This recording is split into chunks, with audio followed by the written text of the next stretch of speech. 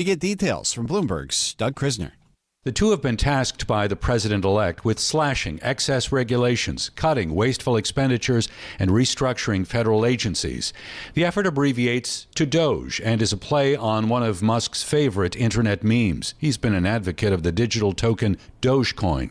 And the structure of the department may allow Musk to avoid resigning from his companies and avoid federal conflict of interest rules.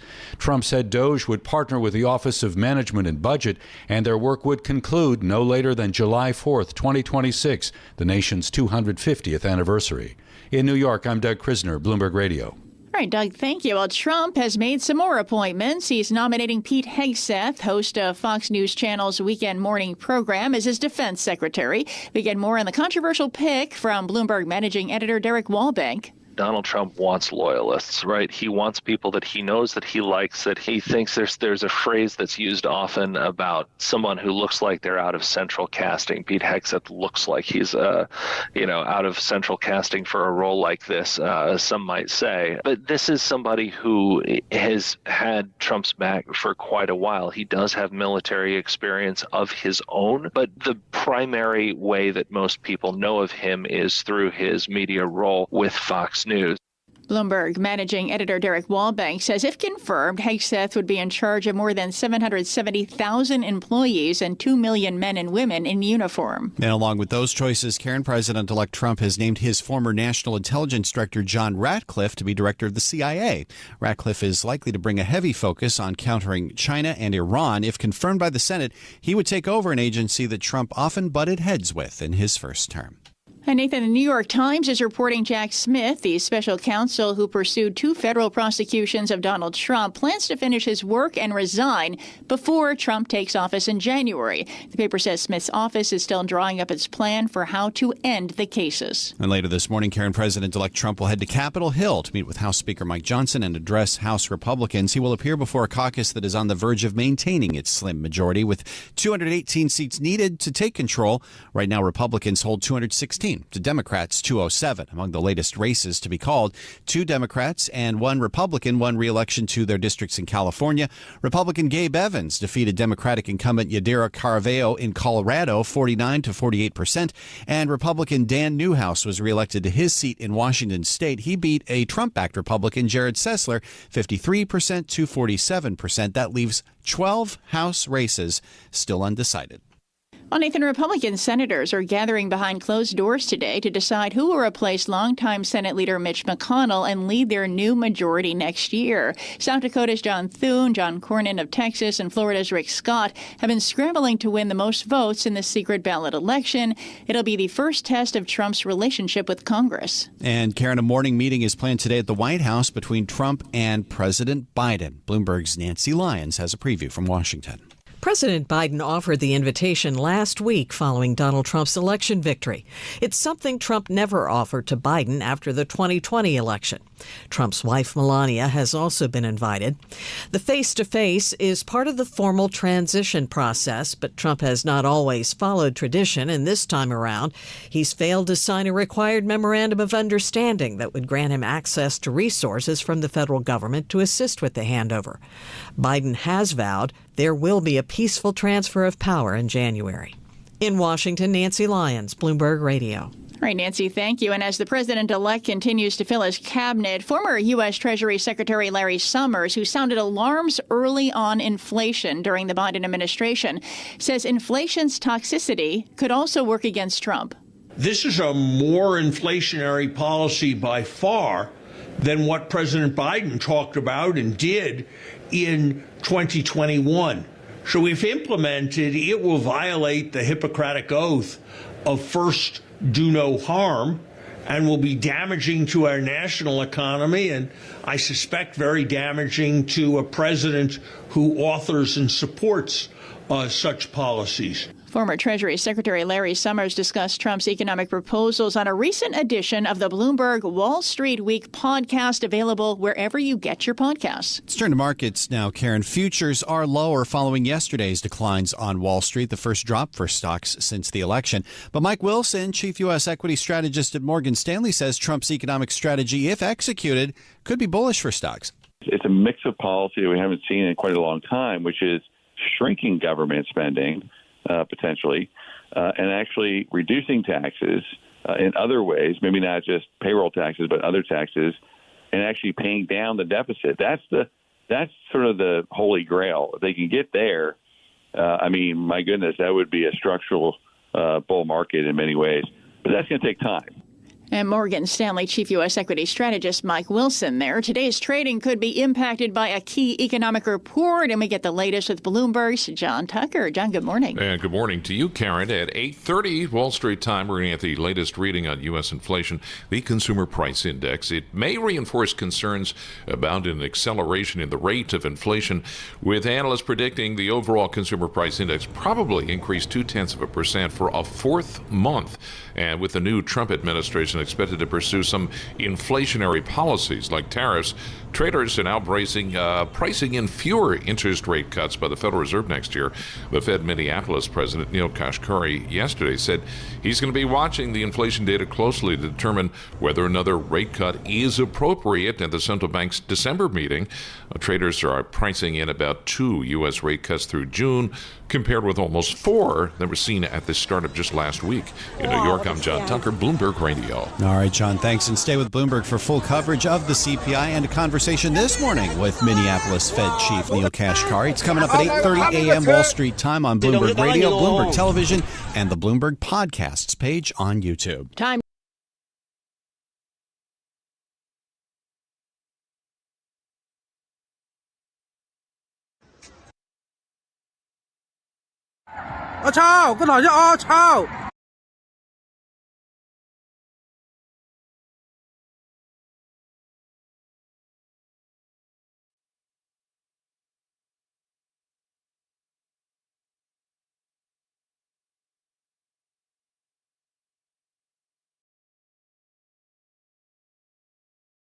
Everyone, good evening to all of you.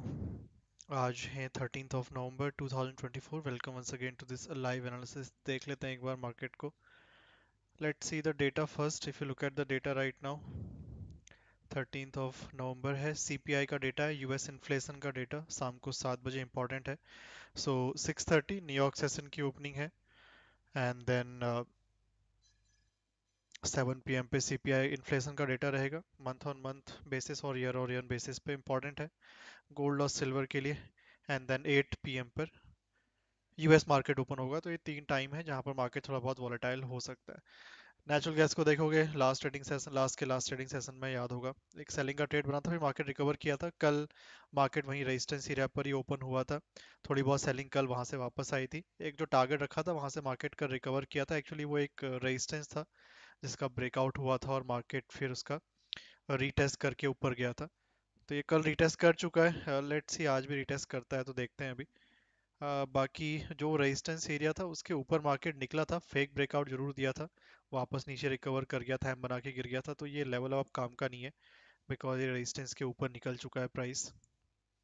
So we can't consider this level as a resistance because level के ऊपर price already move out हो चुका है. Let's see कोई नया resistance अगर बना होगा तो देखते हैं. वॉल्यूम बढ़ा तो वॉल्यूम हाई कर रखा है सर, लेटेस्ट हाई है, इससे ज़्यादा वॉल्यूम नहीं है, इतना ही वॉल्यूम है. आई होप आ रही होगी वॉइस क्लियर.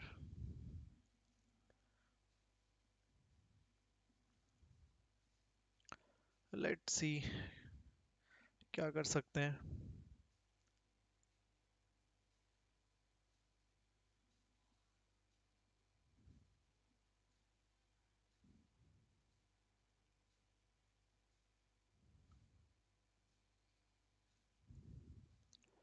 बाकी आज भी देखोगे तो थोड़ा बहुत मार्केट फ्लैट ही ओपन हुआ था, उसके बाद थोड़ा बहुत सेल ऑफ आया जरूर है, वापस से उसी रीटेस्ट के आसपास पहुंचा है.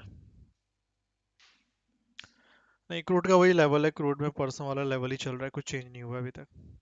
उसी लेवल से मार्केट ने कल रेजिस्टेंस लिया था, नीचे सपोर्ट लिया था, वापस अभी उसी रेंज के अंदर चल रहा है. रेंज ब्रेक करेगा तो कुछ हो सकता है, नहीं तो मोस्ट प्रोबेबली अब रेंज के एक साइड किसी साइड निकले. लेट्स सी देखते हैं.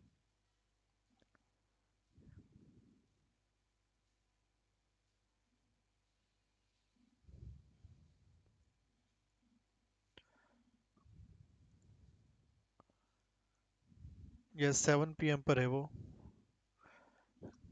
कंज्यूमर प्राइस इंडेक्स का जो डेटा है that is on 7 PM.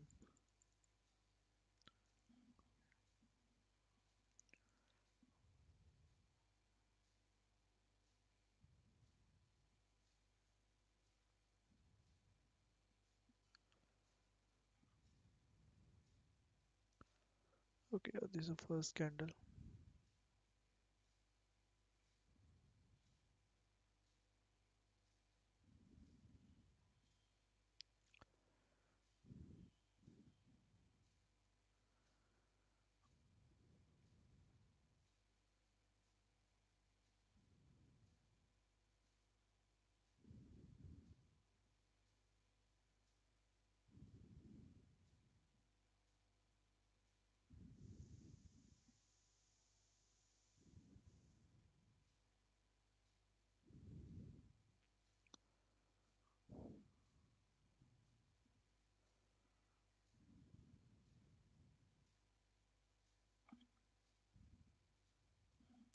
Like भी करते रहो guys, don't forget to like this stream.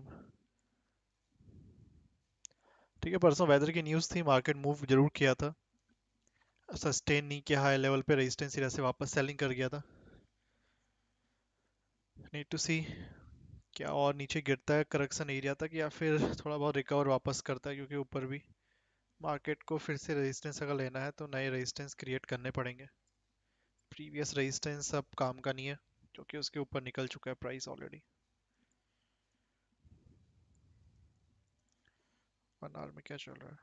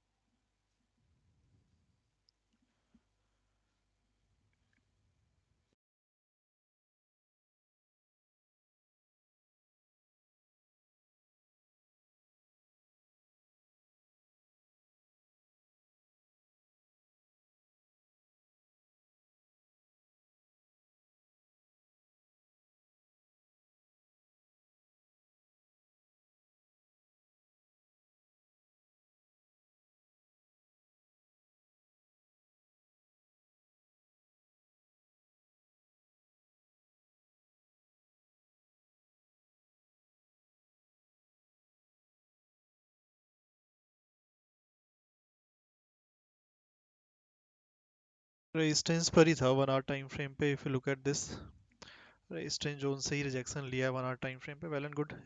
1 hour time frame पे नीचे से सपोर्ट देखोगे जिस तरह से रेजिस्टेंस बने हुए हैं.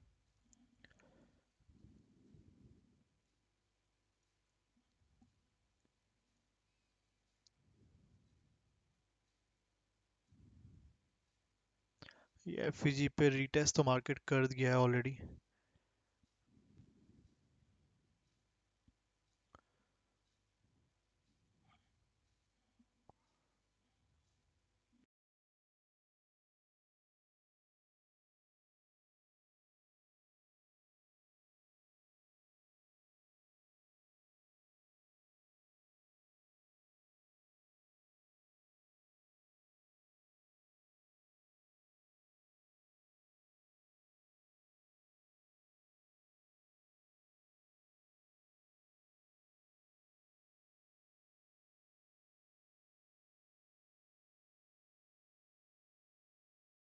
टू 41 के अराउंड अगर फिर से रुकता है तो देखेंगे. 1 आवर टाइम फ्रेम पे अगर सपोर्ट लेने की कोशिश में यहाँ पर रुकता है, क्योंकि अगर यहाँ पर नहीं रुका इन केस,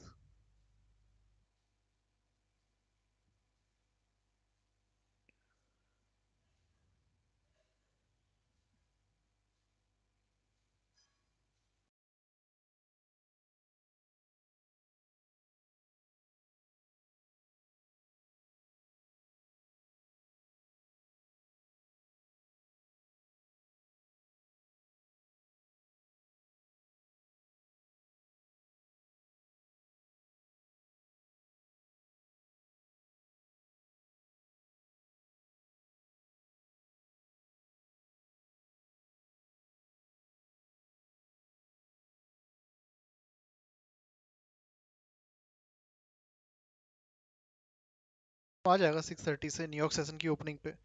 टाइम चेंज हुआ है ना थोड़ा सा, 5:30 पे अब न्यूयॉर्क सेशन ओपन नहीं होता.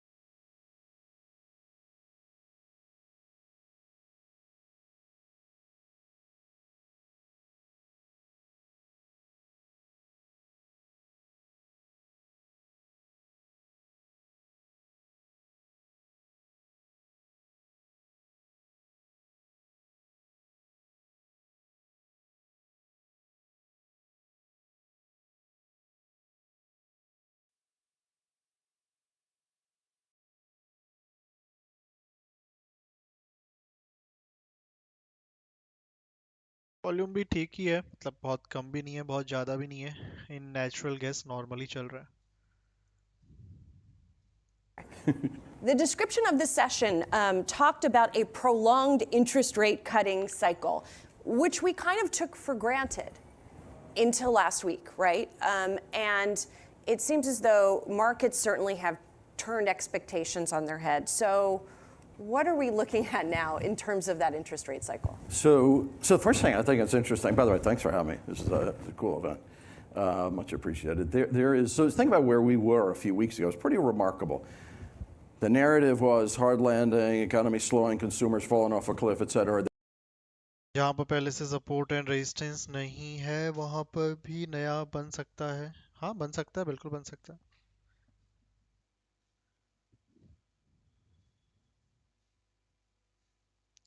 कहीं पर कोई सपोर्ट रेजिस्टेंस नहीं है नया, मतलब है ही नहीं. हो सकता है प्राइस वहाँ पर आके नया सपोर्ट रेजिस्टेंस बना दे.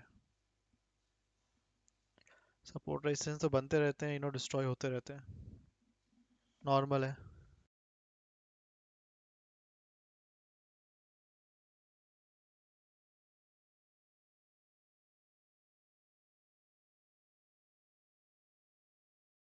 स्टिल वही रिटेस्ट लेवल पे ही रुका हुआ है.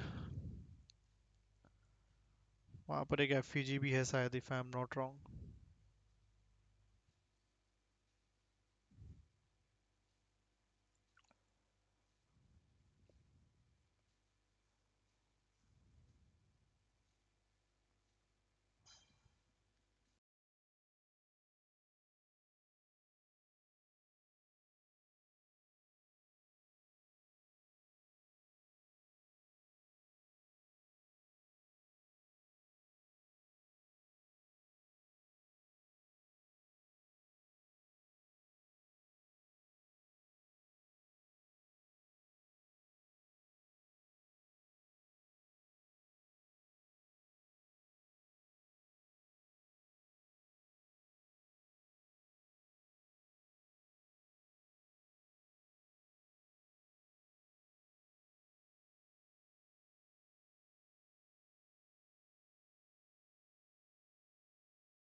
कल रिटेस्ट कर गया है तो देखना पड़ेगा फिर से रिटेस्ट करता है नहीं करता है. वो एक सपोर्ट था, ब्रेकआउट हुआ था. एक तो यहीं पर रिटेस्ट कर दिया था, कल भी किया है इसने. ये कल शाम को 7 बजे के आसपास वापस रिटर्न किया था यहाँ से. तो ये थर्ड टाइम आ रहा है सेम लेवल पे. इतने बार रिटेस्ट होता नहीं हो, सपोर्ट भी नहीं है. ऐसा हो तो सपोर्ट हो, रिटेस्ट है सपोर्ट के तौर पे, तो एग्जैक्ट लेवल पे आते तो ज़्यादा बेटर रहता. Let's see.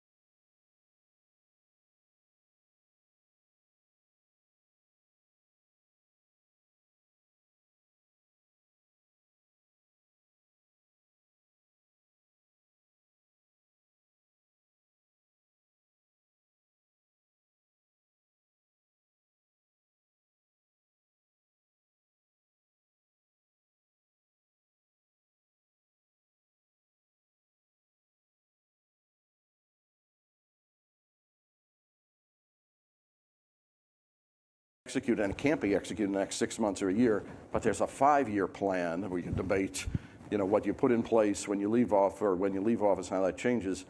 But you've got to put in place a plan that people feel comfortable that we're going to get the debt under control. And by the way, it's not just the debt, it's the debt service. And I know I say this all the time. We used to issue treasury bills at 0%, 1%. We're now issuing $400 billion a week.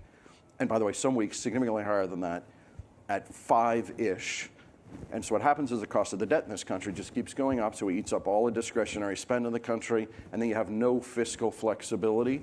And for an administration and Congress that wants to execute change and evolution, if you have no fiscal flexibility, pretty hard to do that. So I guess tease out a little more what the shark closest to the boat will look like if the debt gets to that level, if the debt servicing costs are going higher, if we don't have that flexibility. I mean, the debt's been growing. And it hasn't been a problem, right? The market, we have seen investors continue to buy U.S. debt. When does it what would force it to become a problem?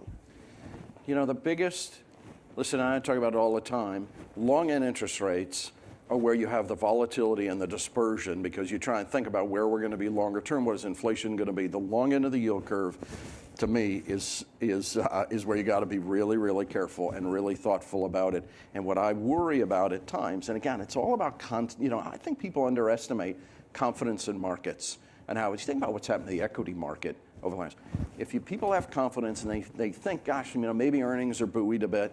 I feel pretty good about it. My PE ratio is high, but gosh, if I buoy earnings, you got operating leverage on a good economy, pretty good. You got to create confidence because the back end of the yield curve, and we go through auctions, sizable treasury auctions almost every day. You got to instill confidence, and I watch these auctions, particularly further out the yield curve, like a hawk. And there's going to be periods of time where people say, you know what, I don't feel great about it. I'm gonna pause. And there's a lot of talk about bond vigilantes when people come in. You got to be careful, and so we're going to watch those auctions. And those auctions give you a really good indicator. And by the way, foreign demand. Right. We used to rely on foreign demand. China, Japan, et cetera. Long discussion. Japan's buying less. Long discussion about JGBs, cross-currency swap. China's definitely buying less and going to be funding more of their domestic infrastructure. So we got to fund it largely domestically. And so you got to watch these auctions. So watch the auctions for number of bidders, totally, yield that they're getting, and that foreign investment in the U.S. If those things drop off, then what? How does that scenario play off if you start to see a drop in demand for U.S. debt? So I also have to shift to the more encouraging side of things. We'll get to that. First, give us the worst case here. So. Listen, I think what happens, the U.S. is a reserve currency in the world. I don't think people understand when you look at, roughly 2/3 of the world's transactions, liabilities are in dollars. The form of collateral in the world is treasury bills. When you dilute reserve currency status, let's say we go down the scenario we talked about, and you don't see enough buying of the debt, well, it goes right on the Fed's balance sheet, a la what did the Bank of Japan do when you saw yen go from 100 to 166? That is not a scenario you want to have play out with the reserve currency in the world. Think about how many countries are pegged to the dollar, let alone transactions, et cetera. So, like I say, I'm painting the tail risk. And by the way, not to crude का put hold कर सकते हैं क्या? कौन सा trade लिया आपने? Level में बताओ, ट्रेड कौन सा लिया है, किस लेवल पे पुट लिया था? Write down the complete information, better रहेगा. स्ट्राइक प्राइस कितने पे बाय किया था, कितना चल रहा है, 6000 का पुट ऑप्शन लिया है, 15 पे अभी 20 चल रहा है. इस तरह से पूरा मेंशन करो, क्योंकि जहाँ तक मुझे लग रहा है क्रूड ऑयल में शायद कोई ट्रेड अभी रनिंग नहीं है. ऊपर से सेलिंग कल ही आई थी, उसके बाद अभी कोई रनिंग ट्रेड नहीं चल रहा है. कहीं यहाँ सेल्स करके रखा हुआ है इस पर्टिकुलर जोन पे, तो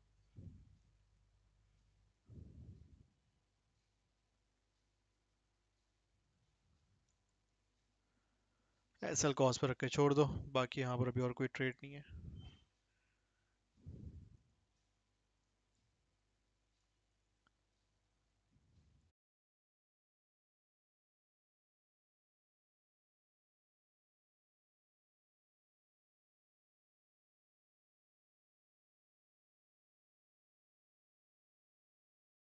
मेरे अकॉर्डिंग अभी बीच में कोई एंट्री बनी नहीं है, तो अगर आपने कहीं ऊपर से लिया होगा तो एसएल कॉस्ट पे रख सकते हो. यहाँ पर कोई एंट्री भी मेरे साइड से रनिंग नहीं है इसमें। बाकी बीच में कहीं एंट्री कर ली है तो मैं उस पर कुछ कमेंट नहीं कर सकता, क्योंकि वहाँ पर फिर एसएल बहुत बड़े हो जाएंगे।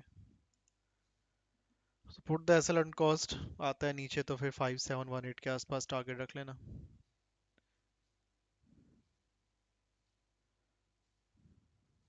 वैसे तो पॉसिबिलिटी है कि अगर ये नीचे आता है तो रुकना होगा तो इस जोन के आसपास ही रुक ही जाएगा।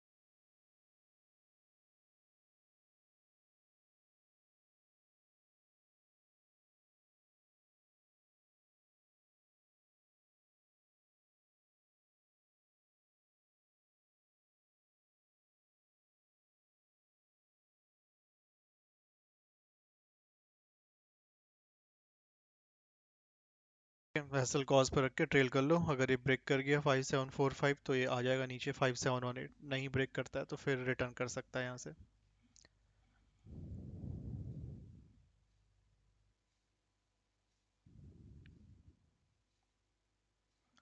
फाइव 46।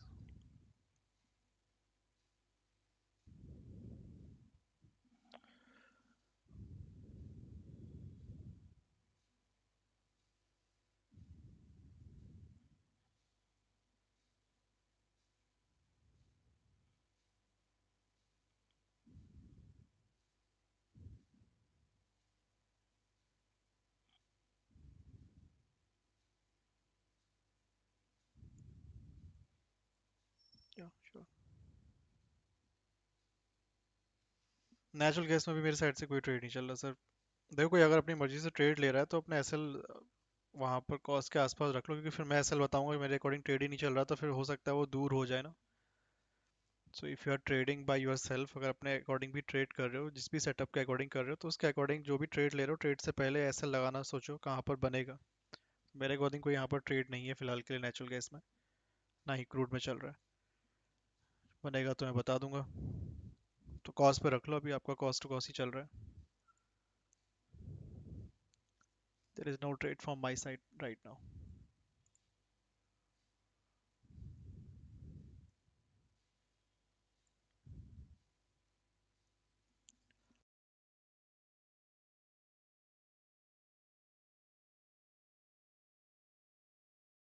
अब वैसे कोई अगर अपनी सेटअप के अकॉर्डिंग भी अगर ट्रेड कर रहा है तो ट्रेड लेने से पहले एसएल सोचना है, ट्रेड लेने के बाद नहीं। कि अगर मैं यहाँ पर ट्रेड ले रहा हूँ या फिर ट्रेड ले रही हूँ तो बाइंग या सेलिंग जो भी चल रहा है तो उसमें मेरा एसएल कितना होना चाहिए, कि मैं अपने अकॉर्डिंग ही, अपने सेटअप के अकॉर्डिंग ही आपके एसएल या टारगेट बता सकता हूँ। और हो सकता है आपने कहीं middle of the level entry करी हो तो फिर फ़ायदा नहीं है कुछ, ट्रैप हो सकते हो।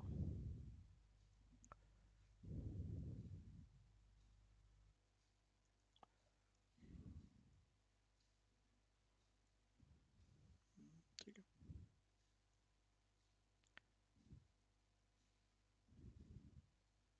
नहीं नहीं, एफयूजी नहीं है वो।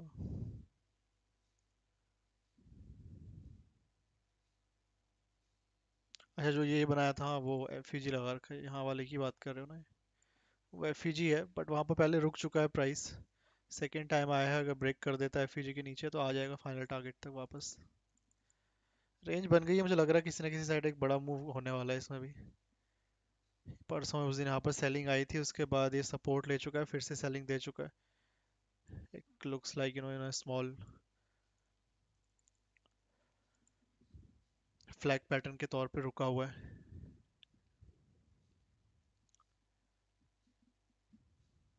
ऊपर भी लेवल ठीक है, यहाँ अगर मिल जाता है ऊपर सेल करने के लिए, that is a good area.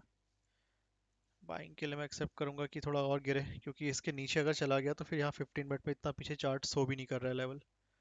In 15 minute chart इसके नीचे आई डोंट थिंक सो ज़्यादा लेवल हमारे पास अवेलेबल है। इन एमसीएक्स फॉरेक्स का ही चार्ट यूज़ करना पड़ेगा फिर।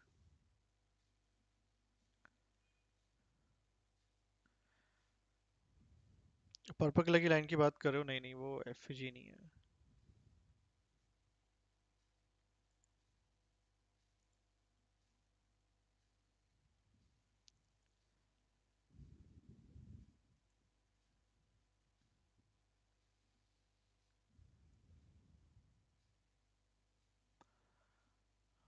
One second.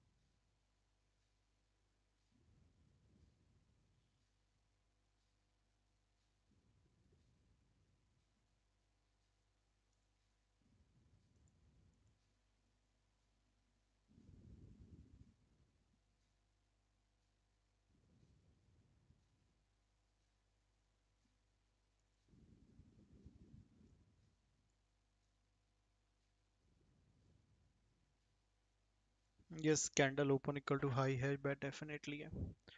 देखते हैं, रुकता है तो। अभी बाई वगैरह ट्रेड नहीं है, इसे याद रखना नेचुरल गैस में।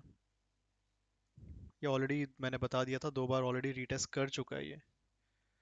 थर्ड टाइम आ रहा है। इतना रीटेस्ट नॉर्मली होना तो नहीं चाहिए, होगा तो देखेंगे। एक बार ये कल सेकंड टाइम किया था, परसों कर लिया था, थर्ड टाइम है।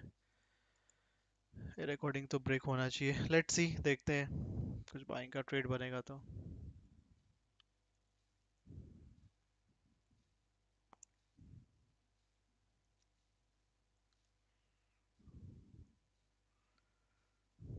ठीक है, न्यूज़ बेस्ड मोमेंटम ऐसा ही होता है, मार्केट जाता जरूर है ऊपर, बट सस्टेन नहीं कर पाता है हाई लेवल पे, क्योंकि न्यूज़ का मोमेंटम न्यूज़ का 1 या 2 दिन तक ही रह सकता है, उससे ज़्यादा फिर हम एक्सपेक्ट भी नहीं करते।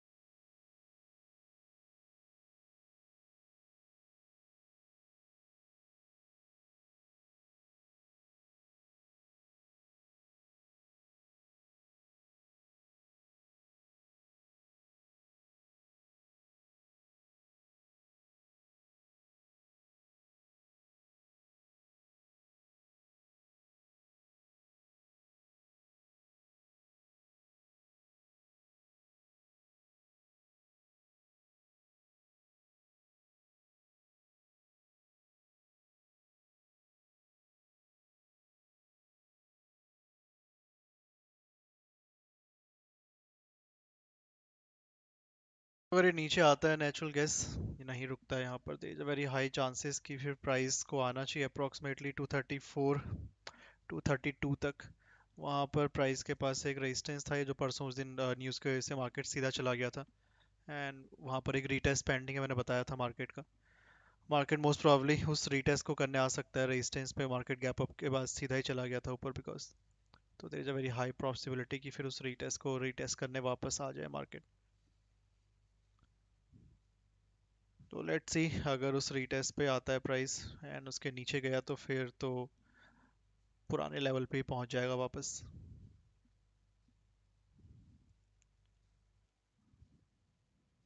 हाँ ठीक है, ओके।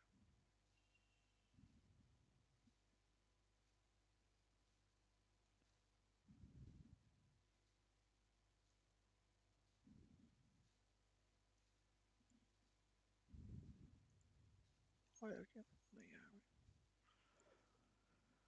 ठीक है, तो अगर ये रिटेस्ट करता है अराउंड 234.8 233.5 इस एरिया के आसपास, तो वहाँ पर ट्राई करेंगे बाइंग का। ब्रेकआउट तो हुआ है ऑलरेडी, यहाँ पर ये देख सकते हो सीधा मार्केट उस दिन गैप अप ओपन हुआ था, सीधा चला गया था। इसका रिटेस्ट पेंडिंग है अभी भी।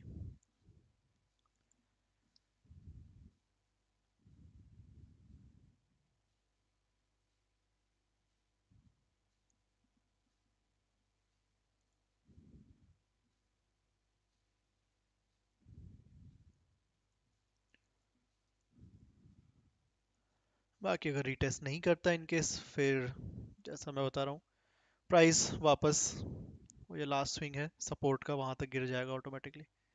ये सारे के सारे रीटेस्ट जो नहीं थे, एक तो कर चुका है रीटेस्ट यहाँ वाले पे, एक रीटेस्ट ये पेंडिंग है।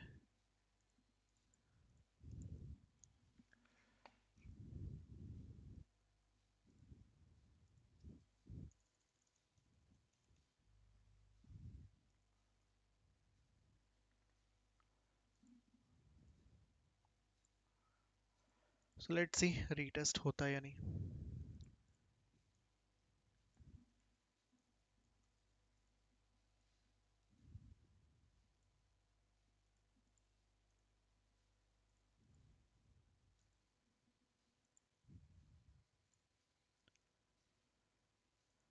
बाकी जो अभी जिस रीटेस्ट लेवल पर है, इसके ब्रेकडाउन पे अभी सेल मत कर देना, ब्रेकडाउन रीटेस्ट पे, क्योंकि ये ऑलरेडी कोई रेजिस्टेंस एरिया था, उसका ब्रेकआउट रीटेस्ट यहाँ पर हुआ है। रीटेस्ट का फिर से रीटेस्ट नहीं करते, कोई नया रेजिस्टेंस बनेगा तो उस पर सेल का प्लान करेंगे अगर ये नीचे आ जाता है कैंडल।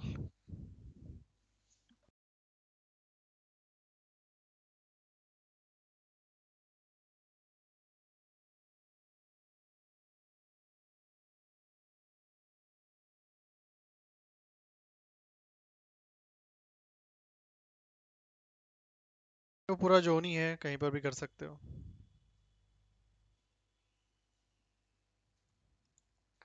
कैंडल का ध्यान रखना बस, ओपन इक्वल टू हाई पर नहीं करते हैं डायरेक्टली बाइंग। फिर ये लास्ट स्विंग बचा हुआ है हमारे पास ओनली।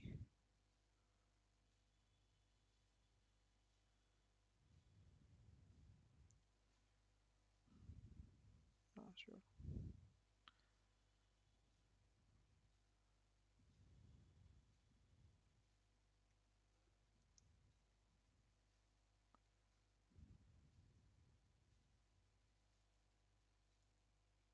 ओके, गैप भी है क्या? Yes.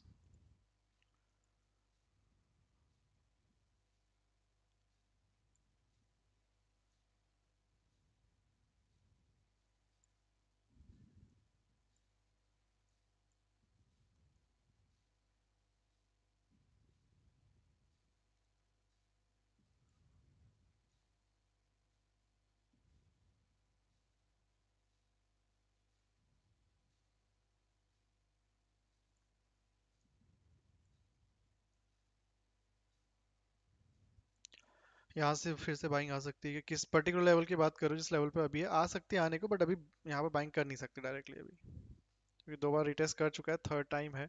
I don't think so buying is directly is good. बनेगी तो विल सी, अभी मत करना, बिल्कुल भी मत करना डायरेक्ट बाइंग।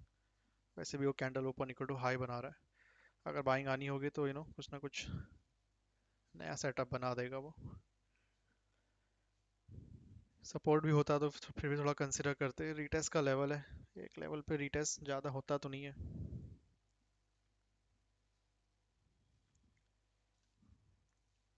हाँ, ठीक है।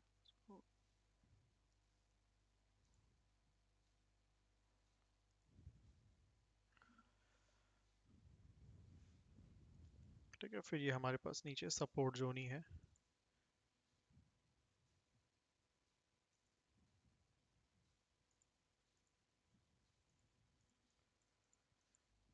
बाकी अगर ऊपर कोई रेजिस्टेंस क्रिएट कर दे तो बेटर है। पुल बैक में वहां पर सेलिंग के काम जरूर आएगा market.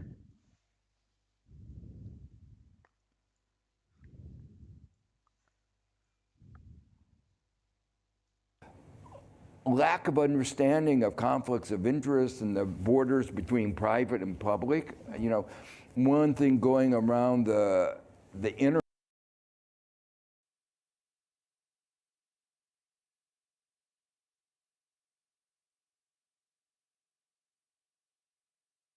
well known to many people, BlackRock, is because of its management of retirement accounts in particular, but much broader than that.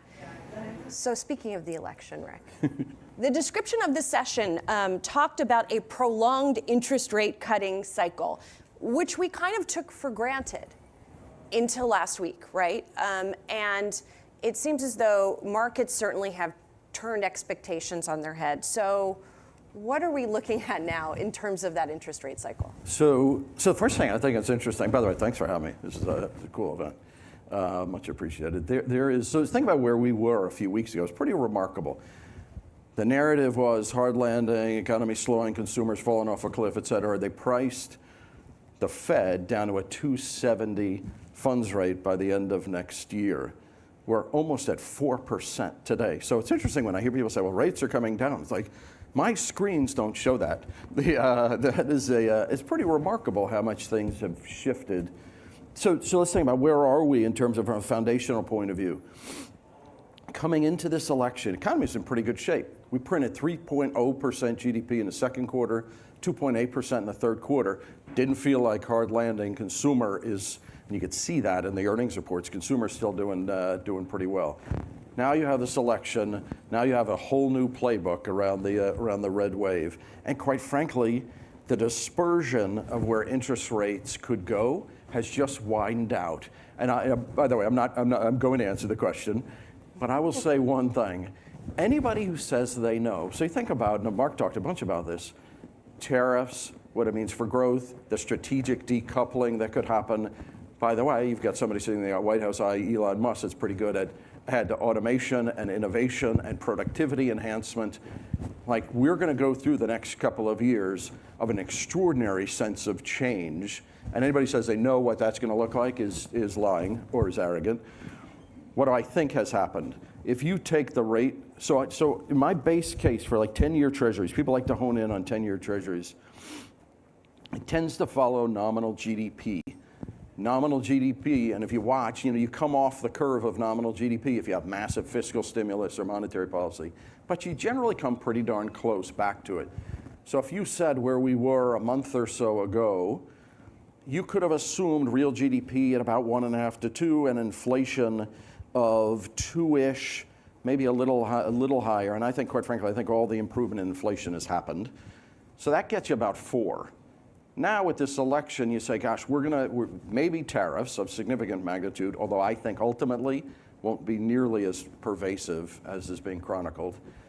But you're going to unleash a fair amount of deregulation, growth initiative, and gosh, maybe we got to take our nominal GDP forecast up a bit, whether that comes from inflation or growth. And by the way, tariffs tend to lift inflation, but they dull growth. So you got to think through, there's a balance there. Listen, I think the range of the 10-year, if the 10-year was in a 3.5 to 4.25, I think you got to lift it. Let's say 50 basis points. And I think you got to widen the range a bit, 4 to 5. And then we got to see what these series of initiatives come from there to determine where are we going to be relative to that. And by the way, I could lay out my base case. Growth is going to be stronger. And then it's going to be, we were on a trajectory where inflation wasn't coming down anyway. Maybe we have a little bit more inflation before the productivity enhancement really kicks in. So, as you said, we're all still trying to sort of guess at exactly what the fiscal policy is going to look like. We've gotten some clues into other parts of policy over the past few days with some of the reports of who could be appointed to the administration in various roles. We don't know who the Treasury Secretary will be yet, for example. What are you going to be watching to figure out where all this stuff is going? So, I mean, the biggest thing, I do a lot in equities, but also, fixed income is a bigger part of my remit. Listen, I think the debt in this country is, and how they address the debt in this country is going to be the most pervasive thing. They don't seem to be addressing the debt at all, Rick, at this point. I don't, I will say markets, I say this, I've said this on the show with y'all, I think markets tend to react to the shark closest to the boat. The shark on the debt dynamic is not going to be next to the boat in January, February, but it is going to get next to the boat sometime. I don't know if it's the latter part of 2025 or the beginning of 2026, unless they address, and by the way, unless they address the size of the spending dynamics, the amount of debt we're issuing, and then obviously inflation relative to that. Now, I've heard the president-elect talk about things around energy and dereg and how to bring cost and inflation down. That's a really big deal, particularly for the long end of the rates market. But they have to address, and by the way, if the right people are in charge and running it, you could build a lot of confidence in, okay, there's a plan. It doesn't have to be executed, and it can't be executed in the next 6 months or a year, but there's a 5-year plan. We can debate, what you put in place when you leave off, or when you leave office, how that changes. But you've got to put in place a plan that people feel comfortable that we're going to get the debt under control. And by the way, it's not just the debt, it's the debt service. And I know I say this all the time. We used to issue treasury bills at 0%, 1%. We're now issuing $400 billion a week. And by the way, some weeks significantly higher than that, at 5-ish. And so what happens is the cost of the debt in this country just keeps going up, so it eats up all the discretionary spend in the country, and then you have no fiscal flexibility. And for an administration and Congress that wants to execute change and evolution, if you have no fiscal flexibility, pretty hard to do that. So I guess tease out a little more what the shark closest to the boat will look like if the debt gets to that level, if the debt servicing costs are going higher, if we don't have that flexibility. I mean, the debt's been growing, and it hasn't been a problem, right? The market, we've seen investors continue to buy U.S. debt. When does it become, what would force it to become a problem? The biggest, listen, I talk about it all the time, long end interest rates are where you have the volatility and the dispersion, because you try and think about where we're going to be longer term. What is inflation going to be? The long end of the yield curve, to me, is where you got to be really, really careful and really thoughtful about it. And what I worry about at times, and again, it's all about, I think people underestimate confidence in markets and how, you think about what's happened to the equity market over the last. If people have confidence and they think, gosh, maybe earnings are buoyed a bit. I feel pretty good about it. My PE ratio is high, but gosh, if I buoy earnings, you got operating leverage on a good economy, pretty good. You got to create confidence, because the back end of the yield curve, and we go through auctions, sizable treasury auctions almost every day. You got to instill confidence, and I watch these auctions, particularly further out the yield curve, like a hawk. And there's going to be periods of time where people say, you know what, I don't feel great about it. I'm gonna pause. There's a lot of talk about bond vigilantes when people come in. You got to be careful, and so we're going to watch those auctions. And those auctions give you a really good indicator. And by the way, foreign demand. Right. We used to rely on foreign demand, China, Japan, et cetera. Long discussion, Japan's buying less. Long discussion about JGBs, cross-currency swap. China's definitely buying less and going to be funding more of their domestic infrastructure. So we got to fund it largely domestically. And so you got to watch these auctions. So watch the auctions for number of bidders, totally, yield that they're getting, and that foreign. भी करते रहो guys, come on, don't forget to like this stream. Crude oil भी रुक गया वहीं पे. ठीक है, natural gas में देखो नीचे है, जैसा मैंने बताया, retest एक pending 234 232 के अराउंड, वहाँ retest करेगा तो वहाँ एक बाइंग का प्लान रहेगा. हो सकता है यहाँ से पुल बैक आ जाए, बट अभी यहाँ पर बाइंग का कोई ट्रेड प्लान नहीं है. वापस ऊपर जाएगा, अगर वापस रेजिस्टेंस लेता है तो सेलिंग का कहीं प्लान देखेंगे 245 से, या फिर अगर यहाँ से फिर से रिजेक्शन लिया 243 के अराउंड तो वहाँ से. बाकी माइट पॉसिबल यहाँ से पुल बैक आए, बट बाइंग मेरे साइड से अभी है नहीं इसमें. बनेगी तो we'll see.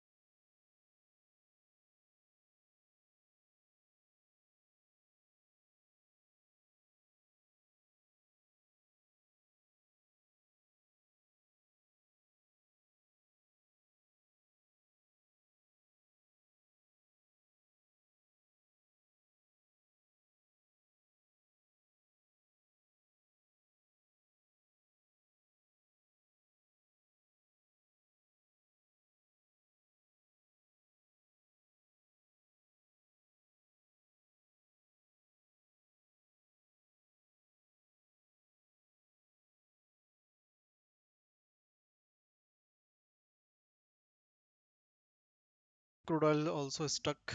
ऊपर जाए तो मैं अब कहूँगा way better level 5,900 to 930.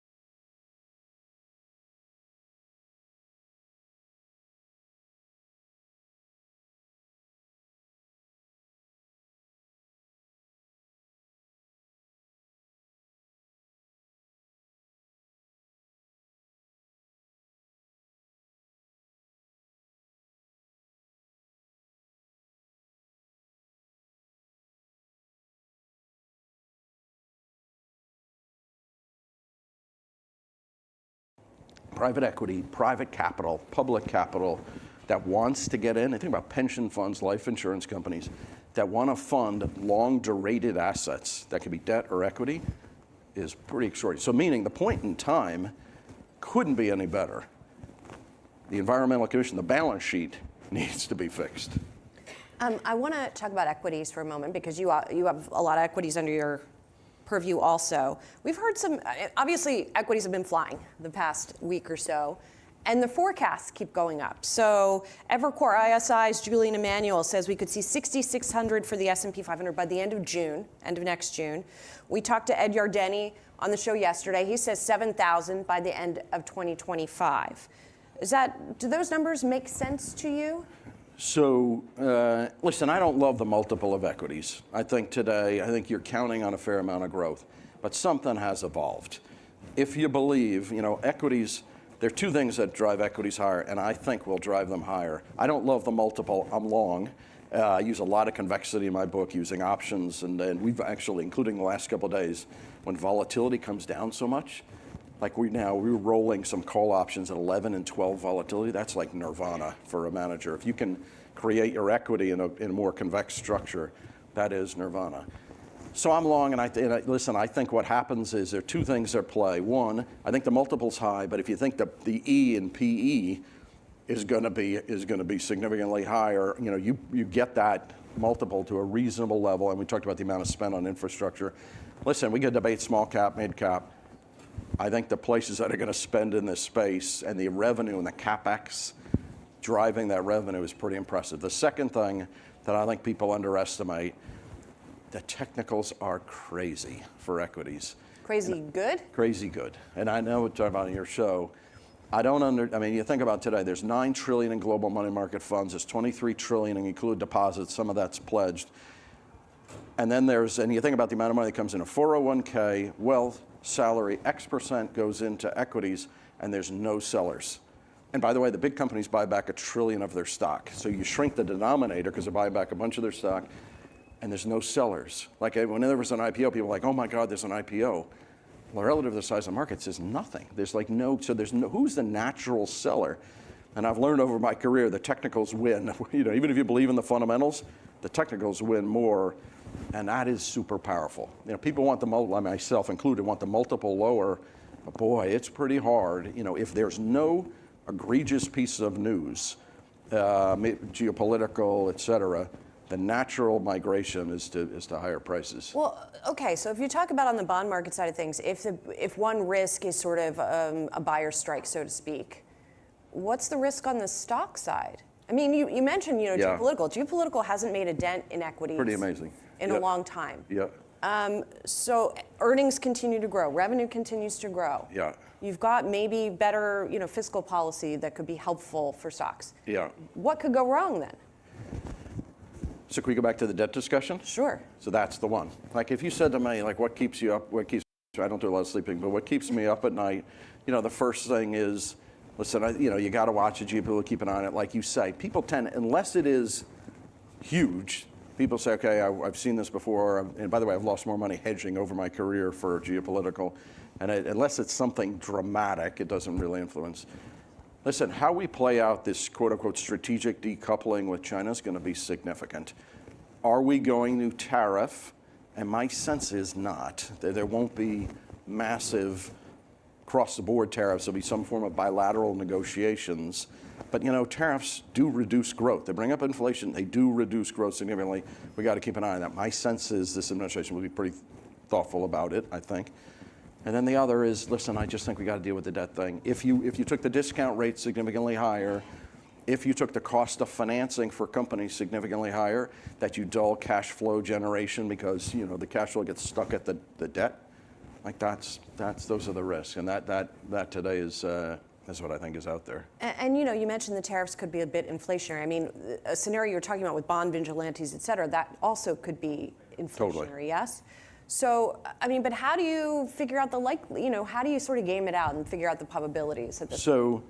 So by the way, the bond vigilantes, don't sort of inflation, but they certainly could press the rate up. Right. And so how do you assess that? And the way I think about it, when we try and build balance in the portfolio, is you think about, gosh, particularly today when volatility comes down, I'm the happiest person in the world because now I can run my equity portfolio and build a ton of downside into it. So that is one.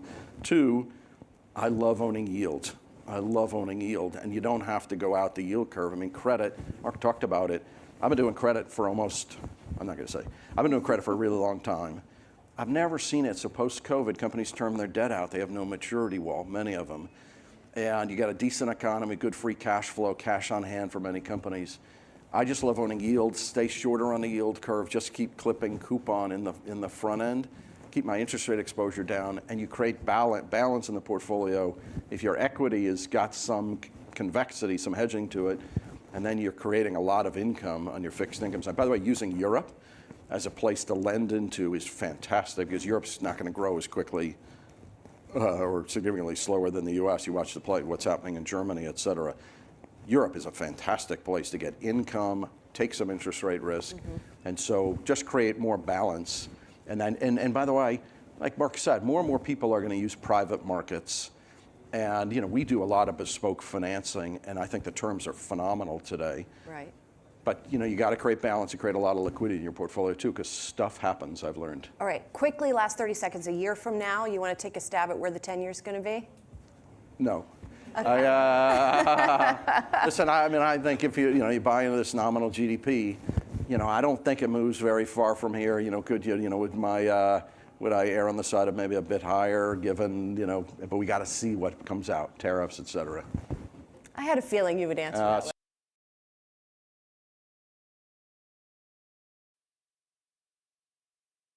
way. तो crude oil का अगर checkout करोगे तो ऊपर अगर ये resistance लेता है कहीं around 6040 Arvind, it's great to have you here at Yahoo. 6040-50 के अप्रॉक्स या फिर 5900 to 930 के अप्रॉक्स, तो वहाँ से एक सेलिंग का प्लान जरूर रहेगा। बाकी ये रेजिस्टेंस एरिया ऑलरेडी था, यहाँ से कल ऑलरेडी सेलिंग आ गई है।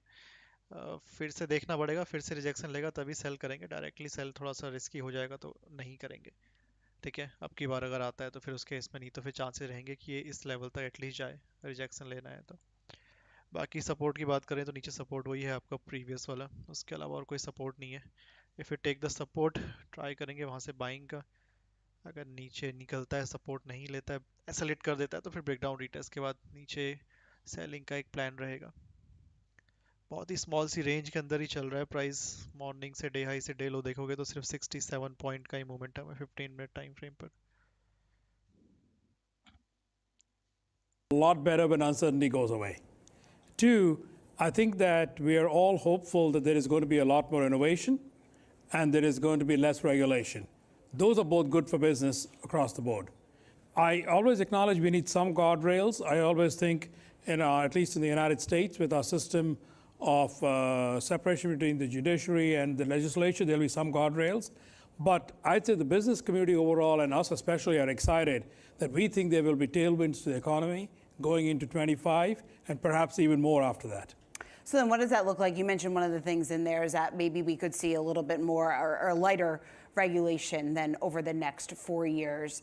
What does that specifically mean for IBM? Is it M&A? How do you plan then, or do you plan to kind of capture some of that? Actually, the first and foremost is not about M&A. The first and foremost is business leaders, our clients, to be precise, have to make investments in CapEx and OpEx. If you think that the climate is going to be more certain for 4 years, the chances you're going to make those decisions quicker is higher. If they're going to make those decisions quicker, we'll tend to win. If we're going to win, then we are going to invest more because we want to participate in those victories. And so that drives the whole cycle upwards. I think that's number one. Then number two is, yes, if we have more certainty on the outcome, we are willing to more lean in even to things like M&A. And if the regulatory process and antitrust is going to be more certain, that allows you to take more risk in there. And so I think there's going to be a vector of positivity there as well. But it's really the former. I think people are underestimating how much more investment there is going to be, and that's then going to drive investment in those who can win from those CapEx spends. So what does that mean for IBM then? I think that the AI spending from our clients is going to go up. I think the automation spending is going to go up. If I predicted the labor demographics are going to get even worse, maybe there's some policy statements that imply that. Well, technology is a way to replace labor, so that means more technology will get deployed by our clients. And so those are the kinds of vectors that we are looking at to help accelerate our business. I also think that there is going to be more of an appetite for US technology globally, with maybe a couple of small exceptions. Maybe they're not so small, but those are already exceptions. I think with those put aside, I think there's going to be a lot more appetite to go invest in US technology from all over the globe. And you have a very unique view. You have the services side of the business, also the product side of the business. I'm curious, how are you seeing that just in terms of priority of spend here from your business clients, and how you see that shaping up here over the next several years? So we have a software business that's about half our total business. We have a hardware business that's about 20%, and services about 30%. Software has been on fire. 22, 23, 24, and I expect it to accelerate going forward into 25 and 26. So that is very clear when you think about products. On services, given what I talked about uncertainty, there has been a slowdown in the second half of 24. I expect that'll last a little bit into 25 because people are going to be deciding what kind of projects they want to do. And unlike sort of CapEx spending in products where you can turn on and off at a switch, labor-based spending tends to be sort of slow on the way down, but then slower on the way up. I expect somewhere mid-year, as people begin to say, we want to do these big transformations, that's going to speed up also. But probably it goes through a little bit of a slowdown. Not anything negative, not anything catastrophic, but just a bit of a slowdown, I think, for a few more months.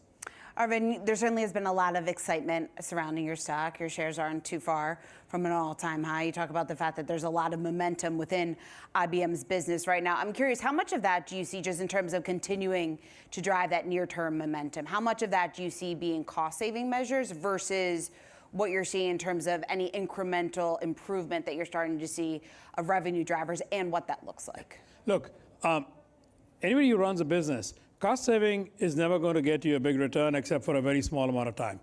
At the end of the day, the only thing that motivates our investors is going to be revenue growth, and if cash flow growth can be higher than revenue growth. Because that means you're taking share, that means you're vibrant, that's the best way of judging are the products and services you're offering attractive to the market. I think that is what has really driven the stock.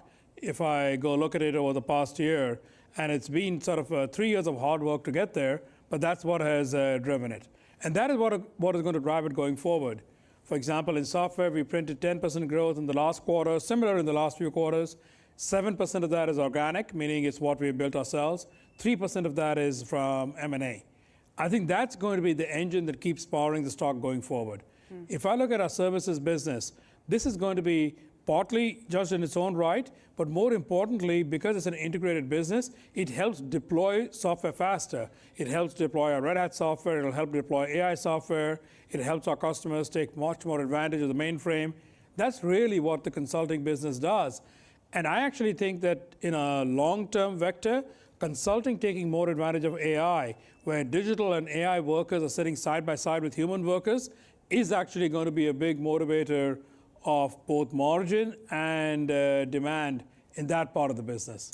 Arvind, let's talk about your AI book of business because the numbers have been nothing short of impressive. You have 50% quarter-over-quarter growth that you saw within your AI book of business, right around $3 billion. I'm curious, where does IBM sit in relation to some of the other larger tech giants? So, one, we are not in a consumer business. So we have no particular desire to create a model or a set of applications that we put out on a website and go get subscribers and go get whether hundreds of millions or billions of people. That's just not our business model. We're a B2B company.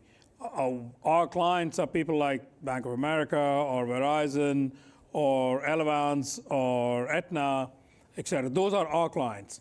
So the AI we do is meant for enterprise. So that's kind of a first big difference. We both leverage other people's models, but we also build our own models. And you kind of ask the question, well, why do you build your own models? Because some of our clients would prefer to get indemnity. They would prefer to know there is no data of unknown origin in those models. And so in order to do all that, we have to look our clients in the eye and be able to give them those assurances, both in a contractual form and in an ethical form. Then we need to build our own models. But there are plenty of use cases where other models could also be useful. So we do an and. So we will work with Azure, we work with AWS, we work with Google, we work with all the big models that are out there. But we find that over half the demand comes for our own models because we offer those extra attributes.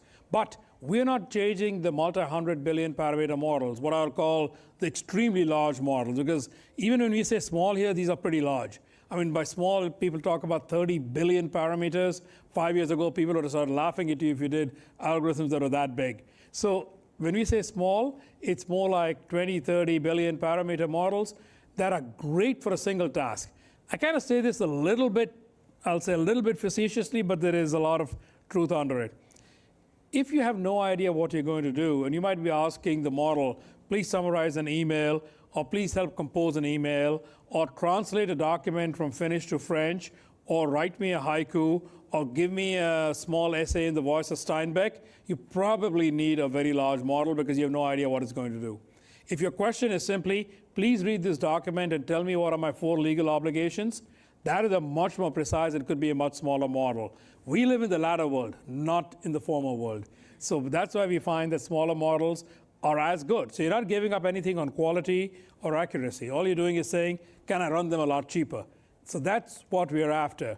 By the way, just looking at our clients, I think customer experience, customer service, programming tasks, enterprise tasks, the ones that probably the audience finds a little boring and not so great to talk about, but there's a lot of money spent on them. Is it accounts receivable? Is it HR functions? Is it procurement? Is it supply chain? A not so random example, how many PFAS chemicals are in these 100,000 products that we make? Those are the kinds of questions that we love to answer using AI. You know, Arvind, I was going through a number of recent analyst notes here over the last several weeks, and one of the notes that stuck out to me is from Jeffries Brenthil. He comes on Yahoo Finance's shows across the day quite frequently. And one of the things that he said is he's staying on the sidelines when it comes to IBM because he still has questions around the monetization of AI. What would your response be? Well, I think 3 billion speaks for itself. That would be my first answer. And since that is an SEC reported number, those of you who report numbers know that those are some things that you're quite careful about. The 50% growth quarter on quarter that you mentioned, by the way, our number was 0 15 months ago. So this $3 billion book of business has been built up over 15 months. So I think those things speak to itself. I mean, look, I mean, with Jeffries or with Brett or with anybody else, I think in the past you could have dinged us that we were not able to monetize or convert a lot of our research into actual dollars.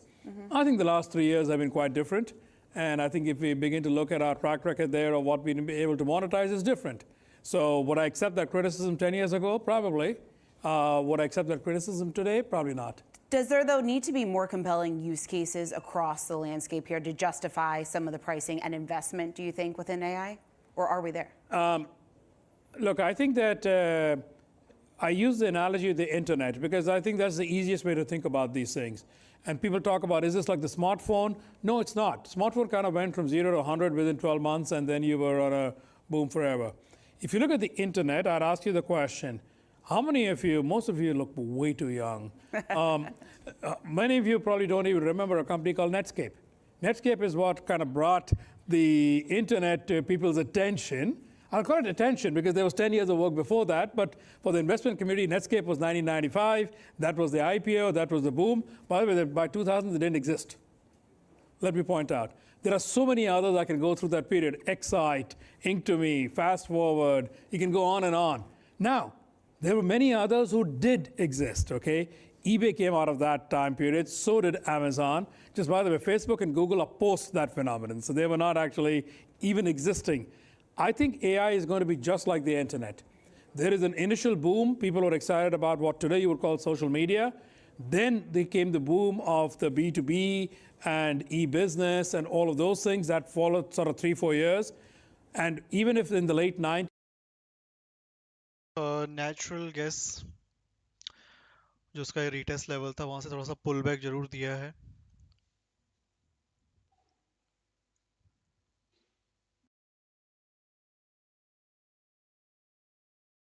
ये भी फंस गया support और resistance के बीच में लगता है.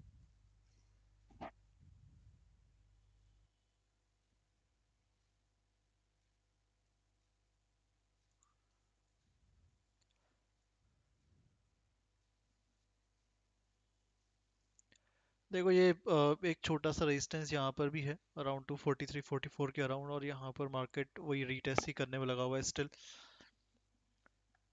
तो मेरे अकॉर्डिंग किसी एक साइड अगर निकल जाए तो बेटर है प्राइस.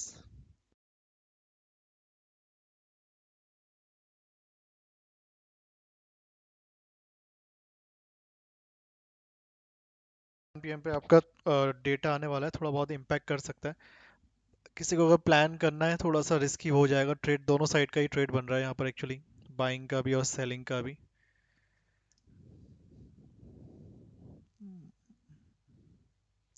बहुत ही नज़दीक है यार, बहुत ही नज़दीक, कुछ ज़्यादा ही नज़दीक सपोर्ट रेजिस्टेंस बना रखे हैं. ठीक है, किसी को अगर if you want to sell कम क्वांटिटी में सेल कर सकते हो. इवन तो देखो यहाँ पर बाइंग का भी ट्रेड बना हुआ है अगर कोई बाइंग करना चाहता है, बट अगेन किसी ना किसी साइड के एसएल जरूर जाएंगे, या तो बायर्स के एसएल जाएंगे या फिर यहाँ पर सेलर्स के एसएल जाएंगे. बहुत ही स्मॉल सी रेंज है, तो या तो किसी एक साइड के एसएल निकल जाने दो, रेंज थोड़ी सी प्रॉपर हो जाएगी. नहीं तो रेजिस्टेंस पे यहाँ पर सेल जरूर कर सकते हो. बाइंग मेरे साइड से थी नहीं, मैंने बता दिया था. पुल बैक जरूर आया, but buying is not from my side. Let's hope buyers के एसएल निकल जाएं और प्राइस मूव करे नीचे.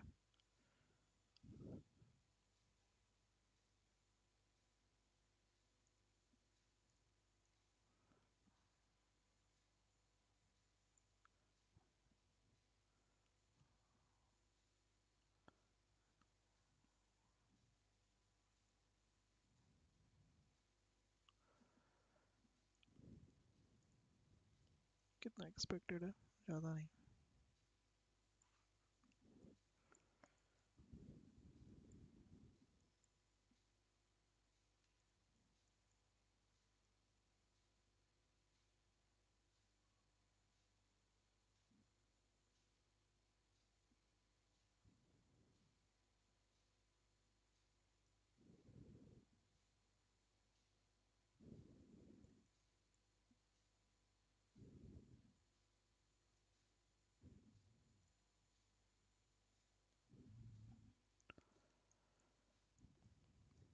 कोई बाइंग में है तो भैया अपना एसेट संभाल के रखना। मैं एक्सपेक्ट कर रहा हूँ कि ये किसी एक साइड जरूर निकलेगा। काफ़ी देर हो गई है। अगेन सेलर्स का भी एसएल जा सकता है, ऐसा नहीं सेलर का नहीं जा सकता, बट बाइंग क्योंकि रीटेस्ट काफ़ी कर चुका है प्राइस ऑलरेडी 2 बार, तो मैं अब ज़्यादा एक्सपेक्टेड नहीं हूँ रीटेस्ट के लिए। लेट्स होप ये नीचे ही आए। बायर का एसएल मान के चलो यहीं पर है नीचे, लास्ट कैंडल ग्रीन कलर की, इसके नीचे एक निकलता है तो बायर्स के एसएल चले जाने चाहिए। बाकी ऊपर अगर निकला ये 244 के ऊपर तो सेलर्स के एसएल चले जाएंगे, सिंपल है।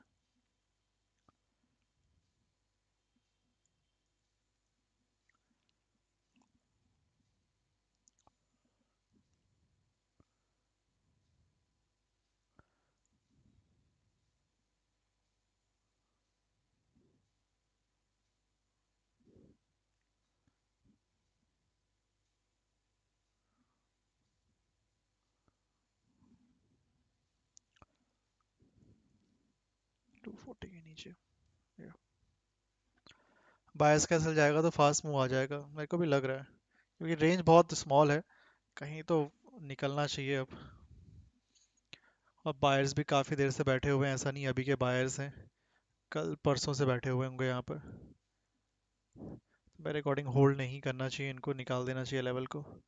ऊपर सेलर्स की बात करें, वो आज ही का चार्ट में रेजिस्टेंस बना है, तो सेलर्स तो आज ही आए हैं। लेट्स सी, देखते हैं क्या होता है।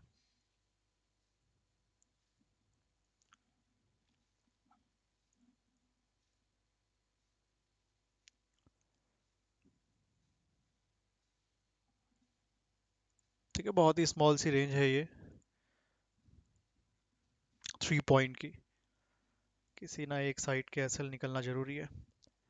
बाकी अगर आपने ट्रेड नहीं लिया है, कोई सुनिए, ठीक है, ये नीचे का या फिर ऊपर का एक एसएल निकल जाने दो, उसके बाद फिर से एक री एंट्री बनेगी, चाहे जिस भी साइड का एसएल जाए, बायर का या सेलर का।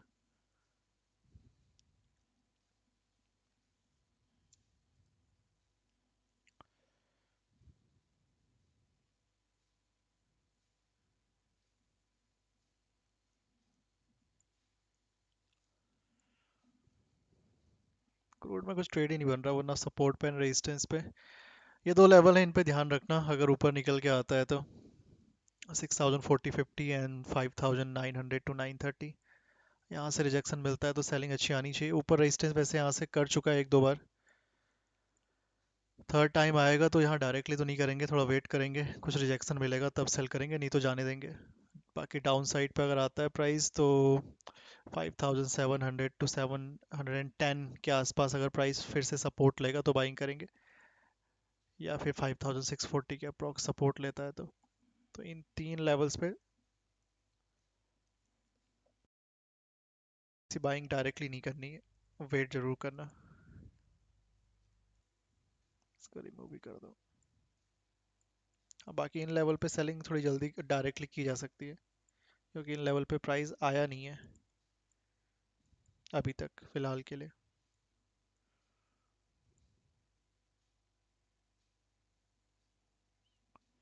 बट ये जो नीचे के लेवल हैं बाइंग के, यहाँ पर डायरेक्ट एंट्री मत करना।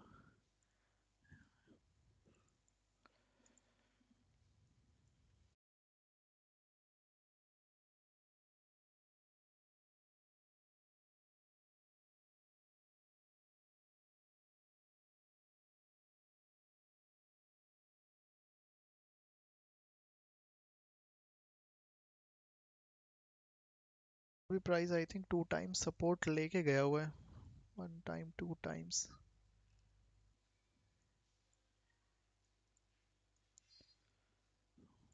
1 time 2 3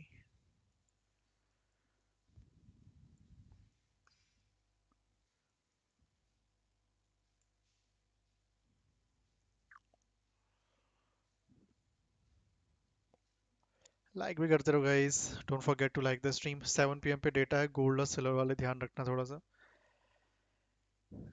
इन्फ्लेशन का डेटा है, अगर ये दोनों डेटा सेम आ गए, मंथली और ईयरली वाला दोनों ही सीपीआई के, तो एक बड़ी कैंडल बनने की पॉसिबिलिटी काफ़ी है हाई। अलग अलग आ गए तो हो सकता है वॉलेटाइल कैंडल बन जाए।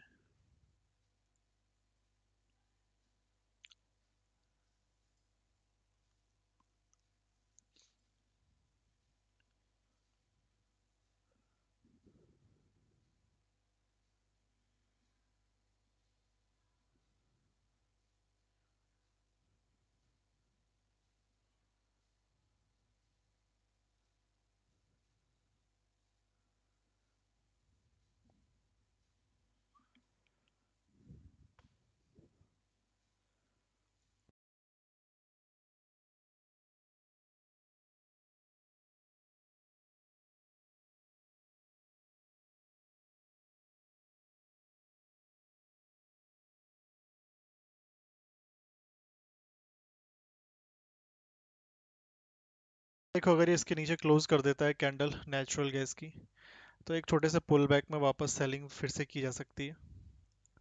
3 मिनट है।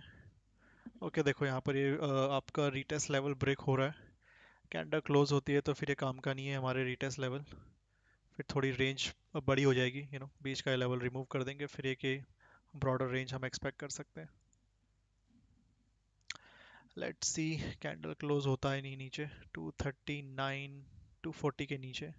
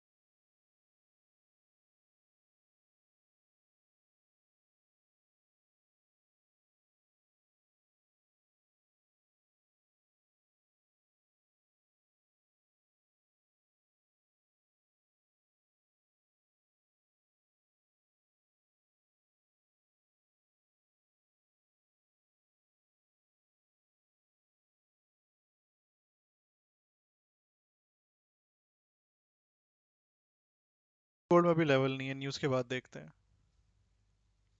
डेटा आने वाला है उसके बाद देखेंगे 7 पीएम के बाद गोल्ड और सिल्वर के लेवल। अभी उसमें मेरी साइड से कोई लेवल नहीं है, वैसे भी वो साइडवेज चल रहा है गोल्ड। इंपॉर्टेंट डेटा है सीपीआई का, बड़ी कैंडल एक्सपेक्ट कर सकते हैं। अननेसेसरी लेवल बनाना रिस्की हो जाएगा अभी। उसके बाद कोई डेटा नहीं है तो एक बार डेटा आने दो 15 मिनट में, फिर देखते हैं।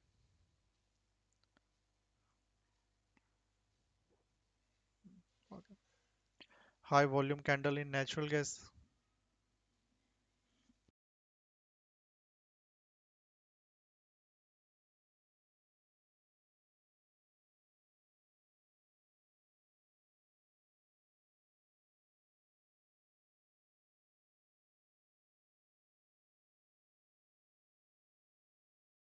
10 सेकेंड्स बचे हुए हैं। देखो एक लेवल के नीचे क्लोज हो गई है, इट मींस यहाँ पर जितने बायर्स हैं सब कैंसिल जा चुके हैं, तो मुझे एक्सपेक्टेड है मोमेंटम होना चाहिए। तो ये अभी रीटेस्ट हमारे किसी काम का नहीं है, इसको कर देते हैं रिमूव। ओके देखो अगर फिर से किसी को अगर री एंट्री करनी है, दो पॉसिबिलिटी, या तो ये सीधा गिर सकता है नीचे डाउन साइड की ओर, राइट, या फिर हल्का सा अगर पुल बैक आता है मार्केट में इस तरह से तो वापस सेल कर सकते हो इसको। ठीक है, सीधा आ गया तो फिर कुछ नहीं कर पाएंगे क्योंकि फिर काफ़ी नीचे आ जाएगा। बट अगर ये हल्का सा एक पुल बैक दे दे like this, you can sell again. बाकी सीधा नीचे आता है तो फिर नीचे हमारे पास एक और रीटेस्ट लेवल है परसों मार्केट उसके ऊपर सीधा ही निकल गया था, अगर वहाँ से रीटेस्ट करेगा तो वहाँ बाइंग का प्लान करेंगे, नहीं करता है तो फिर सपोर्ट एरिया अराउंड 226-27 के अराउंड है हमारे पास 15 मिनट टाइम फ्रेम चार्ट पे। 50 लाइक्स हो गए, थैंक यू सो मच। 100 का टारगेट है, लाइक करते रहो guys, don't forget to like the stream.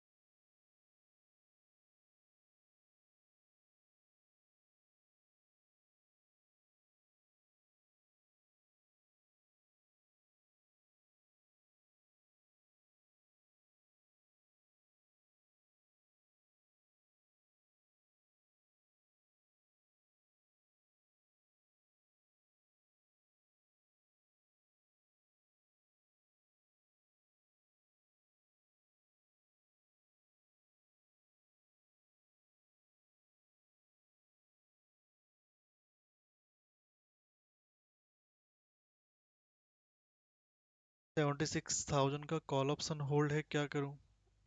मैं इसमें क्या कमेंट करूं सर, फिलहाल न्यूज आने वाली है, मुझे भी नहीं पता मोमेंटम कहाँ को होगा, हो सकता है अपसाइड हो जाए, हो सकता है डाउनसाइड हो जाए, डिपेंड ऑन द डेटा। उससे पहले अभी फिलहाल के लिए मैं इसमें कुछ सजेस्ट नहीं करूंगा। कॉस्ट पे हो तो अगर लाइक अभी लिया है प्रॉफिट में हो तो एसएल कॉस्ट के आसपास डाल दो, या फिर जस्ट ले लिया अभी तो भी कॉस्ट के आसपास, या फिर एक एसएल लगा के रख लो। मेरे अकॉर्डिंग वहाँ पर कोई ट्रेड अभी है नहीं एक्चुअली।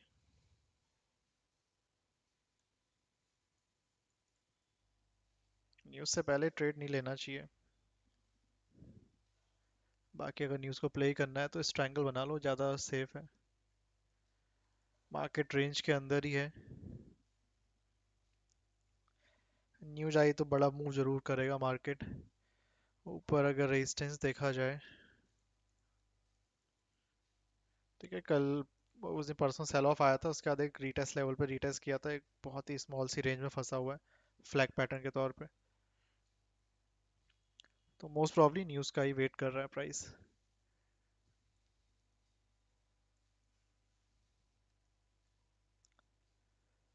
कहाँ रुक सकता है ये, कुछ ऊपर रेजिस्टेंस तो काफ़ी दूर है,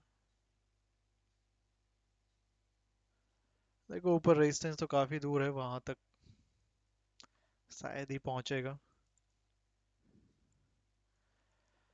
बट अगर हायर लेवल पे मिलता है प्राइस अप्रॉक्सीमेटली इस रेंज पे, तो यहाँ पर एक सेलिंग का प्लान रखना अराउंड 2665-60 के आसपास, 2660 के आसपास।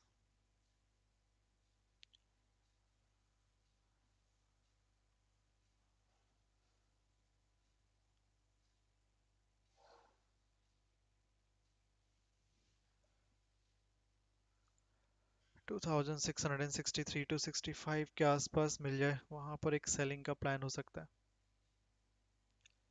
बाकी उसके बीच में कोई और रीटेस्ट लेवल है तो देखना पड़ेगा, अदरवाइज ये रीटेस्ट तो मार्केट ऑलरेडी कर चुका है लास्ट ट्रेडिंग सेशन में। वो एक अच्छा रेजिस्टेंस दिख रहा है फिलहाल 15 मिनट एटलीस्ट।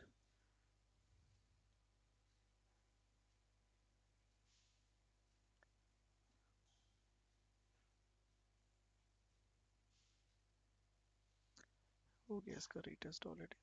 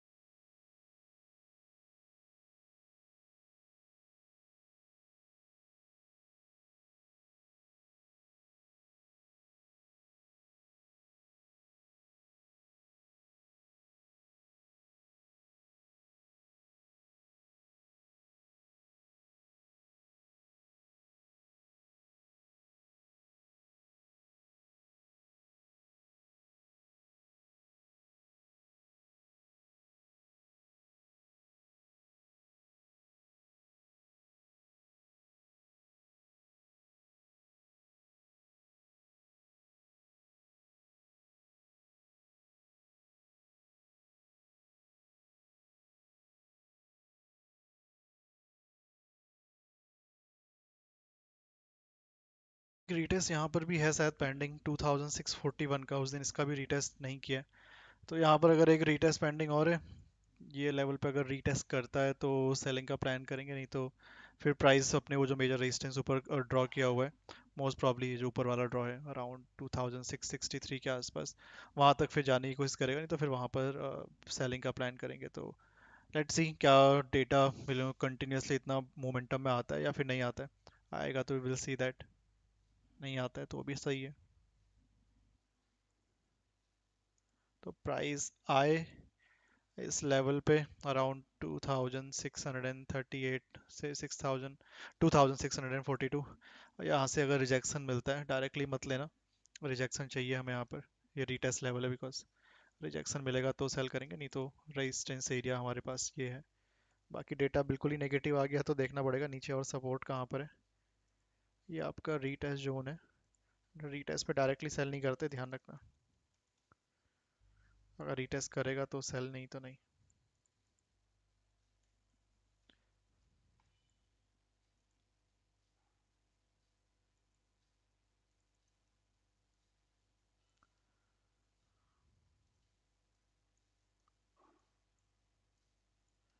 नीचे भी देख लेते हैं एक बार, अगर प्राइस इसके नीचे गया तो और कहाँ तक गिर सकता है, डेटा अगर कंप्लीटली नेगेटिव आ गया इन केस।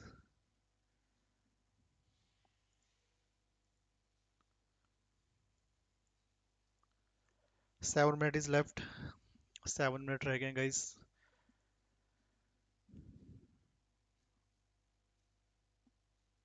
ये लेवल पे निकल जाएगा देखो।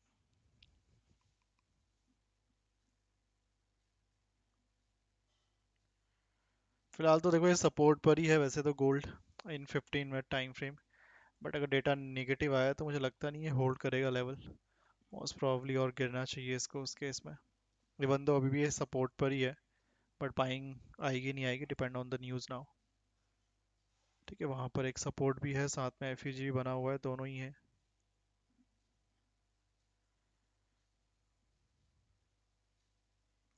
तो मेरे अकॉर्डिंग तो ये सपोर्ट ब्रेक हो जाना चाहिए अब।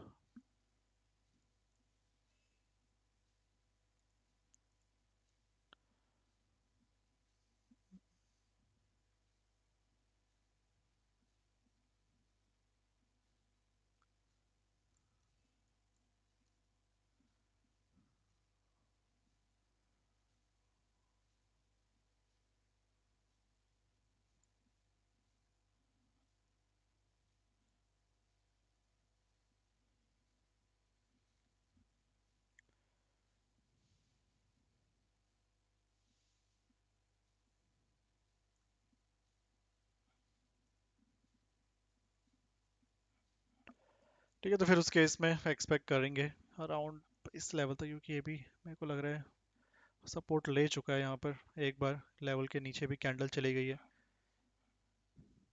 सो we can expect around this area, price around इस एरिया पे एक सपोर्ट ले सकता है उस केस में। यहाँ पर आया नहीं है अभी तक तो मोस्ट प्रॉब्ली रुकना चाहिए।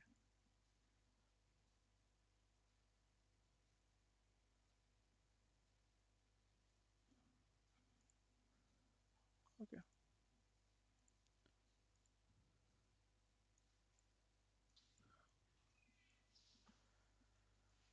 तो नीचे आएगा एज ए सपोर्ट लेने, तो ये एक लेवल एक्सपेक्ट करेंगे यहाँ से सपोर्ट ले 256। बीच में देखो और भी सपोर्ट हैं बट बहुत पास पास हो जाएंगे सपोर्ट रेजिस्टेंस, तो उनको मैं अभी एक्सपेक्ट नहीं कर रहा हूँ, हो सकता है बीच में कहीं रुक जाए, सो रुकने देंगे। बेटर ये है कि थोड़ा सा डिस्टेंस पे हो लेवल, रेजिस्टेंस 2663 से 2665 के अराउंड, एक सपोर्ट अराउंड 2566 से 2563 के अराउंड, ये वो लेवल है जहाँ पर प्राइस अभी तक आया नहीं है, एंड एक सपोर्ट सा इसका ब्रेक डाउन हो गया है, तो रीटेस्ट अगर करेगा तो यहाँ पर सेल। बाकी ये भी सपोर्ट ही है जहाँ पर रुका हुआ है, बट न्यूज आई तो नीचे तो चला ही जाएगा सीधा, तो इसको मैं रिमूव ही कर देता हूँ।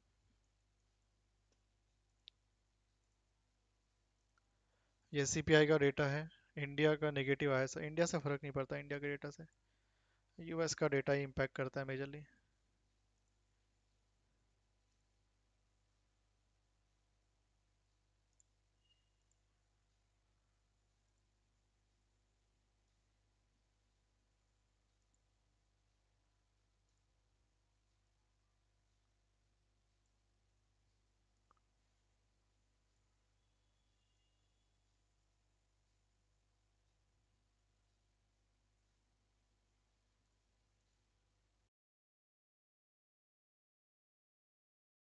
Okay 4 minute is left.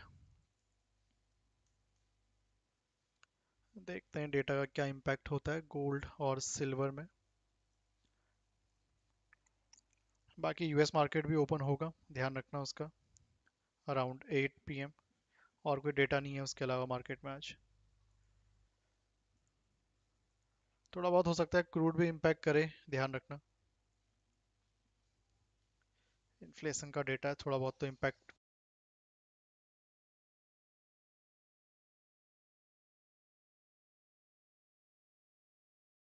जरूर होगा मार्केट में।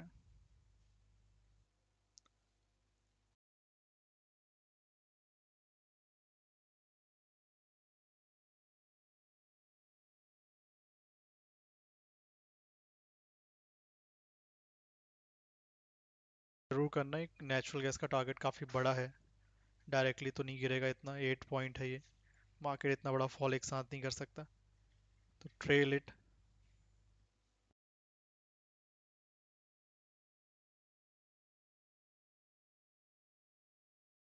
4 पॉइंट दिए, 4 पॉइंट और है।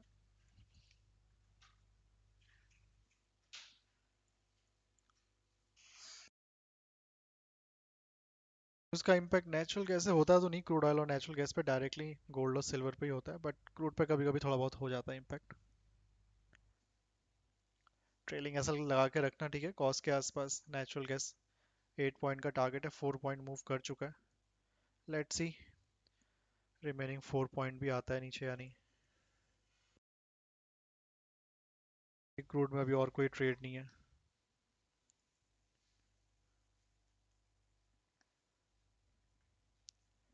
2 मिनट इज लेफ्ट, 2 मिनट और रह गए।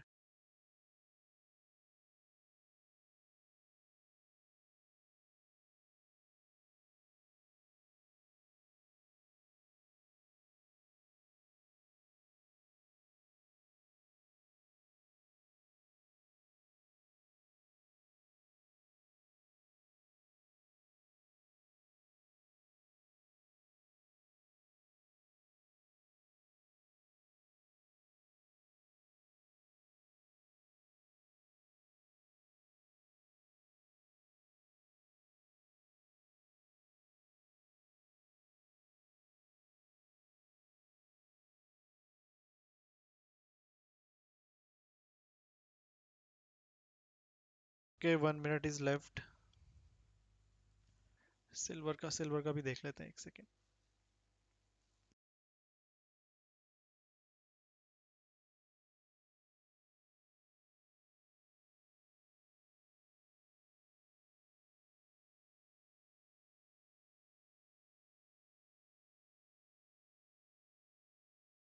Less than 1 minute is left.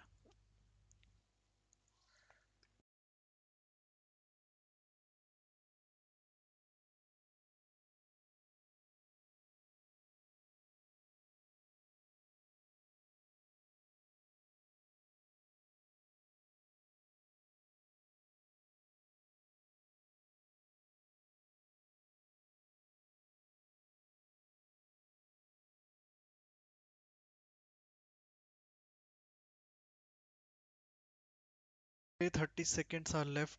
Let's move on to the gold and silver chart.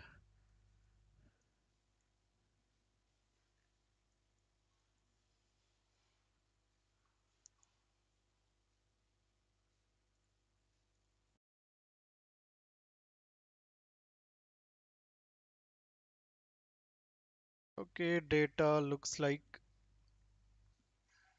Positive ही आया है गोल्ड और सिल्वर के लिए। Open equal to low candle बनी है, देखना पड़ेगा। कैंडल को देख के तो पॉजिटिव ही लग रहा है डेटा।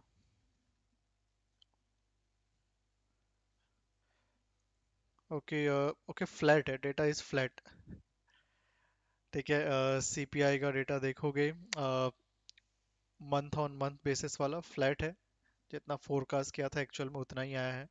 कोर सीपीआई का डेटा भी मंथ ऑन मंथ बेसिस वाला फ्लैट है, न्यूट्रल कह सकते हो, जितना फोरकास्ट किया था उतना ही आया है। और आपका सीपीआई का ईयर और ईयर बेसिस का जो डेटा है वो भी फ्लैट है। वाह, तीनों डेटा फ्लैट हैं, न्यूट्रल कह सकते हो गोल्ड और सिल्वर के लिए एंड डॉलर इंडेक्स के लिए। मार्केट ले तो पॉजिटिवली रहा है, बट डेटा को अगर रीड करेंगे तो वो फ्लैट ही कहलाएगा या फिर न्यूट्रल जिसको हम कह सकते हैं. Market taking it as a positive, but need to see कितना पॉजिटिव इसको लेता है. डेटा आपका फ्लैट है, ध्यान रखना. बाकी ऊपर एक बार रेजिस्टेंस देख लेते हैं. ठीक है, डेटा फ्लैट है, एक बार इसके रेजिस्टेंस अभी देखते हैं.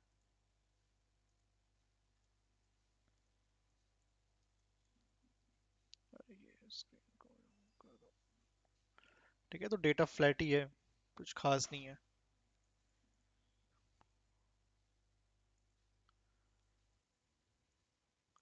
थोड़ा ऊपर ही आ जाए तो बेटर है.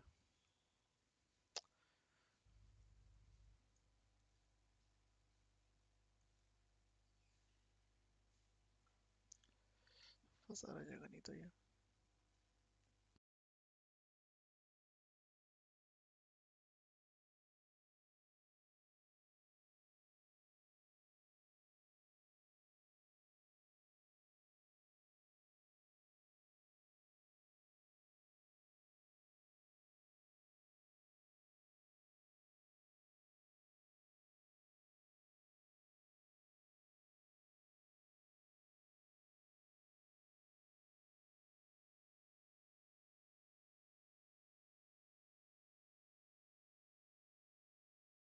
डेटा फ्लैट है, मार्केट थोड़ा बहुत पॉजिटिव जरूर ले रहा है, बट मेरे अकॉर्डिंग उसमें कोई ट्रेड नहीं चल रहा फिर, क्योंकि डेटा न्यूट्रल आया है तो एक साइड कोई बहुत बड़ी कैंडल बनेगी कहना मुश्किल है. क्रूड ऑयल की इन्वेंट्री नहीं है आज. क्रूड ऑयल की इन्वेंट्री कहाँ है? There is no inventory in crude oil.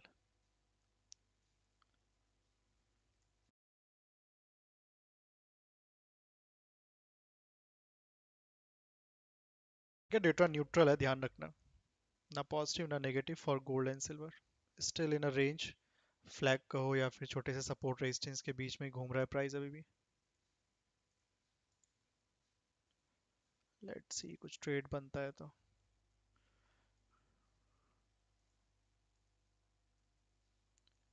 Super sideways,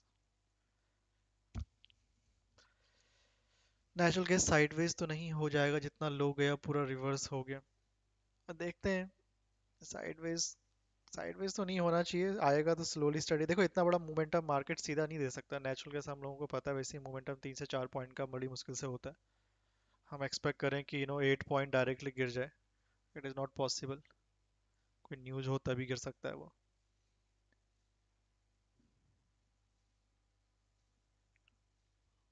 तो 4 4 पॉइंट का दो टारगेट, 50% लेवल मूव किया है, 50% और कर दे वेल एंड गुड. ट्रेल कर लेना अपने एसएल को कॉस्ट के around. Don't take the risk. News का भी भरोसा नहीं है कुछ.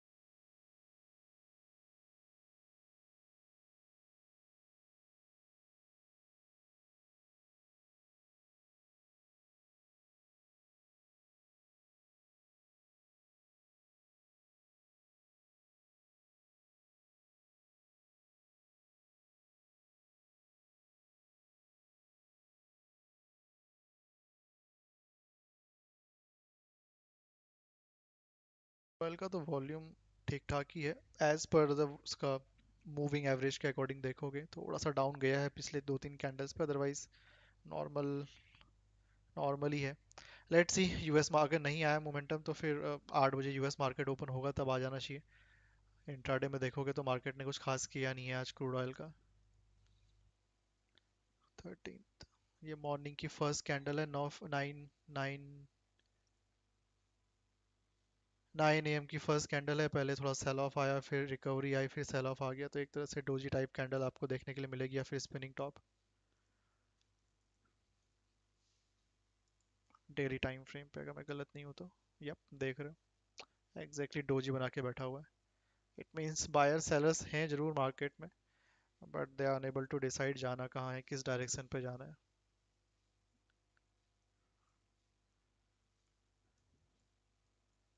ये तो ये लग रहा है कि यहाँ तक जाए, यहाँ से सेलिंग आ जाए, या फिर ये नीचे आ जाए सीधा यहाँ पर, यहाँ कहीं बाइंग हो जाए। इन दो लेवल पे बाइंग या सेलिंग के लिए वेट करना पड़ेगा, डायरेक्टली तो नहीं कर पाएंगे।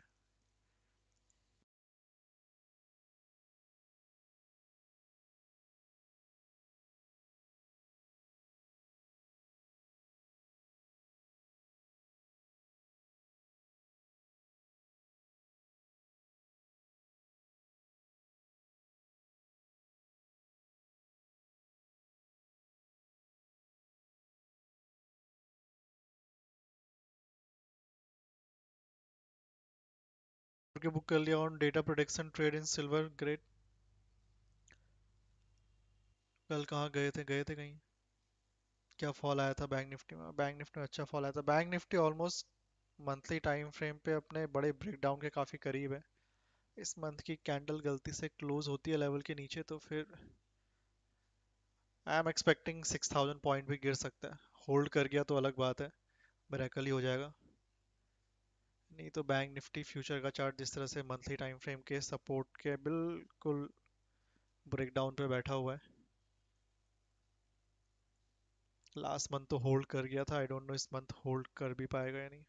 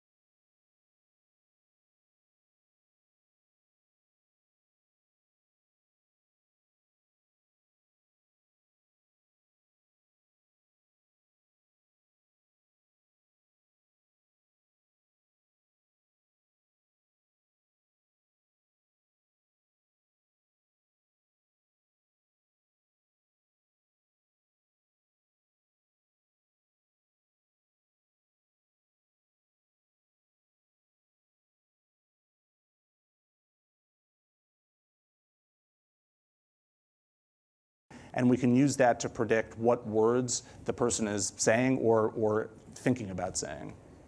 And what about the dangers? The brain is already such a sensitive part of our body. On top of that, you're introducing a computer, which aren't perfect machines.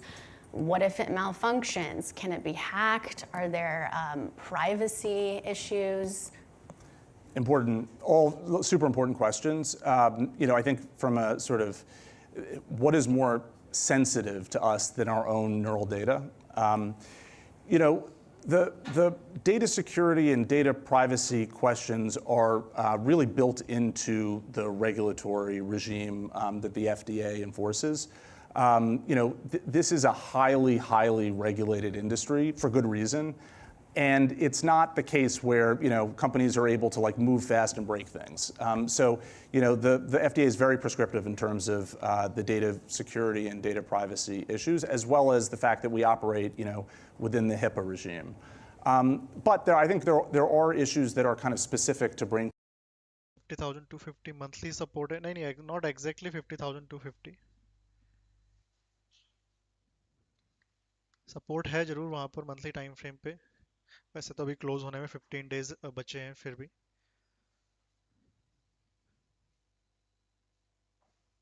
But आप मान सकते हो फ्यूचर के chart के according 49,820 49,820 that is the last support. इसके नीचे अगर monthly time frame की कैंडल क्लोज होती है तो फिर मेरे अकॉर्डिंग बड़ा मार्केट गिरना चाहिए, एटलीस्ट करेक्शन अच्छा खासा आ सकता है। बाकी हो सकता है ब्रेक करे लेकिन क्लोजिंग ऊपर हो जाए या ब्रेक ही ना करे। लास्ट मंथ तो होल्ड कर गया था, थर्ड मंथ है ये, लास्ट 2 मंथ से होल्ड किया हुआ है उस लेवल को।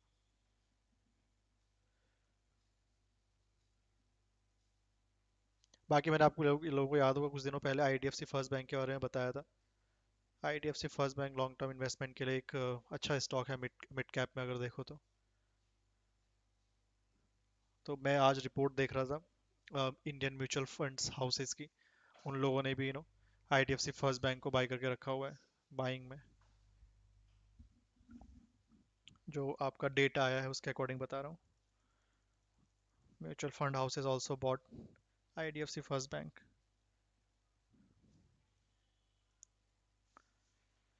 क्रूड ऑयल मूव क्यों नहीं कर रहा है? करेगा करेगा 8 पीएम के बाद, यूएस मार्केट ओपन होगा उसके बाद। यूएस मार्केट ओपन होने के बाद बहुत बड़ा मूव हो जाए।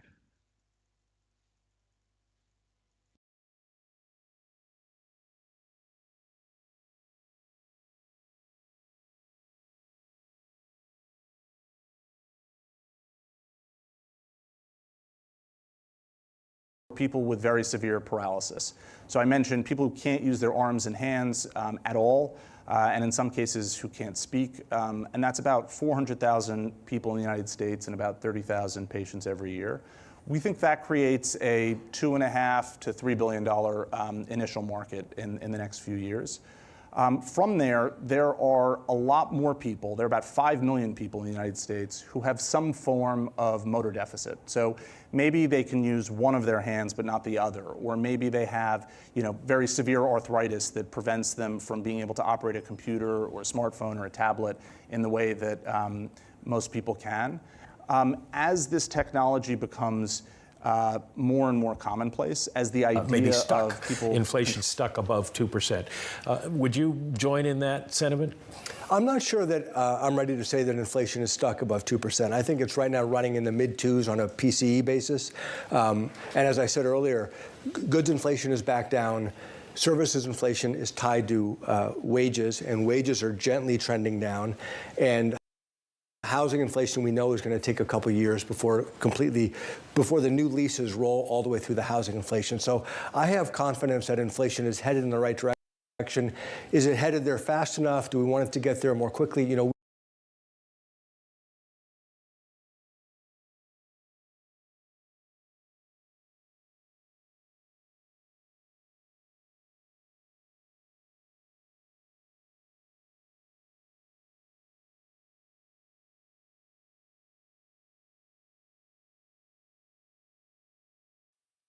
It's an important day for the company, as we will announce at Capital Market Day a new start, a new strategy.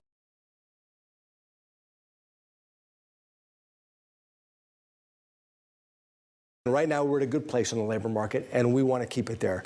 I do a lot of outreach to businesses, large and small, around. Gold में market sideways चल रहा है फिलहाल के लिए। Gold में market sideways चल रहा है, डेटा फ्लैट आया था। फिलहाल ये अपने एक सपोर्ट रेजिस्टेंस के बीच में घूम रहा है, एक छोटी सी रेंज बना रखी है सपोर्ट रेजिस्टेंस की। देखते हैं कुछ ट्रेड बनता है। अभी मेरे इसमें अकॉर्डिंग इसमें कुछ नहीं है। सपोर्ट रेजिस्टेंस बाकी मेजर जो है वो काफ़ी दूर हैं डिस्टेंस पे, ये बहुत नज़दीक वाले सपोर्ट रेजिस्टेंस हैं, इस पर ट्रेड करना सही नहीं है। अभी बनेगा ट्रेड तो देखते हैं। डेटा फ्लैट आया था, सीपीआई का डेटा।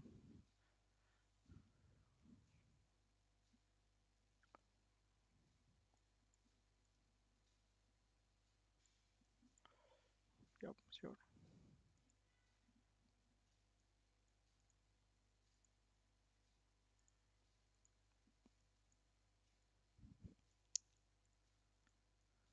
आना चाहिए तो वैसे इसको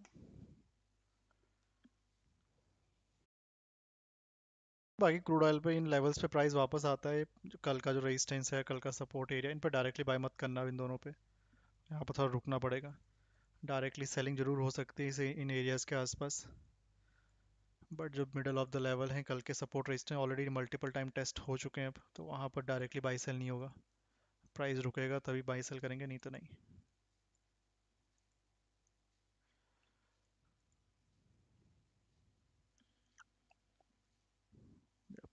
sure okay got Swiggy IPO allotment Swiggy IPO मिल गया what's would be the target for Swiggy अभी तो आईपीओ लगाया टारगेट कैसे बता दूं पिवट का यूज़ कर सकते हो एक आइडिया आ जाएगा लॉन्ग टर्म मंथली रखना चाह रहे हो मंथली में भी पिवट ऐसे आया नहीं होगा अभी स्विंग या पोजिशनल रखना चाहते हो तो कितना मिल सकता है नेचुरल गैस में अपना ऐसा संभाल के रखना हाफ प्रॉफिट बुक हो गया होगा आई होप सो बड़ा टारगेट है थोड़ा सा डायरेक्टली 8 पॉइंट गिर नहीं सकता मार्केट स्लोली स्टडी आएगा तो 4 पॉइंट मूव कर चुका है लेट्स सी बाकी के रिमेनिंग 4 पॉइंट मूव करता है और दूसरे रीटेस्ट जोन पे आता है या नहीं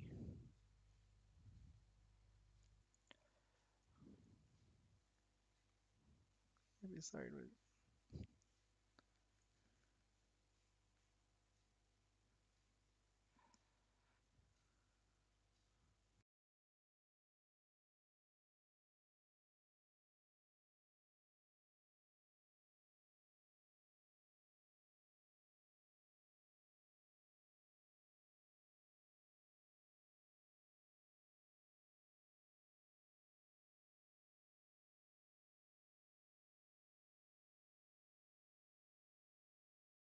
candle open equal to low है हाँ बिल्कुल 240.3 इसका ओपन है एंड 242 पॉइंट इसका लो है 0.1 का ही डिफरेंस है तो ओपन इक्वल टू लो है बिल्कुल candle in natural gas 15 minute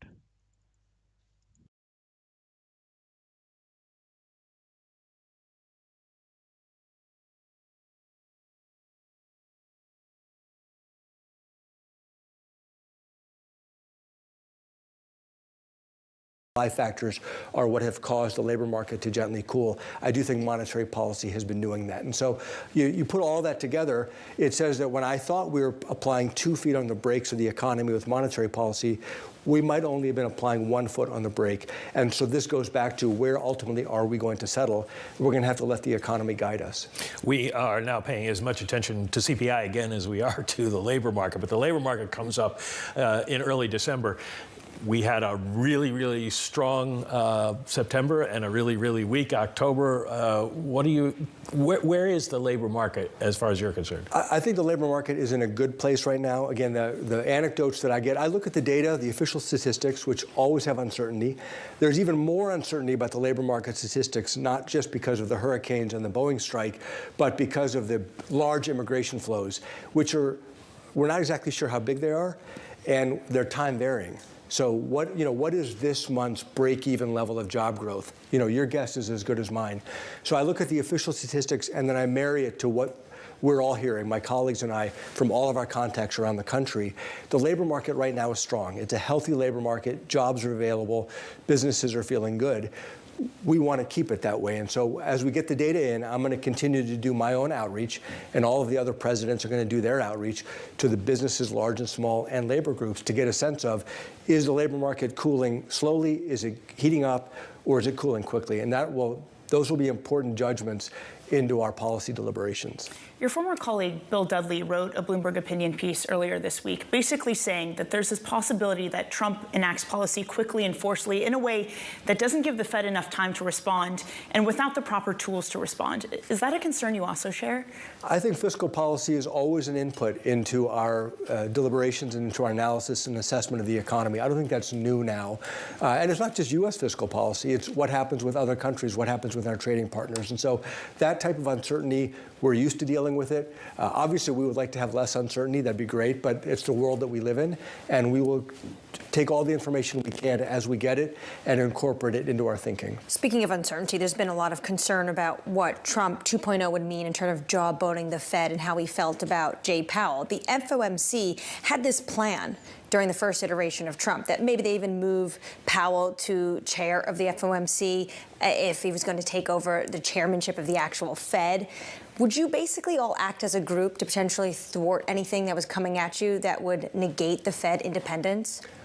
We are all committed to our dual mandate goals. Everybody around the table, all of my colleagues, stable prices and maximum employment. So number one, we're all committed to those goals. Number two, I don't think those goals are controversial. I think everybody across the political spectrum wants us to get inflation all the way back down to 2% and wants to keep a strong labor market. So I think that also provides us a lot of support. And then there's built-in continuity into the structure of the Fed that Congress designed. Governors serve up to 14-year terms. The presidents are independent, the presidents of the 12 reserve banks. These structures help us provide continuity. I'm confident that between the people who are there, our commitment to our dual mandate goals, and the structures that are in place, I'm confident that we will do the right thing and focus on the economy. The housing market.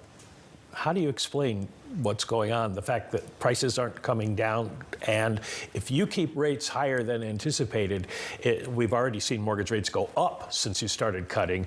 Is the housing market dead? Well, the housing market, as I've studied it, and this is an issue all around the country, the lack of affordability, not just for low-income workers, but for middle-class families and more. It's really one that we've underbuilt housing for the last decade. Following the great financial crisis, we just structurally underbuilt housing, so there's, in a sense, a shortage. And as I think about, back to the notion of a neutral interest rate, think about a neutral mortgage rate. If we have structurally underbuilt housing, and there's a lot of demand for housing, what interest rate is going to clear that market? All else being equal, you would think a higher interest rate would clear that market. And so I think the housing market has its own unique dynamics that are going on that are driving this more than just the macroeconomic landscape and more than just monetary policy. So the Fed raises its hands and says it's not something we can fix? Yeah, we can fix it. I mean, if we said we're going to cut interest rates to try to support housing affordability, setting aside the rest of our goals, what would that probably do? That would probably push up the price of housing. And so would that actually improve affordability? And so I don't think monetary policy is well suited to address the structural issues that are going on in the housing market. We've touched on absolutely everything. Can we finish on financial markets? Sure. You know them well. Are you worried about cutting into an asset bubble? You know, when I always go back to when then Chairman Greenspan in 1995 declared irrational exuberance. Sure. 1995 he declared it, and the stock market went up for the next 4 years. I look at that episode and think if the Fed had tried to use monetary policy to address that bubble, it would have done more harm to the economy than the fairly mild recession that followed when the tech bubble burst. And so I just think monetary policy is the wrong tool to try to address asset bubbles. Do you think there's something that needs to be addressed? Well, you know, bubbles are easy to spot in hindsight. If we really are in a higher productivity environment, if we're in a higher growth environment, and corporate earnings are going to continue to climb, one might look back and say, hey, these asset prices are not irrational. So it's hard to judge right now. If I knew where productivity was going, I'd be able to give you a more definitive answer. Just looking at markets right now, equities very close to all-time highs. We've got credit spreads that are at incredibly tight levels. For investment grade, tighter than anything we've seen so far this century. For high yield, I think you've got to go back to pre-GFC. And you know what happened next? We're cutting interest rates into that. We have authorities down in Washington, D.C., a Trump second administration that could be cutting taxes going into that as well. What is on your radar with regards to that? What would you watch to say, actually, something going on here that maybe we need to pay a little bit more attention to? Well, from a financial stability perspective, traditionally the biggest sources of financial instability are leverage and maturity transformation and the intersection of those two. That's why banks are inherently risky. Levered 10 to 1 or more, they take overnight money and then they lend long into it. So for example, a lot of people have looked at private credit and said, this is a huge growing asset class, isn't this scary? As I've looked into it, they seem to be much less levered than banks, and they generally have longer-term funding. So on those two primary dimensions of financial instability, leverage and maturity transformation, it doesn't seem to be riskier than banks, probably less risky than banks. So we continue to look for leverage. We continue to look for maturity transformation. Neil, smart, as always, and good to see you. Good to see you. Thanks for your time. Thank you, sir. Neil Kashkari there, the Minneapolis Fed president. That does it for us from New York City this morning. Good morning. Thank you for choosing Bloomberg TV. This was Bloomberg Surveillance.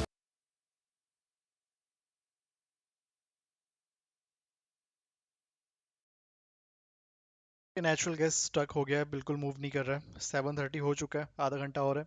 8 PM US market most probably उसके बाद move कर जाए। Crude oil मुझे लग रहा है US market में शायद या तो नीचे आ जाएगा बिल्कुल, या फिर एक बड़ी कैंडल ऊपर की ओर बना सकता है। चल तो ये सेलिंग में ही रहा है। नीचे आता है तो यहाँ पर डायरेक्टली बाय मत करना इस कैंडल पे, ठीक है। और इस लेवल पे ये सपोर्ट यहाँ पर ऑलरेडी 2-3 बार ले चुका है, एक बार प्रीवियसली यहाँ पर ले चुका है, सेकंड थर्ड फोर्थ टाइम आएगा, डायरेक्टली बाय मत करना। नीड टू सी सपोर्ट रुकना चाहिए, प्राइस कैंडल क्लोज करेगा फिर देखेंगे, नहीं तो अगर गिरता रहता है तो फिर ये एक सपोर्ट एरिया है। इवन दो यहाँ पर भी प्राइस मैं गलत नहीं हूँ तो 2 या 3 बार सपोर्ट ले चुका है, तो बाइंग डायरेक्टली नहीं होगी, कैंडल क्लोजिंग का वेट करेंगे फिर देखते हैं। बाकी नेचुरल गैस भी शायद लो ब्रेक करेगा तो आ जाना चाहिए फाइनल टारगेट पे। यहाँ सब एक रीटेस्ट जोन और है, वहाँ पर एक रीटेस्ट होता है तो वहाँ वापस बाइंग का प्लान रखेंगे।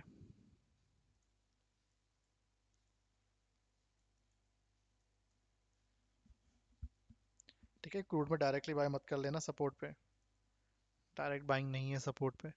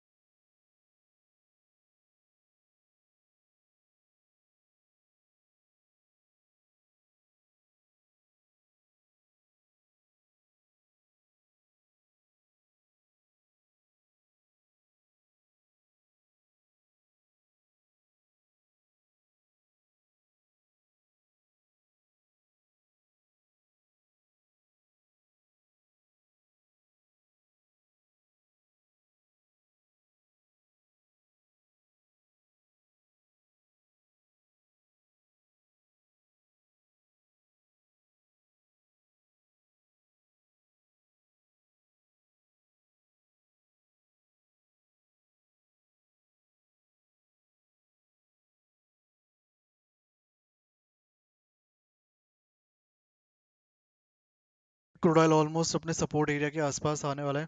Don't buy directly, okay. Even अगर वो सपोर्ट लेता भी है तभी मत करना डायरेक्टली बाय, वेट करेंगे, हो सकता है और गिरता रहे डायरेक्टली यहाँ तक। कोई सेलिंग में है तो बुक करना, देखते हैं बाइंग का अगर ट्रेड एक्टिवेट होता है तो।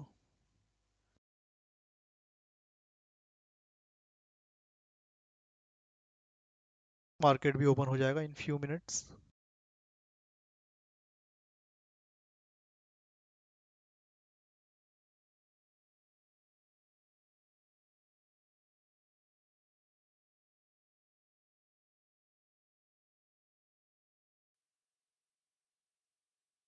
Very big announcement to make. Today, we're announcing that we're partnering with SoftBank to bring and to build an AI infrastructure for Japan. Together, we're going to build Japan's largest AI factory. It's going to be built out of NVIDIA DGX. When it's built early this coming year, it'll have 25 AI exaflops.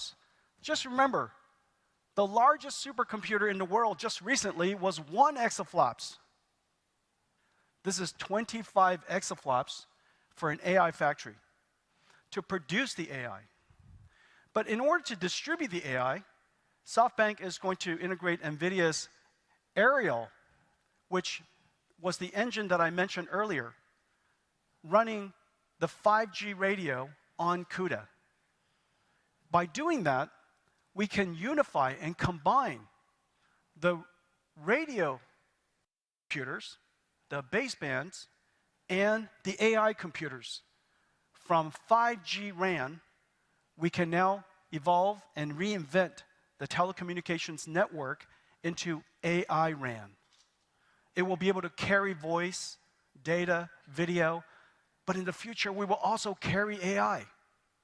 A new type of information, intelligence. This will be distributed across SoftBank's 200,000 sites here in Japan, serve 55 million customers, AI factory, and to produce the AI, and AI distribution networks to distribute AI RAN to distribute the AI. We're also going to put on top of it a new type of store. Good evening. Created by SoftBank, and the AIs created by third parties could be provided to the 55 million customers.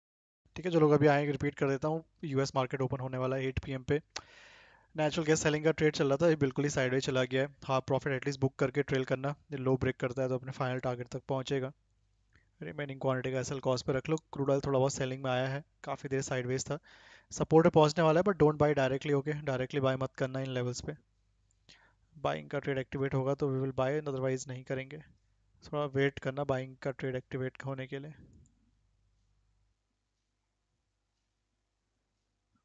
Okay ठीक है, तो don't buy directly. Okay, in crude oil natural gas.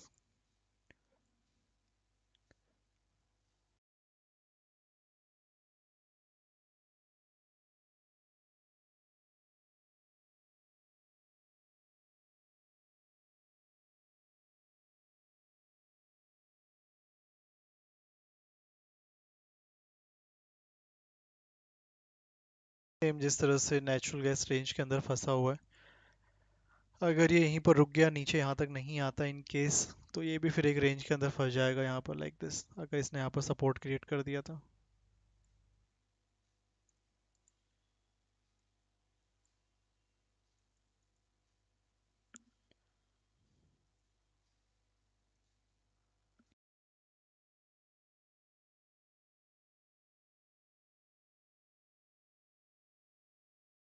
When people have tried to build new fission nuclear plants in the United States, they've gone way over budget. They've produced very expensive energy.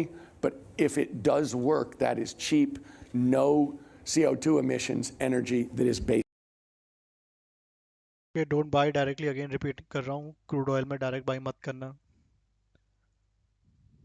Support जरूर है, पर directly नहीं ले सकते. Even यहाँ पर भी directly by नहीं करना है. सपोर्ट है, बट वेट करना पड़ेगा क्योंकि ऑलरेडी वो लेवल 2-3 बार टेस्ट हो चुके हैं पास्ट में. ग्रेट.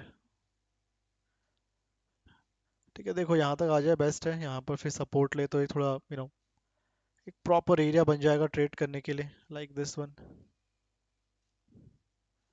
अगर यहीं पर रुक गया, सपोर्ट बना दिया इन केस, तो फिर प्रॉब्लम है.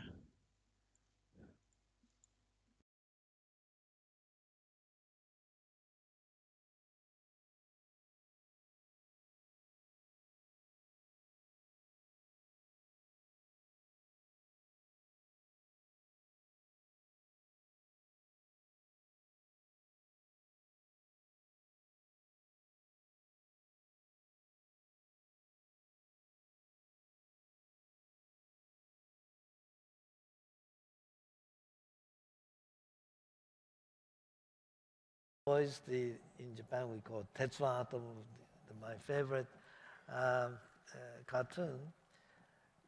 You cannot just have the muscle. You have to have an intelligence so that the robot can talk, the robot can have a...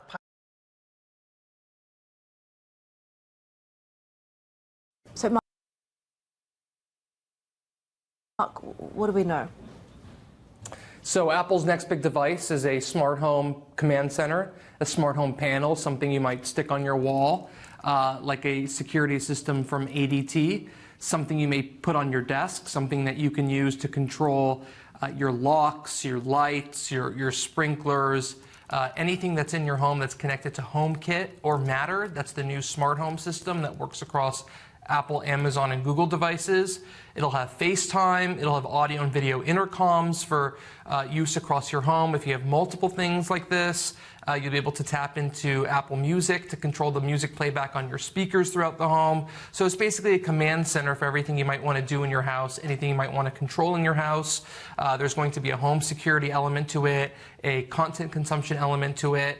And this is something that can drive Apple hardware sales, but also Apple services sales, and sets the stage for further entrance from Apple into the home. Mark, I've got to ask, what is this, 1983, wall-mounted? What's going on? You could do most of this with a pocket device, but also tell us about the OS underpinning this as well, Pebble.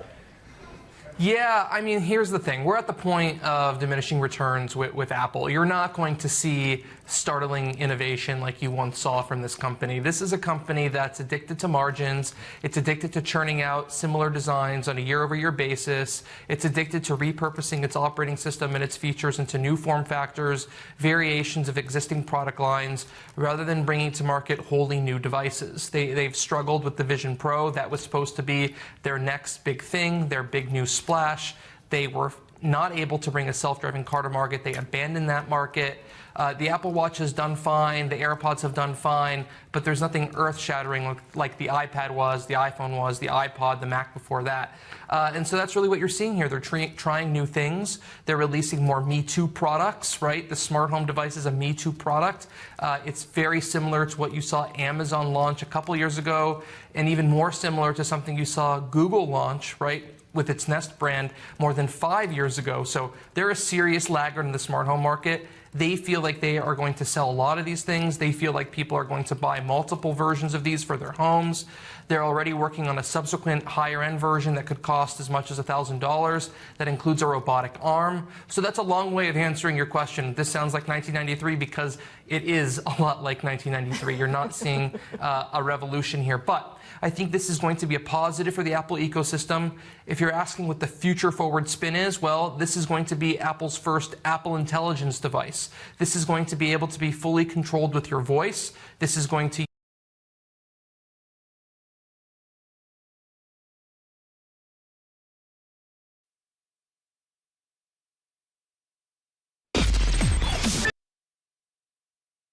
Crude oil as expected नहीं रुका, support पे रुक भी नहीं रहा है शायद, ये आएगा नीचे तक। इट मींस अगर आता है देखते हैं। अगेन यहाँ पर भी डायरेक्टली बाय मत करना, वेट करेंगे। अगर आ जाता है तो वेल एंड गुड, क्योंकि एक रेंज थोड़ी सी ब्रॉडर बन जाएगी, सही है ट्रेड करने के लिए। फिर से हमारे पास कुछ नए लेवल्स बन जाएंगे। बाकी नेचुरल गैस ट्रेल जरूर करना। अब यूएस मार्केट के बाद शायद नेचुरल गैस भी मूव कर जाए।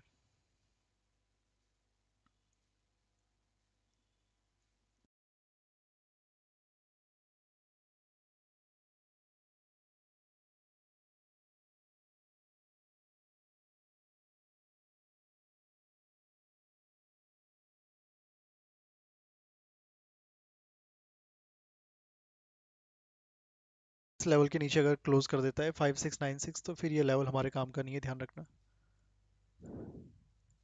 फिर एक नया लेवल ही क्रिएट कर देंगे ऊपर अपर साइड पे। लेट्स सी, 6 मिनट हैं अभी भी।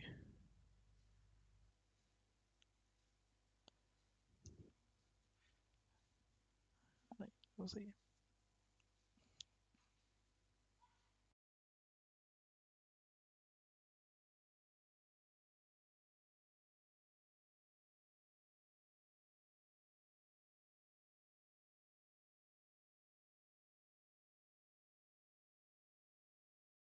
मार्केट 8 बजे ओपन होगा। 20 minute is left.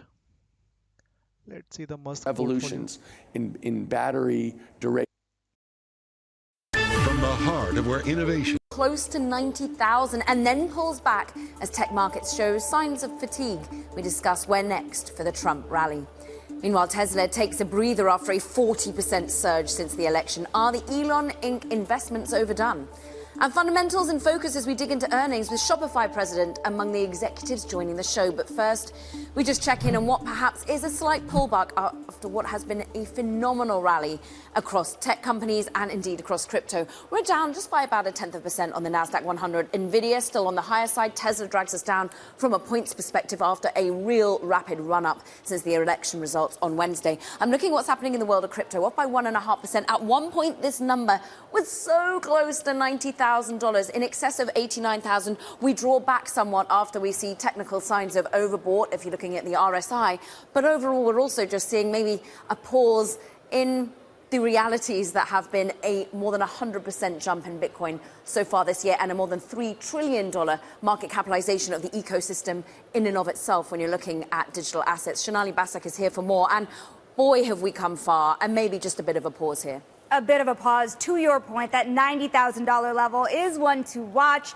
I would say, Caroline, what is incredible is even those in the crypto community watched what was happening this week with awe because it was such a stunning rise just yesterday alone. And you have to remember, since before the election, Bitcoin was trading at under $70,000. And so that rise to almost $90,000, if you bought one Bitcoin the day before the election, you're almost $20,000 richer for it. And you're seeing crypto-linked stocks also take a breather. But Coinbase, for example, take just their 8-day gain. It is 75%. So the run-up you've seen is just tremendous. And you have to also take in note how much news there still is to come.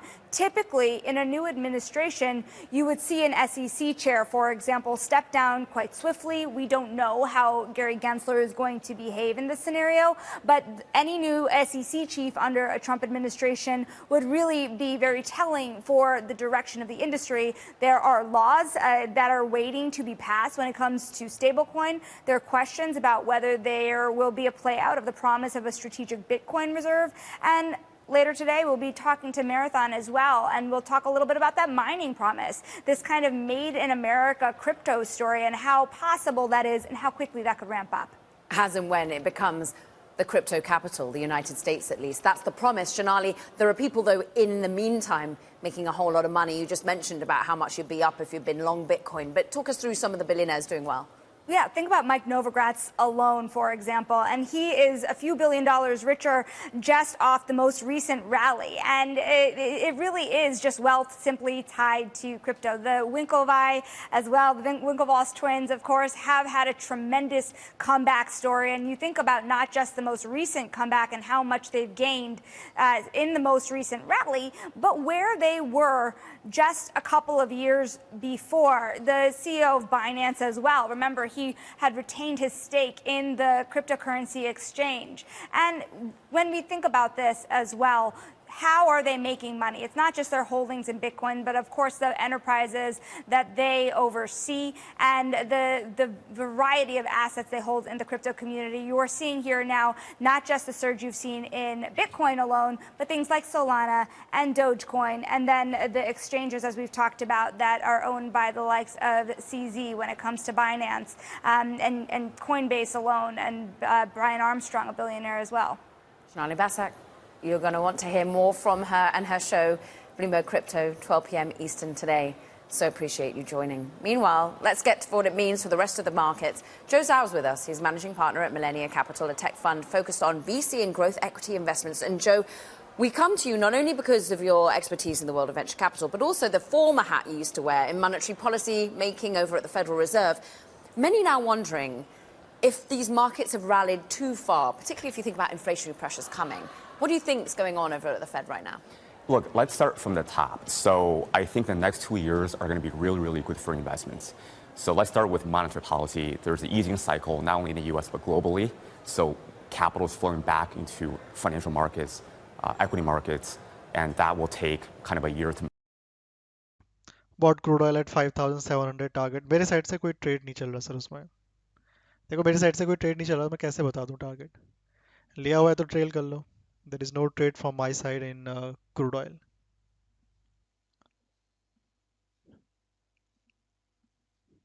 ठीक है, direct मैंने मना किया हुआ है, direct उसमें entry नहीं है मेरे अकॉर्डिंग. बनेगी तो विल न्यू दैट.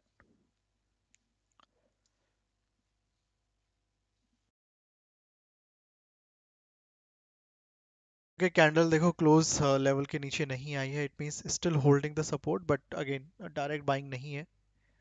Wait करेंगे. Setup बनता है तो तभी entry करेंगे. Stocks inch dollars. बाकी natural gas trail जरूर करना. 15 मिनट remaining है. Let's see US market के बाद क्या ये नीचे आता है या फिर निकलता है upside पे.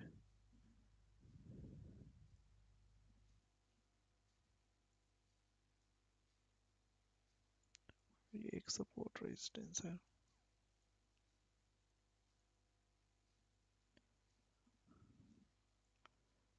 Yes, ऐसा रख सकते हो, कॉस्ट पे रख सकते हो नेचुरल गैस में. 15 मिनट रह गए, ओनली 15 मिनट इज लेफ्ट. ठीक है, उसमें निकल जाता है दोनों कह रहा हूँ. नहीं, डायरेक्ट बाइंग नहीं है क्रूड ऑयल में रिकॉर्डिंग अभी.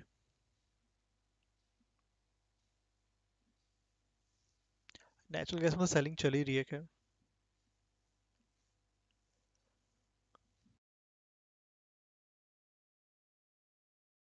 देखते हैं 8 पॉइंट पूरा गिरता है या फिर ये 4 पॉइंट ही गिरता है.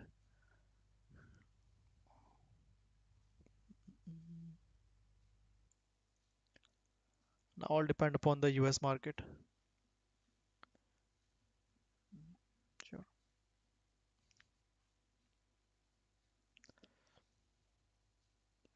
Is left. Of a dual mandate come out of legislation from 1977 and 78. That same legislation. Plane's gotten twice taller. So I think the naysayers are looking at these things every single day. But what you got to do as an investor is to take a step back, check on these businesses and your portfolio companies every 3 to 6, 9 months. You'll see that there's actually a lot of progress being made in our portfolio, in our ecosystem. We're seeing entrepreneurs coming out of. आपके साथ join होके समझ आ रहा है कब by करना है और कब वेट करना है. सही है, अच्छा है, बढ़िया है.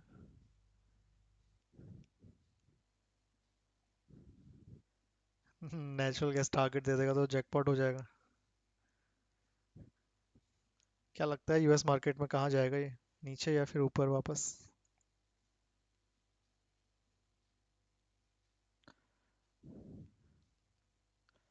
यूएस मार्केट से पहले ही मूव हो जाए तो बेटर है.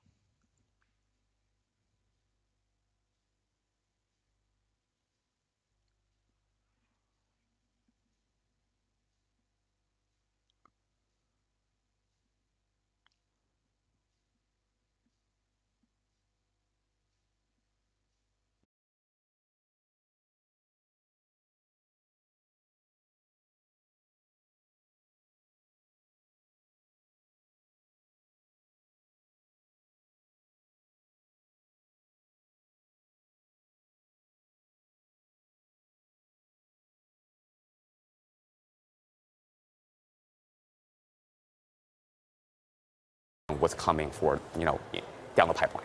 Do you bet against companies he's taken issue with? Because he's taken issue with OpenAI. No. I think that again, we're long AI, we're long tech, we're long innovation, we're long the American economy. And I think that, there are some folks I've encountered who are really, really negative on some of these things.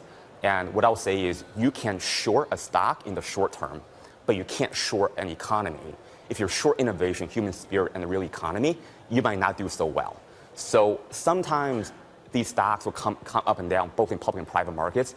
But again, as a long-term investor, we're supposed to hold a long view and just be in these companies for 5, 10, 15 years, and I think we'll do fine. What about China or other countries that are trying to build tech ecosystems that the US is ultimately potentially going to start pushing against even harder? Yeah, look, I was in the UK, I was in Dubai, I was in Asia, and I think, we're in a UK-based AI company, we're in one in Israel, and you travel around the world, the US is by far the category leader in this AI race. Everybody else is miles behind. And there's 2, 3, and 4 might not be, are probably very far behind. And I think that this race is only starting. Just I don't see sort of our position being challenged yet. But I think competition is great, right? Because it makes you work harder. But I think if you look at our portfolio, our thesis is we think that this AI boom is going to drag tech earnings and tech growth by a big amount. And that I think in the next 10 years, we're going to look back like how we looked at the internet and be like, why didn't we invest more? That plant is going to grow a lot over Hopefully. the next 10 years. Hopefully. Joseph, it's great to have him here in the studio, managing partner at Millennia Capital. Coming up, we'll be sitting down with Shopify's Harley Finkelstein on the heels of the company's earnings, which did much better than had been anticipated.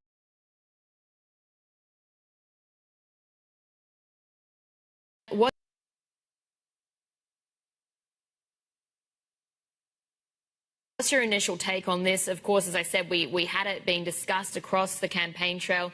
Now it seems like it could actually be coming to fruition. Yeah, so it's a little bit unclear as yet how this would work out.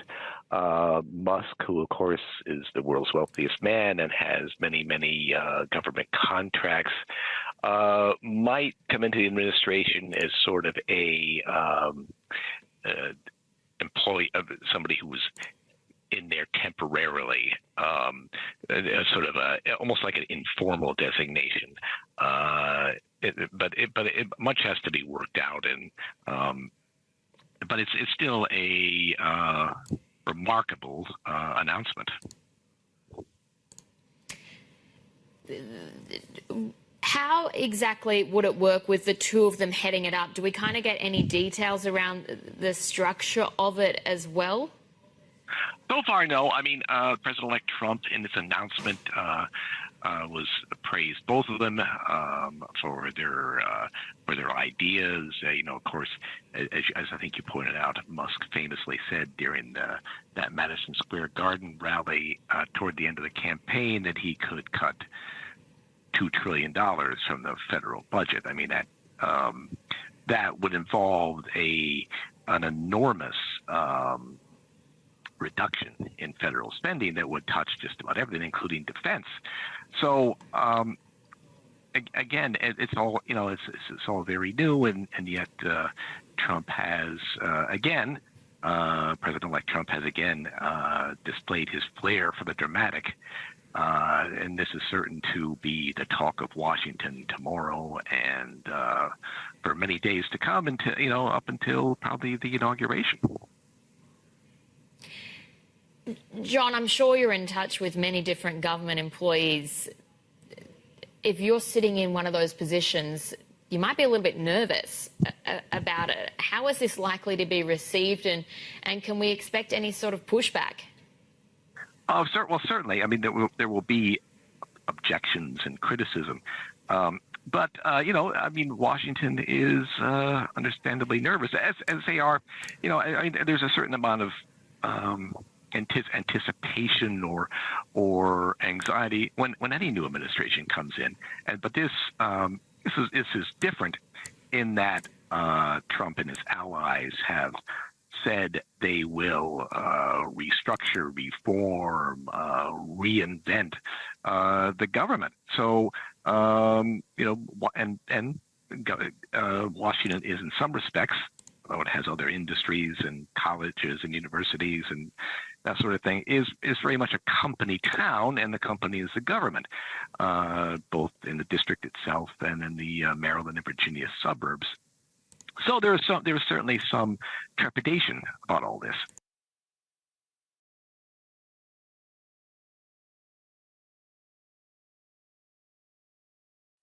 Hey guys, 5 minutes is left. US market open होने वाला है. किसी कोई open position चल रही है तो ऐसा लगा के चलना. Natural gas वहीं का वहीं रुका हुआ है. Crude oil भी almost वहीं रुका हुआ है, नीचे भी नहीं आ रहा है. And कोई directly buying का trade भी वहाँ पर active नहीं है अभी फिलहाल के लिए. All eyes on US market now. It is both good and bad. The good part about it is it gives you a clearer indication as to which economic policies the president-elect would like to follow in his administration. The uncertainty is how the markets will react. While the equities have gone up sharply, there is more of a doubt on the bond side, and you can see the yields going up, and the mortgage rate is likely to increase as well because of the expectation that the fiscal deficit is not going to be controlled with the measures that Donald Trump promised before the elections. That, I think, is the big risk That, I think, is the big change, Paul, in terms of what has happened. And look at the dollar. The dollar has strengthened so much. And that is just the opposite of what Trump wanted. He has always said in his first administration, he likes a cheap dollar. He wants low interest rates. And both of them, I think, are at risk now with a stronger dollar and potentially higher interest rates in the United States. So, Sri, let's game this out here. Beijing, are they going to depreciate the yuan relative to the dollar if these tariffs go through? I mean, that would be the playbook, right? That would be the playbook, but they can try and do that, Damien, in terms of what that would achieve for them in terms of the trade side. But if indeed the Trump is going to go ahead with a 60% import tariff on Chinese products, any extent of depreciation of the renminbi yuan is not going to offset it. The big problem is that the tariffs are going to be more important than the exchange rate as far as China is concerned. From a Trump point of view, he has to look and see what a tariff increase would do to the United States. I am a firm believer that tariffs are bad. They will push up inflation rate. And as a student of history, I looked at the Smoot-Hawley tariff of June 1930. It was done by President Herbert Hoover with a very good intention. We wanted to protect American farmers. We wanted to protect American trade. Instead, it gave rise to retaliation by trade partners, and that in turn made the depression deeper and more widespread than before. So that's the risk I think Trump runs, and he needs to be very careful with the tariff moves.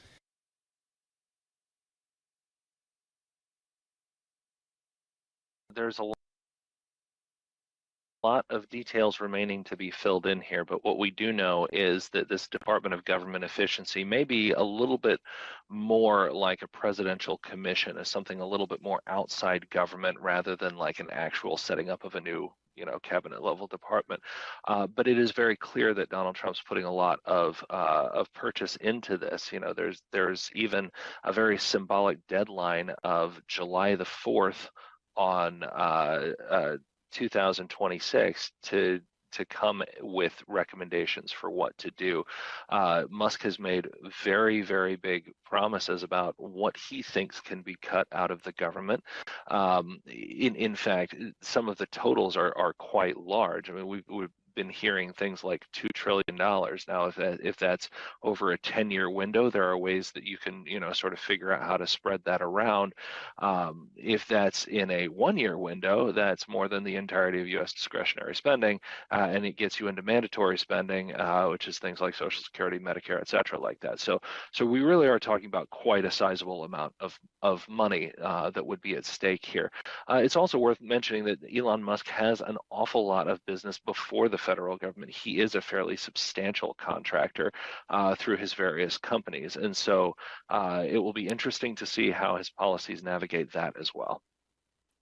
Absolutely. I mean, sweeping goals for this, as you say, not necessarily a department, but this new efficiency drive.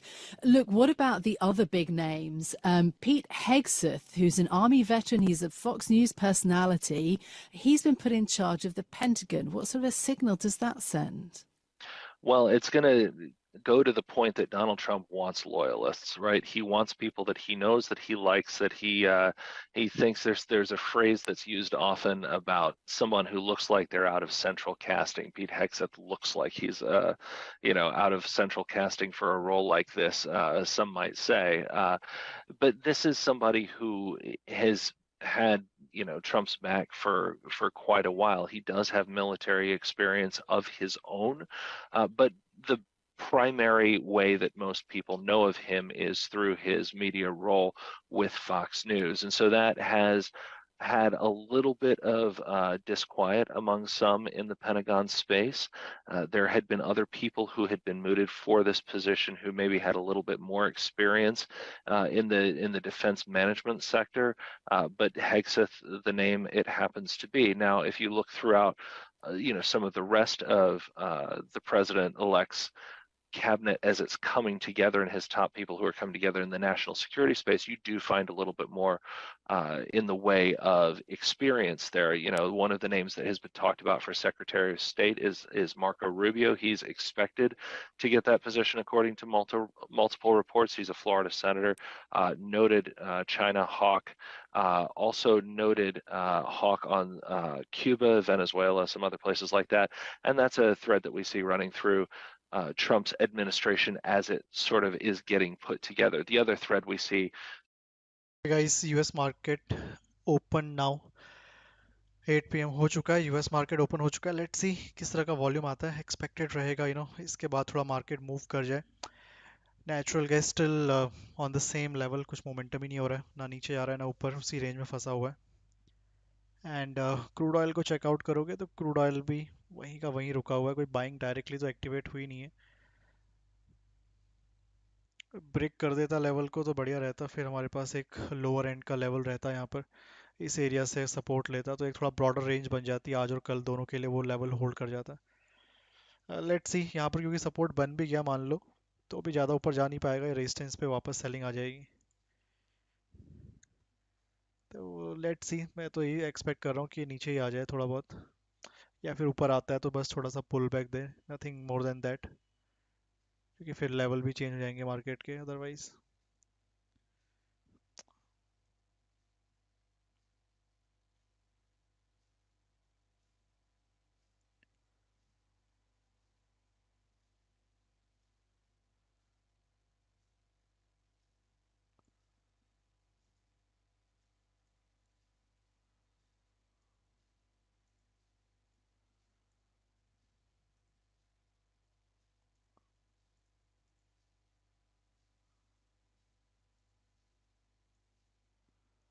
बाकी अगर इसके नीचे candle close करती है तो फिर ये level किसी काम का नहीं रहा, ये बीच वाले लेवल को रिमूव कर देंगे.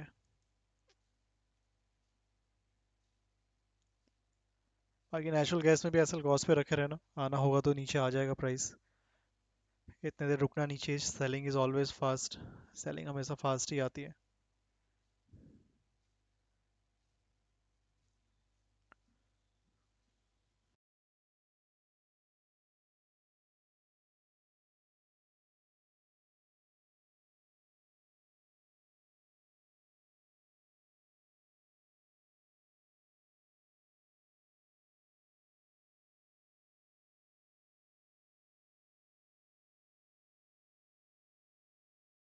मूव भी कर देते हैं, यहाँ पर कोई नया ट्रेड ऐसे भी हम प्लान कर नहीं रहे.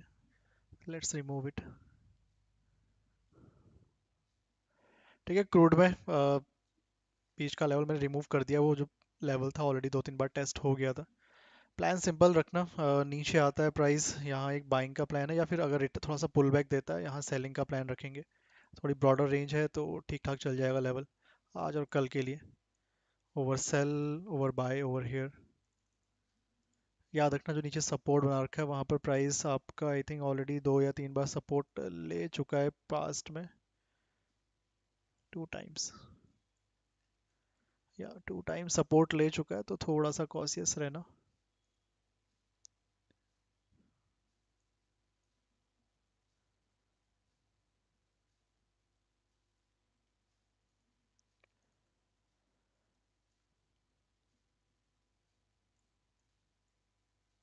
देखिए एग्जैक्ट लेवल पर ही है ना.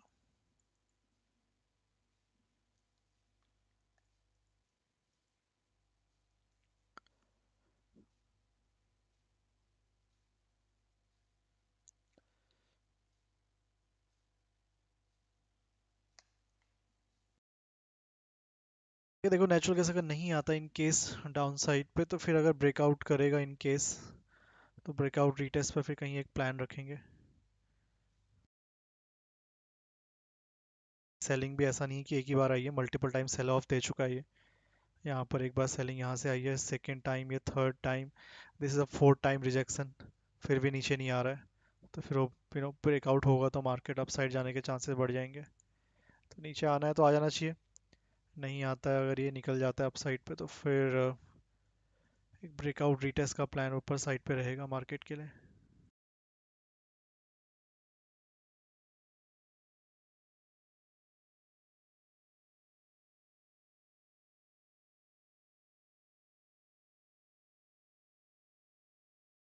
भी करते रहो guys. 70 likes are done. 100 is the target. इसके नीचे कुछ नहीं है.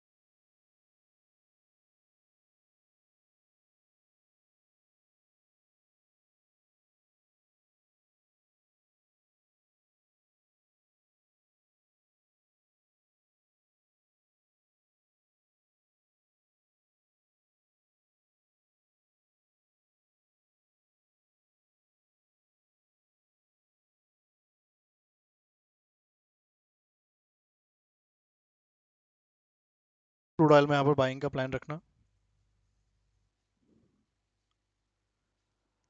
फिर ऊपर जाएगा तो वहां से सेल कर देंगे. अगर नहीं आता नीचे तो फिर अपर लेवल से सेलिंग का प्लान ही रहेगा. दोनों ही लेवल ठीक है, डिस्टेंस भी ठीक है, प्रॉपर बनी हुई है. वॉल्यूम भी एटलीस्ट 10:30 तक तो रहेगा ही रहेगा. तो we have 2.5 hours left with volume.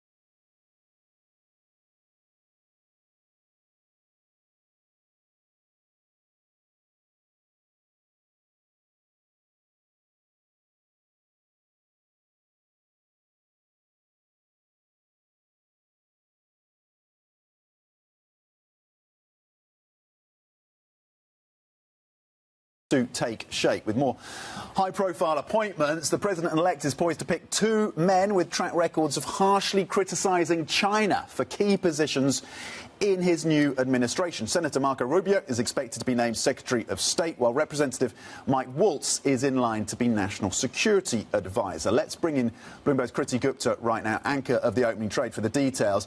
One name more familiar, I would argue, to international viewers than the other. Marco Rubio, fairly familiar. The importance of this role, Secretary of State, hugely important cabinet position. What do we know about what it signals around China-US relations? Well, Marco Rubio, from an internal domestic perspective, has been not only outspoken about China and some of the other international players. Russia, of course, has been one. Iran has been another that he's been outspoken about. But he's internally kind of known as the connection of the Republican Party to the Latino vote. And this is really important because he, of course, hails from Florida, where there is a major Cuban population, not to mention broader Hispanic population as well. The reason this is significant is because when he was initially, remember, he did have his own run for president. When he was initially brought in to work with President Trump and kind of allied in that way, it was initially to tackle the domestic story, things like the border, things like immigration. Now he's talking about that China policy, and it's the fact that he's actually been sanctioned by Beijing is probably not the strongest start as a Secretary of State. Again, this comes off after years of very harsh comments, but it is something that you can see really creates and kind of amps up this anti-China rhetoric. Yeah, indeed. And China will have to work out a solution if Marco Rubio is ever going to visit China, given that he is sanctioned by that country. A redhead crossing the terminal right now from CNN reporting that Trump has picked Kristi Noem as Homeland Security Secretary. So some more details coming through for the team. Again, Kristi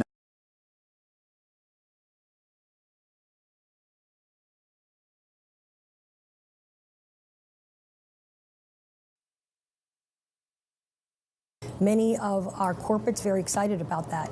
Most recently, actually a report coming out tomorrow from HSBC, which is our global entrepreneurial wealth report. And we felt it was really important to understand where entrepreneurs' mindsets right now, because we know that's what fuels innovation. And the great news here is when we did a study of 1,800 entrepreneurs around the world, 94% of them were very optimistic about the markets and business going forward. 88% said next year they plan on their businesses doing extremely well based on current policy and what they're seeing in the markets. But the positive also with that is 80% of them talked about the importance of making the communities better.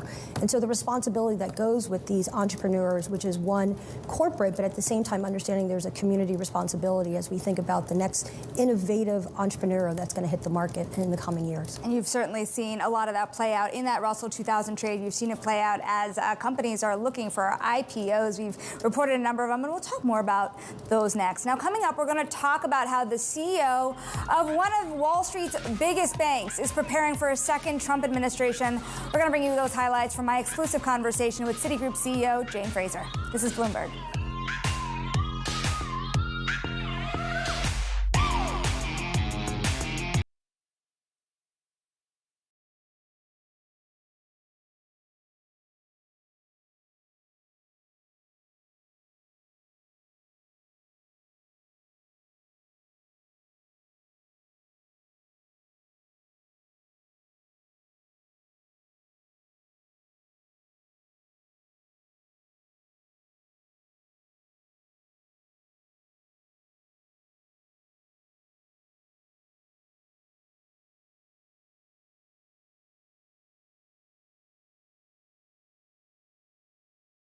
Still देखोगे रुका हुआ level पे नीचे नहीं आने वाला लग रहा है सेलर्स लगता है निकल ही गए सारे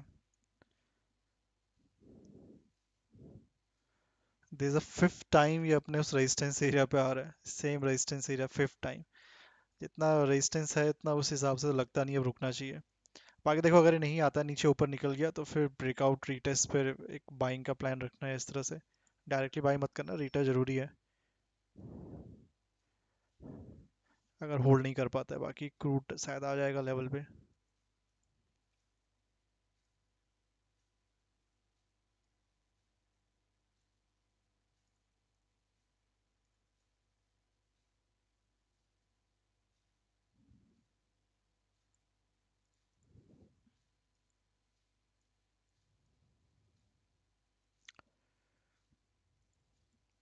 Sure.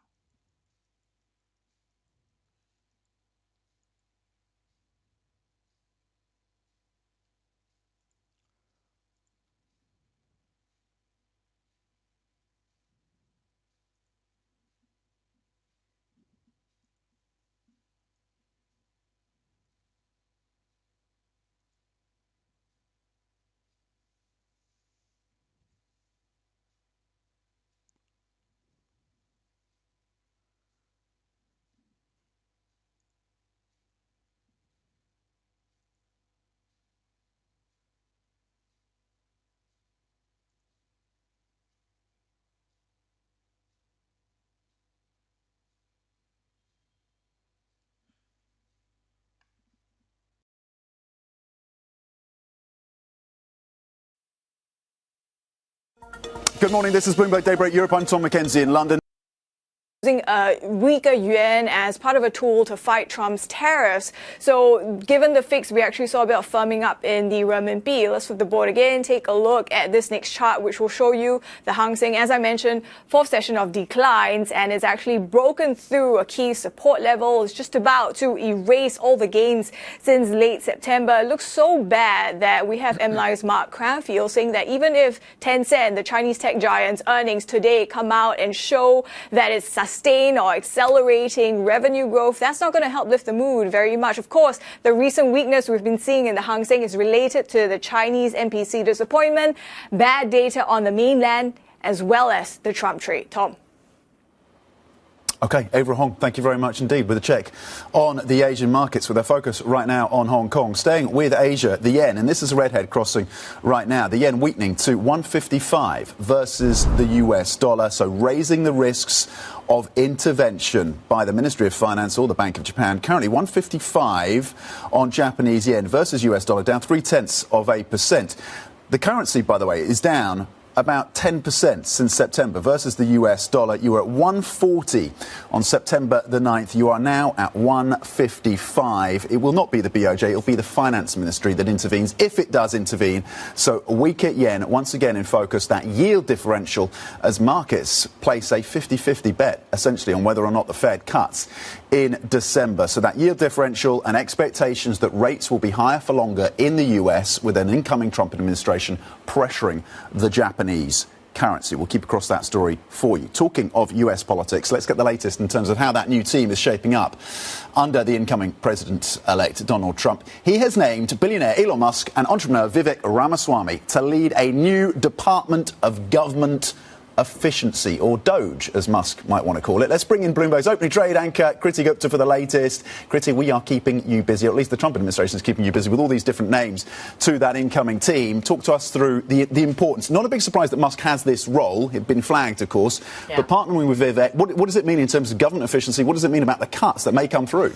This is really the business piece that is coming through, the kind of business. I don't want to say lobby because that's kind of a little bit of a loaded word, but the idea that expertise from the business sector, that's what Elon Musk and Vivek Ramaswamy provide. And remember, Vivek Ramaswamy actually ran as a presidential contender and was an early disqualifier, basically, in the Republican primary, very quickly throwing his weight behind Trump and being very vocal in his support there in that endorsement. Elon Musk, of course, a similar story. Where they bring value contradicts perhaps some of the other picks that President-elect Trump has chosen. A lot of that have been anti-China rhetoric and anti-China stance and arguably protectionist stance. Elon Musk and Vivek Ramaswamy could balance that out on the other hand, simply because, as we know, Elon Musk has several business ventures in Asia across various sectors, in Ukraine as well. This is going to be a big deal. Vivek Ramaswamy has also significant business exposure as well. So the combination, again, kind of balances out the other side of the picks of, say, Marco Rubio, for example, or the other chosen candidates. Yeah, arguably Musk has the closest ties to Chinese leaders amongst US executives. Yeah. So to your point, that's going to be a really fascinating potential source of tension running through this Trump administration. Talk to us about some other big names. We got an ambassador to Israel. We've got an envoy to the Middle East. We've got a new Secretary of State for the Pentagon for Defense.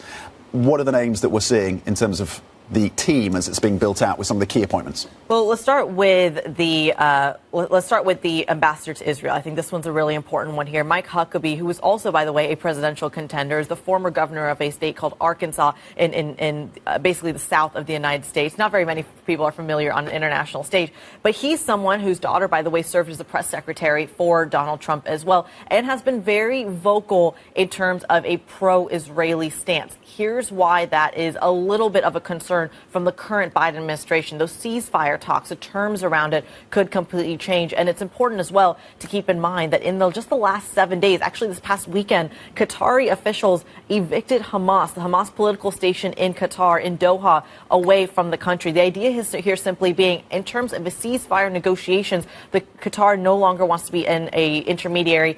The fact that Mike Huckabee is the envoy, after being very vocal as a pro-Israeli kind of almost anti-Hamas stance, that makes a ceasefire, or the prospects of a ceasefire deal, at least on the surface, a little bit harder from the early kind of comments that he has made in the past 2 months or so. Let's just meditate on that for a moment. A Fox News host to the Defense Secretary for the US. Okay, Kriti Gupta, thank you very much indeed in terms of some of these key appointments for the incoming Trump administration. Opening trade anchor, of course, Kriti Gupta, following all of this for us. Now, former Treasury Secretary Larry Summers has warned that Trump's campaign promises, including tax cuts and tariffs, will trigger more inflation. Let's get more views then and analysis in terms of how the markets are adjusting to this view with Bloomberg's Valerie Teitel. Valerie, what is the latest then in terms of the view across these markets about the inflation impact of Trump's policies? It seems in the last few days, markets have suddenly woken up and said, hang on, this could actually be happening. Higher prices.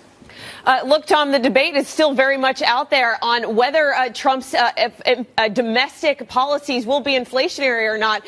We actually heard from the frontrunner for the Treasury Secretary position saying he thinks that any notion that Trump's policies is inflationary is quote unquote absurd. So still a lot of debate out there on whether these Trump policies could ignite inflation and maybe complicate the Fed's fight ahead of this U.S. CPI data we have later today.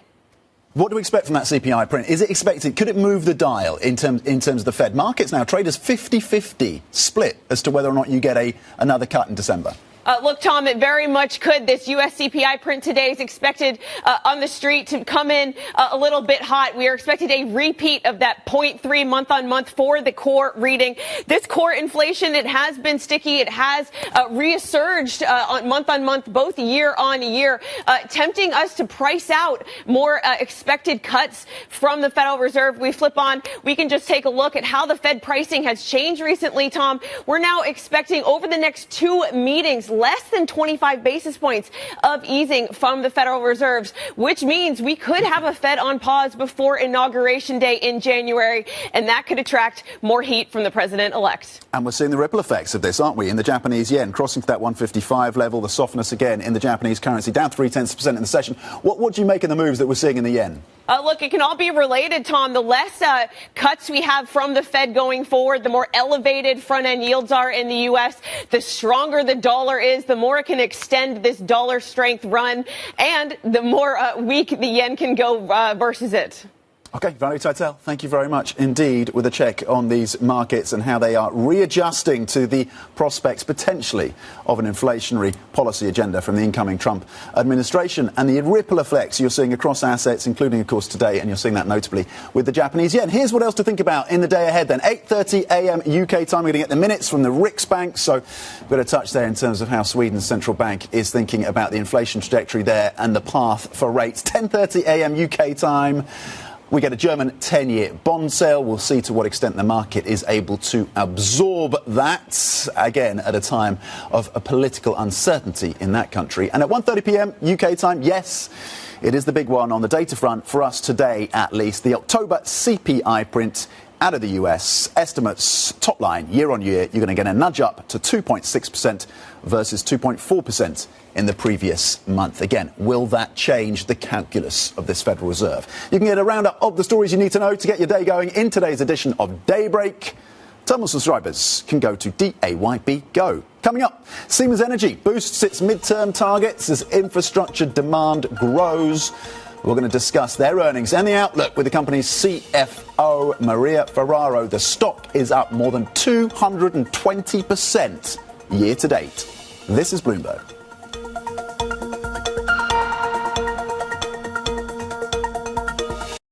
तो natural gas अपने resistance के ऊपर निकलने की कोशिश कर रहा है.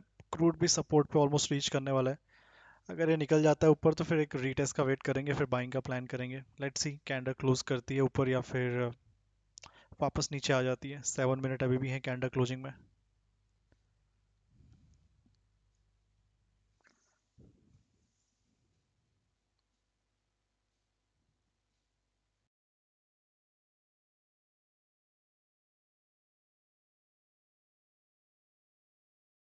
क्रूड ऑयल को ध्यान रखना, थोड़ा सा व्यू नेगेटिव ही चल रहा है. सपोर्ट जरूर है वहाँ पे, ऑलरेडी 2 टाइम्स पास में सपोर्ट ले चुका है. क्वांटिटी स्टार्टिंग में कम रखना, क्वांटिटी इंक्रीज करनी होगी तो देखेंगे.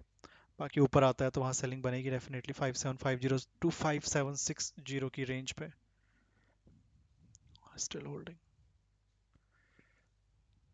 The margin story. You're seeing a profit margin of 10 to 12% by fiscal 2028. That's versus 8%. So we'll go straight to the margin story. How confident are you that you reach that target of 10 to 12%? Or is that a conservative target given the turnaround that you're seeing at the business?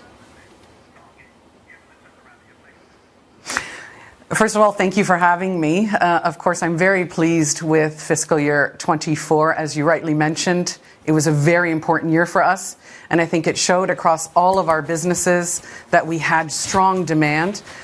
We have a backlog now of 123 billion.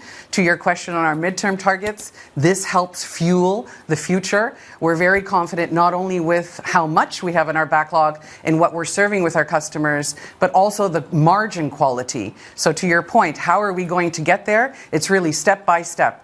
And we're very pleased in terms of our targets for this year. We've either met or exceeded in all areas, and this really makes the basis or fuels the basis, if you wish, for the future.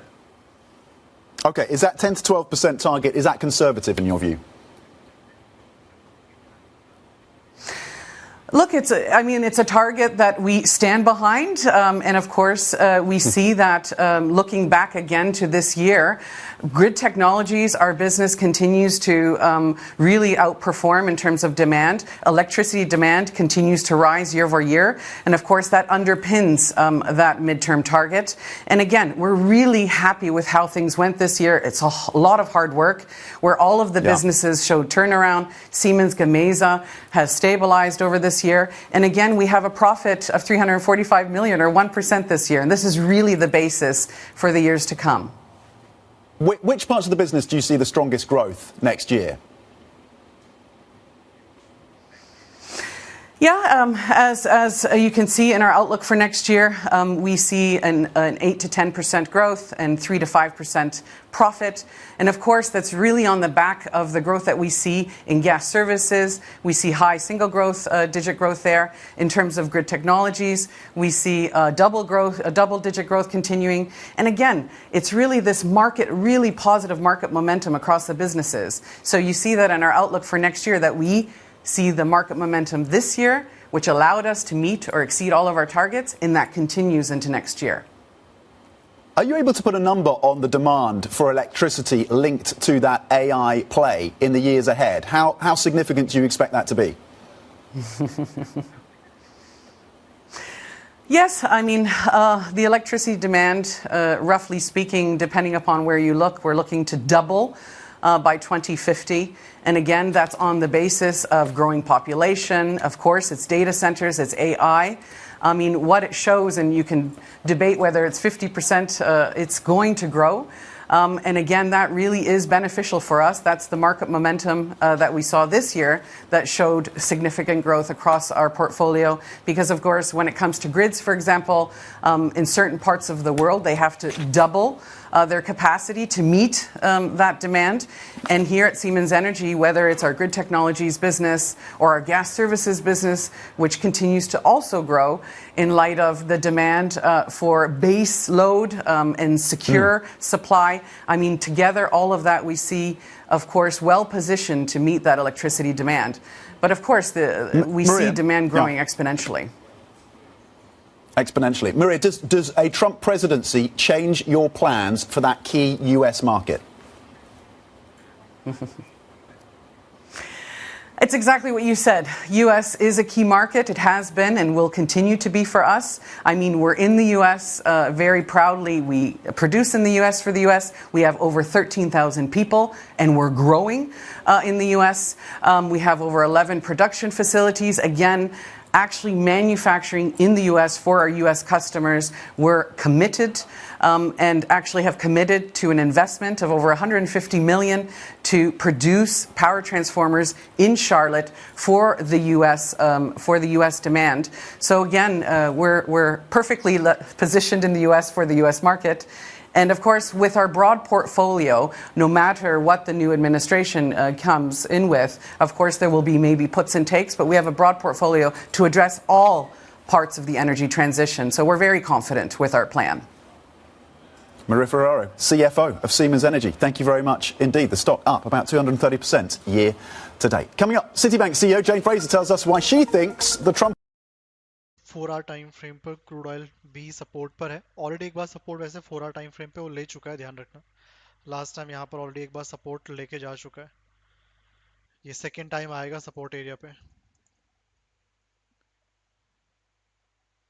And the interesting thing is that last time जब support लिया था higher high बनाया नहीं था, तो possibility है अगर फिर से ये स्विंग को नहीं निकाल पाता है 4 आवर टाइम फ्रेम पे, तो ये ब्रेक होने के चांसेस रहेंगे अगर वापस फॉल किया।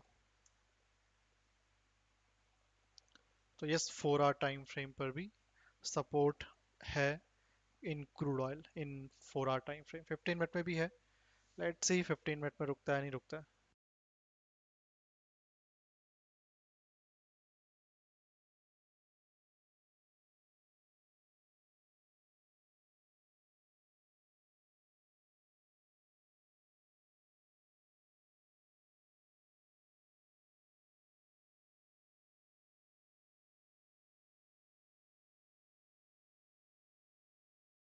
सुजनी जी हेलो।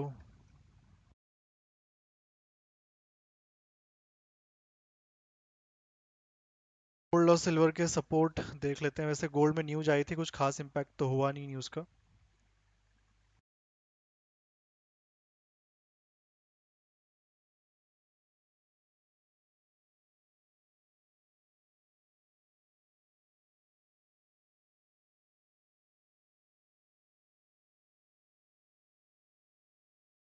ओके, गोल्ड को अगर देखोगे, क्रूड में कर सकते हैं लॉन्ग, क्वांटिटी थोड़ी कम रखना है स्टार्टिंग में, ठीक है।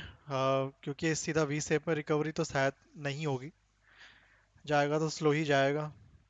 तो क्वांटिटी कम रखना, फिर क्वांटिटी इंक्रीज करनी होगी, मैं बता दूंगा वापस ऊपर जाएगा या क्योंकि सेलिंग ही वापस आ जाएगी इस लेवल से। तो कोई बहुत बड़ा टारगेट भी नहीं है क्रूड ऑयल में। वो कुछ भी ले सकते हो, ऑप्शन सेल करो, क्रूड मिनी फ्यूचर ऑप्शन जो लेना है। स्टार्टिंग क्वांटिटी कम रखना, 2 बार ऑलरेडी पास में भी सपोर्ट ले गया, इसलिए क्वांटिटी बढ़ाएगा, बढ़ाने का मौका मिलेगा, डोंट वरी। प्राइस डायरेक्टली नहीं जाना चाहिए लॉजिकली तो।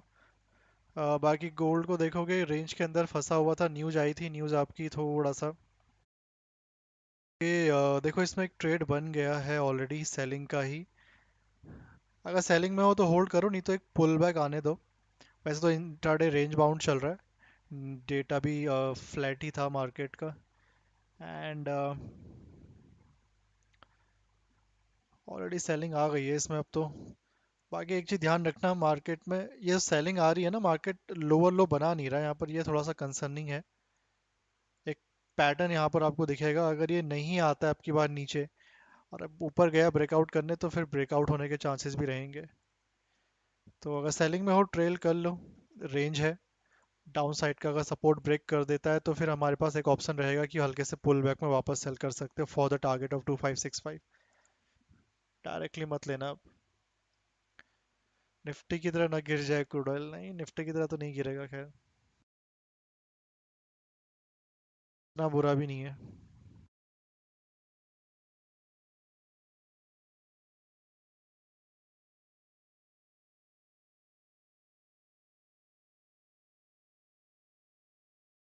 यहाँ पर नहीं, ये तो सपोर्ट पर है, रेंज के अंदर सपोर्ट पर है। ये नीचे अगर ब्रेक कर देता है कैंडल क्लोजिंग वगैरह, तब पुल बैक में हो सकता है यहाँ से वापस पुल बैक की रेंज के अंदर वापस चला जाए।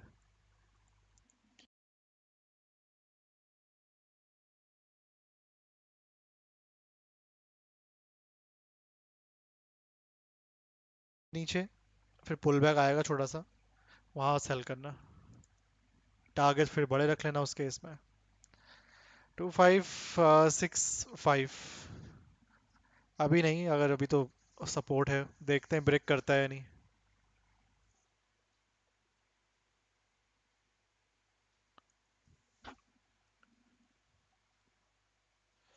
सिबा कॉइन की बात कर रहे हो क्या, सीधा कह रहे हो क्या? क्रूड ऑयल सीधा यार जाना तो नहीं चाहिए लॉजिकली।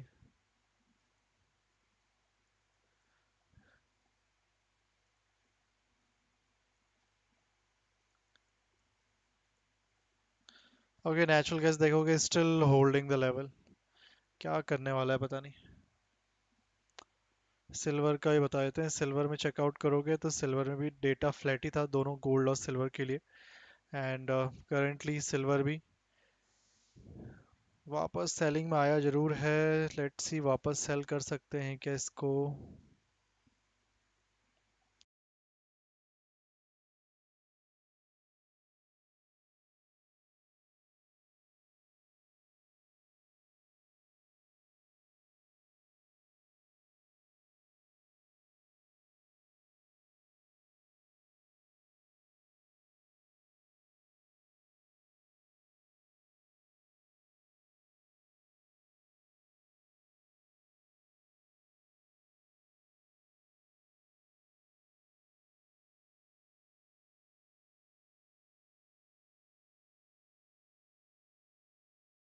वापस ऊपर आएगा सिल्वर तो अराउंड 31.39 के अराउंड एक सेलिंग 31.34 के अराउंड एक सेलिंग का प्लान कर सकते हो। ठीक है, बाकी ये नीचे बाइंग का अगर देखें सपोर्ट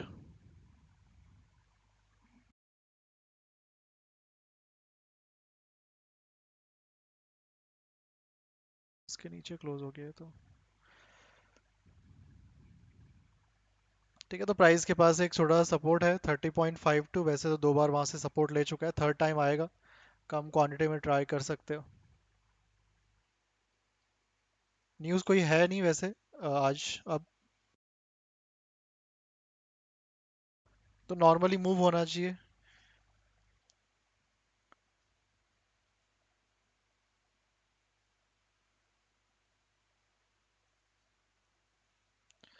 तो आएगा तो इस लेवल पे क्वांटिटी ले लेना, थोड़ा क्वांटिटी कम रखना, लेकिन candle open equal to high ना बने, ध्यान रखना इस चीज़ का। बाकी थोड़ा सा सेलिंग में जरूर आ गया न्यूज़ के बाद प्राइस। बाकी अगर ये नहीं रुकता इस लेवल पे तो फिर तो सर रुकेगा भी नहीं, फिर अब ये सीधा नीचे ही है।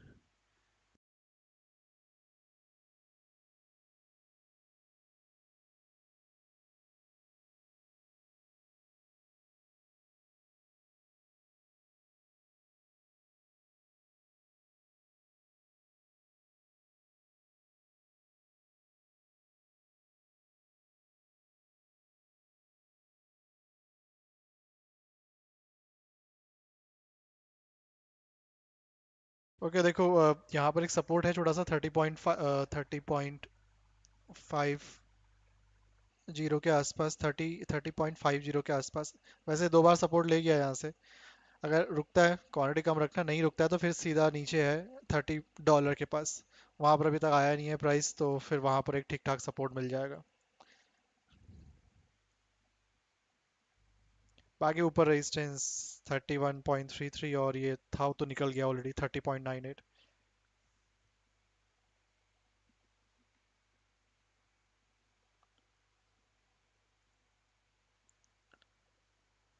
यहाँ पर भी रखना चाहो तो कम क्वांटिटी रखना, अगर लोगे तो थोड़ा बहुत पुल बैक आ सकता है माइक्रो मिनी वगैरह में, क्योंकि वो काफ़ी दूर है लेवल $30 वाला। इसके लिए मार्केट को एटलीस्ट करंट प्राइस से और 1.5 से 2% गिरना होगा।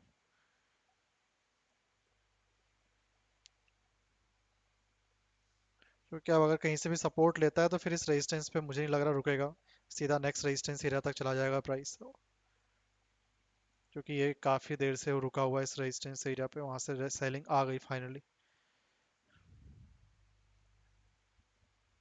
हाँ ठीक है, हाँ कर सकते हैं उसमें अकेले जी, क्वांटिटी कम रखना बताया है, क्वांटिटी बढ़ाने का मौका मिलेगा तो बता दूंगा, बड़ी क्वांटिटी एक साथ मत रखना उसमें। वापस फिर से अपॉर्चुनिटी मिलेगी जरूर क्वांटिटी ऐड करने के लिए।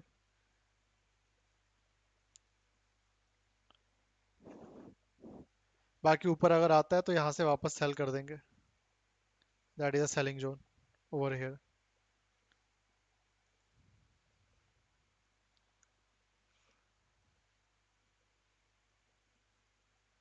तो कोई नहीं, नहीं कर पाए कोई सुनिए, वापस आएगा वापस कर लेना, क्वांटिटी कम रखना, लेकिन फिर रिपीट कर रहा हूँ क्वांटिटी मत बढ़ाना गलती से भी, नहीं तो प्रॉब्लम हो सकती है। क्वांटिटी इंक्रीज करने का मौका आएगा तब करेंगे, अभी नहीं।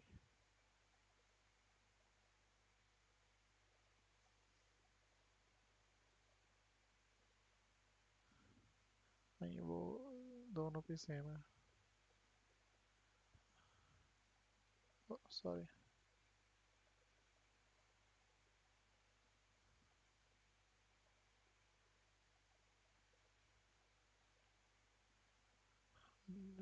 फाइव थर्टी के अप्रोक्सीमेटली दोनों पे आता ना, अच्छा फिर क्वांटिटी इंक्रीज कर दो। उसमें कुछ हो ही नहीं रहा नेचुरल केस में, अब अटक गया मार्केट, उसमें भी ब्रेकआउट हो चुका है, तो अब नीचे तो नहीं आएगा प्राइस, देखते हैं कुछ रीटेस्ट करके एंट्री मिलती है फिर से तो।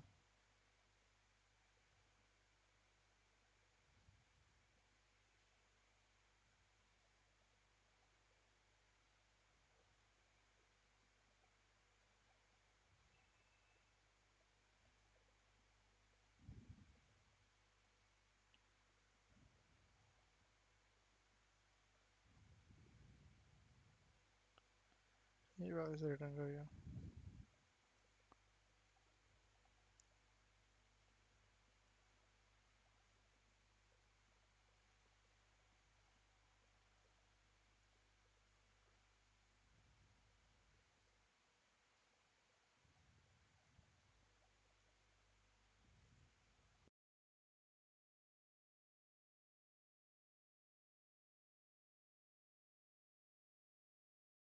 करते रहो guys, 100 likes is the target, don't forget to like the stream. एक बार कल का भी देख लेते हैं, कल कौन कौन सा डेटा शेड्यूल है। आज का तो हो गया ऑलरेडी। कल थर्सडे, आई थिंक परसों को मार्केट क्लोज है 15 को ना, 15 फ्राइडे को मार्केट क्लोज है और सारा ही मार्केट क्लोज है। मॉर्निंग पे इक्विटी मार्केट भी क्लोज है और एक इवनिंग पर और मॉर्निंग पर आपका कमोडिटी मार्केट भी क्लोज है। फिर आपका 16 और 17 को सैटरडे संडे वैसे ही मार्केट क्लोज होगा। ओके, कल आपका पीपीआई का डेटा, क्रूड ऑयल की इन्वेंट्री, कल नेचुरल गैस की इन्वेंट्री भी आ जाएगी एक साथ। आज क्रूड ऑयल की इन्वेंट्री शेड्यूल नहीं है इसलिए।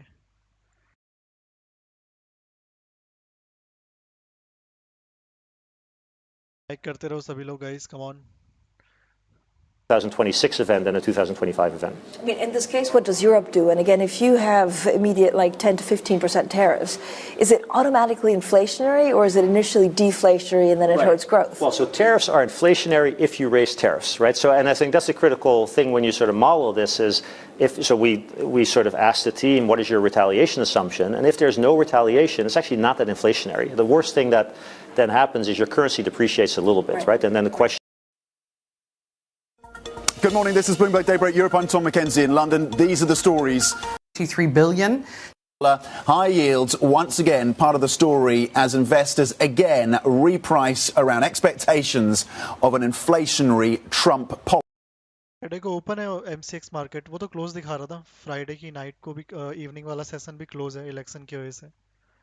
आई थिंक महाराष्ट्र में इलेक्शन है तो शायद क्लोज कर रखा है उन लोगों ने पूरा दिन। देख लो एक बार, क्योंकि वो जो नोटिफिकेशन आया था वो आपको वहां पर ही दिखेगा। वो इलेक्शन की छुट्टी है शायद, आई थिंक 15 को। उस दिन कुछ और भी है आई थिंक, कोई आई थिंक कुछ होता है शायद। बट अगर वैसे देखोगे तो आई थिंक 15 फ्राइडे को वहाँ इलेक्शन है महाराष्ट्र में, तो इक्विटी मार्केट वैसे बंद कर रखा है और आपका एमसीएक्स में भी मॉर्निंग और इवनिंग दोनों बंद कर रखा है। ये नोटिफिकेशन आया था एमसीएक्स की वेबसाइट में कि एमसीएक्स मार्केट टोटली क्लोज रहेगा। उसमें टाइमिंग तो नहीं लिखा था, ना मॉर्निंग ना इवनिंग, बट टोटल लिखा हुआ है तो क्लोज दोनों ही होंगे शायद। इलेक्शन की वजह से, हाफ को शायद ना रुके। इलेक्शन तो 20 को है ना, नहीं 15 को भी तो है शायद, आई थिंक 15 को भी तो ऐसा इलेक्शन 2 फेज में हो रहा है क्या शायद।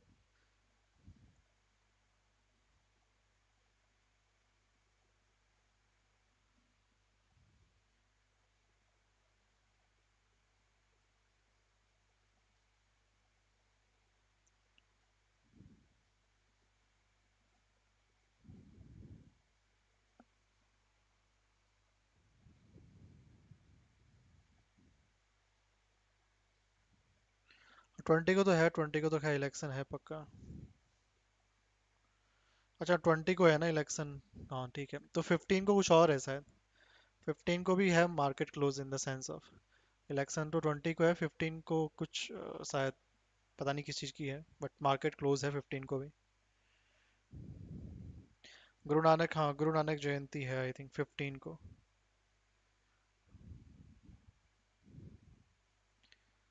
इवनिंग पे ओपन है ना, इवनिंग पे ओपन रहेगा शायद, मॉर्निंग क्लोज है फिर। ठीक है, बढ़िया है।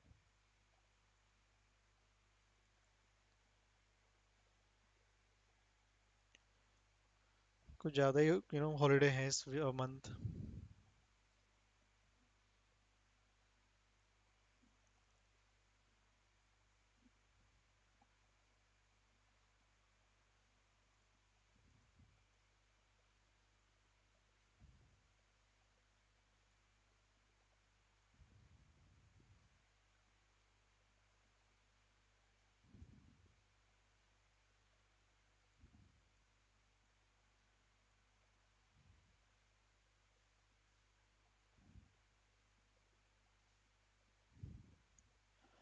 फिर रिपीट कर रहा हूँ एक बार, नेचुरल गैस में अब देखेंगे कुछ नया ट्रेड बनेगा, ब्रेकआउट रिटेस्ट या वापस नीचे आ जाता है लेवल के क्रूड ऑयल व्यू थोड़ा सा नेगेटिव है, नीचे एक सपोर्ट है, 2 बार सपोर्ट ऑलरेडी ले चुका है, फिर से आया है third time.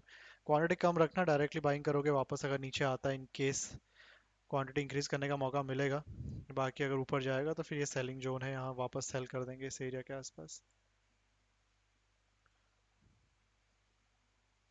Don't buy directly on heavy quantity, okay, directly मत लेना बड़ी क्वांटिटी में।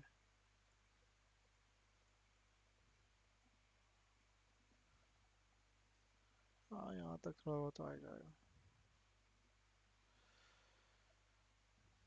निफ्टी फ्यूचर फंसा है ऊपर से। बैंक निफ्टी ने भी आज जो क्लोजिंग दी है वो सपोर्ट पर ही दी है 15 में टाइम फ्रेम पे, बट मुझे लग नहीं रहा ये मतलब कोई न्यूज़ वगैरह आई तो बात अलग है, अदरवाइज 50,880 से लेकर 50,930 के आसपास एक रेजिस्टेंस वैसे ही बना हुआ है, वहाँ वापस सेलिंग एक्सपेक्ट करनी चाहिए। नीचे सपोर्ट है मार्केट के पास 50,120 के आसपास, 50,120 के आसपास, वहीं से मार्केट ने लास्ट जो 2 कैंडल थी 15 मिनट की क्लोजिंग करी थी। तो ऊपर अब जाता भी है तो ऊपर रेजिस्टेंस बहुत सारे बने हुए हैं, नीचे सपोर्ट लास्ट यही है 50,120 की रेंज जो बनी हुई है, आई होप रुके वहाँ पर, क्योंकि अगर नहीं रुकता है, ब्रेक कर देता है, क्लोजिंग ब्रेकडाउन रीटेस्ट 50,050 के नीचे 15 मिनट टाइम फ्रेम पे, तो फिर price bank Nifty index future में और गिर सकता है।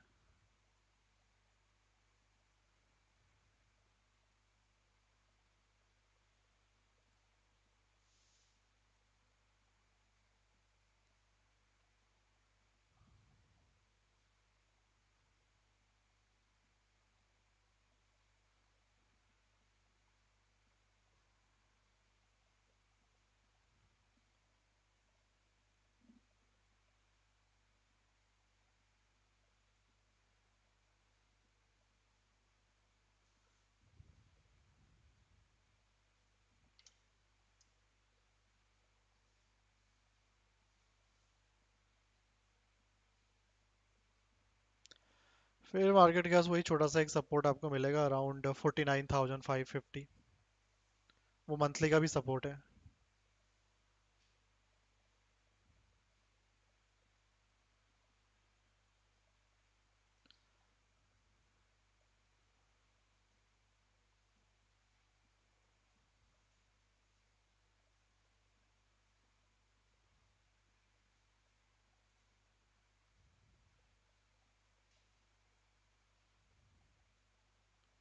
ओके या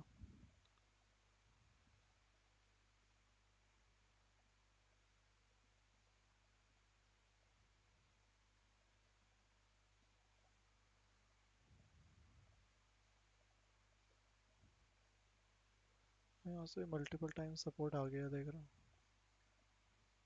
वन टाइम,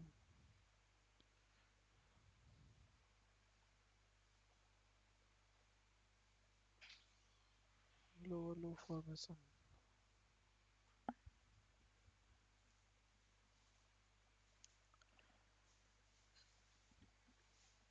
निफ्टी का चार्ट देखा नहीं, बैंक निफ्टी का बता दिया मैंने, जो मैंने बताया बैंक निफ्टी है। 46 तक जा सकता है क्या? 49,600 15 मिनट में, और 46,000 तो बहुत दूर है, वहां का मैं भी कह नहीं सकता, हो सकता है चला जाए हायर टाइम फ्रेम पे, आइडिया नहीं है। बट अभी फिलहाल के लिए नीचे 50,100 की रेंज मान लो, 100 पॉइंट की रेंज वो एक सपोर्ट है, उसके नीचे आया तो फिर 49,550 का एक अराउंड सपोर्ट है, एंड देन 48,550 के अराउंड एक सपोर्ट है। 15 मिनट टाइम फ्रेम की बात कर रहा हूँ, और भी हो सकते हैं नीचे, अब फिलहाल इतने देख लिए। इसके नीचे वैसे देखा जाए तो आई थिंक फिर सीधा 46,500 के आसपास ही है शायद सपोर्ट फिर।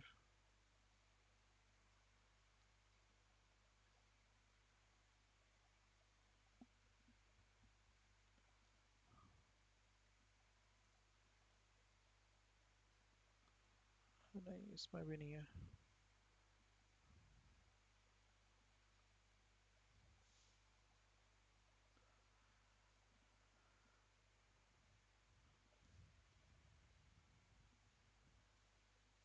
फिर मार्केट के पास रीटेस्ट जोन है, एक्चुअली सपोर्ट तो नहीं है, रीटेस्ट जोन है। एक रेजिस्टेंस बना था, मार्केट सीधा गैप अप ओपन हुआ था तो वो रेजिस्टेंस बिकम सपोर्ट। वहां से मार्केट ने वैसे रीटेस्ट तो कर रखा है मल्टीपल टाइम। लास्ट जब टाइम मार्केट इलेक्शन के वक्त गिरा था नीचे, उसी एरिया के आसपास से सपोर्ट ले लिया था उसने, तो फिर वो सीधा 46,700 के आसपास जा सकता है। वैसे मुझे लगता नहीं वहां पर सपोर्ट लेगा वहां पर वापस से, क्योंकि वो लेवल के नीचे क्लोज करके ऊपर आया था कैंडल उस दिन इलेक्शन के दिन। तो फिर हम एक्सपेक्ट कर सकते हैं थोड़ा सा रीटेस्ट तो हो गया कि थोड़ा एग्जैक्टली 46,000 के अराउंड गिरी जाए।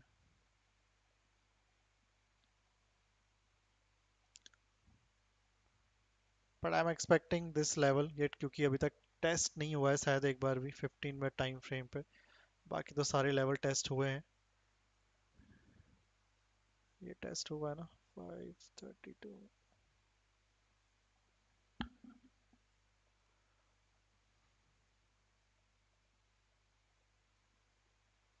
50,200।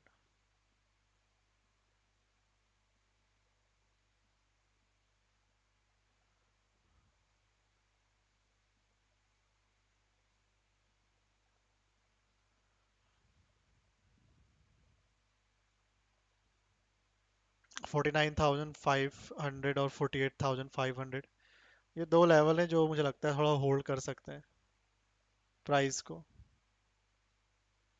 अगर नीचे गिरता है प्राइस वापस से लोअर लो फॉर्मेशन पे।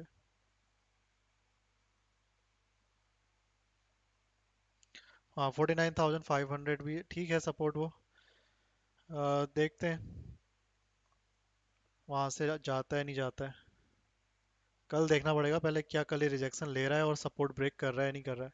ऐसा ना हो कल वापस रिटर्न कर जाए, क्योंकि आज काफ़ी अच्छी सेलिंग आई है।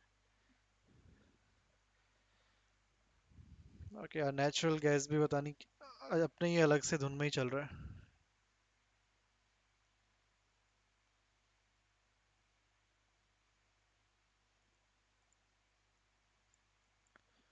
सिल्वर को देख लिया, सिल्वर तो बता दिया ऑलरेडी, छोटे सपोर्ट जोन पे ही था प्राइस, थोड़ा बहुत पुल बैक आया जरूर वहां पर, बट कुछ खास नहीं। क्वांटिटी कम ही रखना अगर बाई किया हुआ है तो। बाकी नीचे एक सपोर्ट और है $30 के आसपास, वो ठीक है, इससे भी अच्छा है।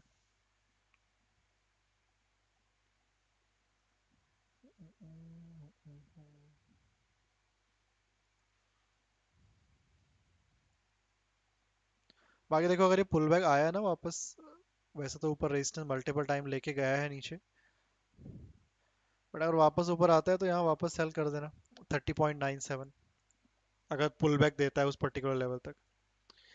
कोई बात नहीं, ऊपर आता है तो सेल कर देना वैसे वापस फिर से,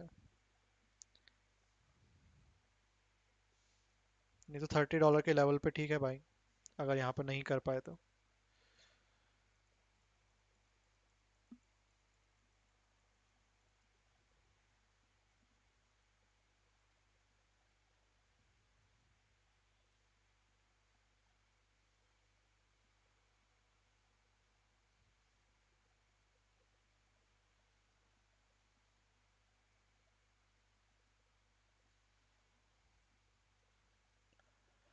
एटी लाइक्स हो चुके हैं, come on guys, 100 is the target for likes, कर दो फटाफट से कंप्लीट।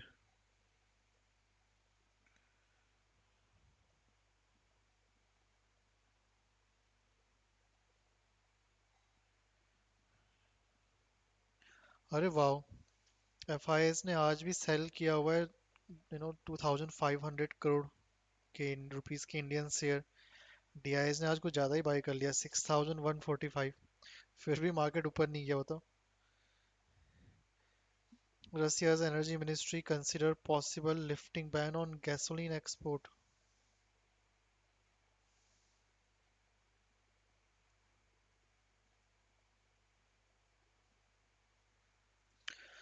ओके देखो ये भी एक न्यूज है, इसको आप एक तरह से क्रूड ऑयल से कंसिडर कर सकते हो। अगर गैसोलीन का एक्सपोर्ट रसिया जो पहले बैन कर रखा था उन लोगों ने, अगर उसको कंटिन्यू वापस कर देते हैं तो एक तरह से मार्केट में अननेसेसरी सप्लाई बढ़ा देंगे ये लोग, ठीक है। जिसको भी करेंगे एक्सपोर्ट, यूरोप तो लेगा नहीं, मोस्टली इंडिया, चाइना और बाकी कंट्रीज ही लेंगे। तो अगर ये लेना स्टार्ट कर देते हैं gasoline directly from the Russian federation, obviously come rate पे ही बेचेंगे, तो अननेसेसरी क्या कर सकते हैं, सप्लाई बढ़ सकती है। सप्लाई अननेसेसरी इंक्रीज हो गई तो फिर क्रूड ऑयल पे उसका इम्पैक्ट आपको होता हुआ दिखाई देगा, क्रूड ऑयल के प्राइस पे, क्योंकि सप्लाई अगर सडनली बढ़ा दो तो। एंड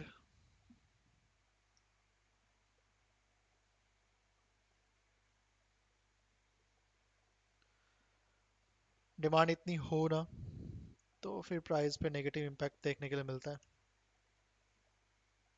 अगर ये न्यूज़ सही है सोर्सेस के अकॉर्डिंग।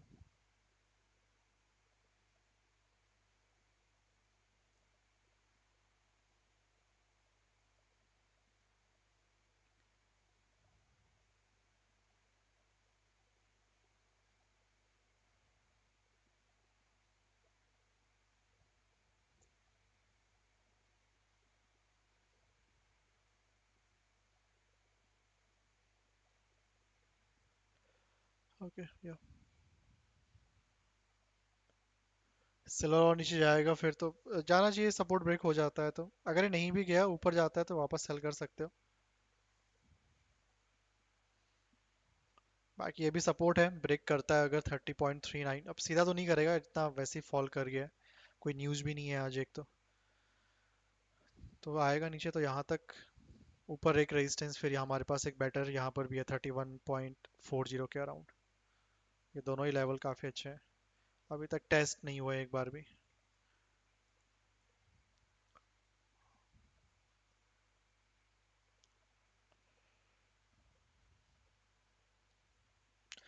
क्रूड ऑयल और नीचे जाएगा, सप्लाई इंक्रीज हुई तो, हाँ मैं वही कह रहा हूँ, लाइक अगर सप्लाई इंक्रीज होती है तो जाना चाहिए, बट अभी देखना पड़ेगा, ये तो सिर्फ सोर्सेज से न्यूज़ है, एक्चुअल में होता है नहीं होता है देखना पड़ेगा। अगर एक्चुअल में ये न्यूज़ सही है तो यस प्राइस और गिर सकते हैं उस केस में, बट वो कब तक होंगे, कब तक न्यूज़ निकल के आएगी फिल्टर होके, उसमें टाइम लग जाएगा। बाकी अभी अब जनवरी में आपका वो डोनाल्ड ट्रम्प भी यूएस के प्रेसिडेंट बन जाएंगे, तो उसके बाद यूएस भी एनर्जी के लिए डिपेंडेंट किसी और पे रहेगा नहीं, कनाडा पे स्पेशली, तो वो अपनी खुद की ड्रिलिंग स्टार्ट कर देंगे, तो वहाँ से एक्स्ट्रा प्रेशर देखने के लिए मिल सकता है क्रूड ऑयल पे, क्योंकि अगर उन्होंने ड्रिलिंग स्टार्ट कर दी क्रूड ऑयल की और नेचुरल गैस की अपनी कंट्री के अंदर ही, जो भी बैन कर रखी है उन लोगों ने बाइडेन एडमिनिस्ट्रेशन के अंडर, तो क्रूड ऑयल का वो खुद एक्सपोर्ट कर रहे होंगे, कहीं बाहर से ले नहीं रहे होंगे। और मोस्ट प्रॉब्ली जो यूरोपियन कंट्री हैं जो नेचुरल गैस अभी फिलहाल के लिए मिडिल ईस्ट से उठा रही हैं, वो भी डायरेक्टली फिर यूएस से ही लेंगे, तो उस केस में भी एक अननेसेसरी सप्लाई बढ़ सकती है अगर ऐसा हुआ। डिमांड ज़्यादा बढ़ी नहीं है, अगर हम ये कंडीशन लेके चल रहे हैं कि डिमांड जितनी अभी है उतनी ही रहे या कम हो जाए, जो मेजर कंट्री हैं जो कंजम्पशन करती हैं लाइक चाइना, इंडिया, तो फिर हो सकता है प्राइस और गिर जाए उस केस में। हाँ, अगर डिमांड बढ़ गई अननेसेसरी किसी रीजन की वजह से, कि वॉर रुक गई, सब कुछ सही हो गया मिडिल ईस्ट में भी और इधर उधर सब कुछ, तब हो सकता है डिमांड बढ़ जाए। डिमांड बढ़ गई तो फिर सप्लाई तुम जितनी करते रहो, डिमांड अगर सप्लाई से ज़्यादा है तो फिर प्राइस ऊपर जाएगा, तो ये कंडीशन है। सप्लाई तो बढ़ा रहे हैं, डिमांड उतनी ही रहनी चाहिए, ज़्यादा नहीं बढ़नी चाहिए, तो फिर प्राइस पर एक डिक्लाइन देखने के लिए मिल सकता है।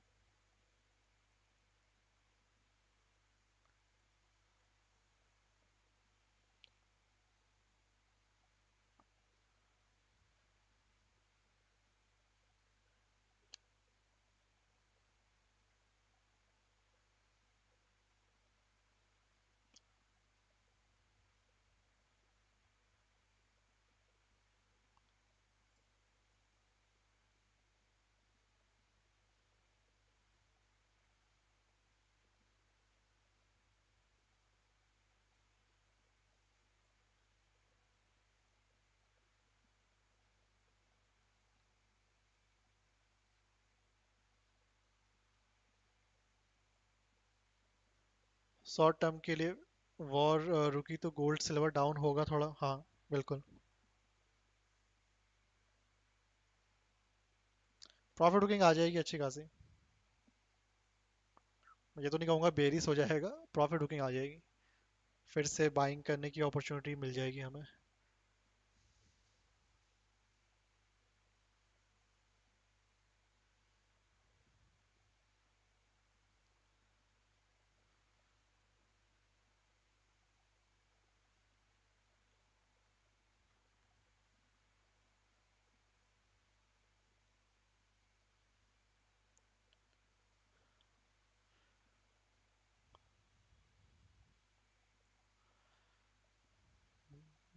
बट देखना पड़ेगा, मेन है मिडिल ईस्ट वाला जो टेंशन चल रहा है। मिडिल ईस्ट में अगर सही हो जाता है सब कुछ तो मुझे लगता है और अच्छा खासा प्रॉफिट बुकिंग हो सकता है गोल्ड और सिल्वर में। Bloomberg News Now, I'm Nathan Hager. Donald Trump is back in Washington. The president-elect. MCX का पता नहीं, MCX का चार्टिंग देखा मैंने, फॉरेक्स में गिर सकता है थोड़ा बहुत, नीचे एक सपोर्ट देखा था 21 के आसपास या ऐसे कुछ 26 के आसपास है।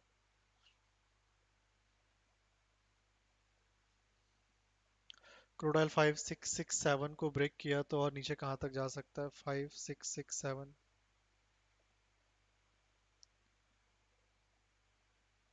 5667 को ब्रेक किया तो सपोर्ट है टिल 5611, 5611 तक सपोर्ट ही है पूरा।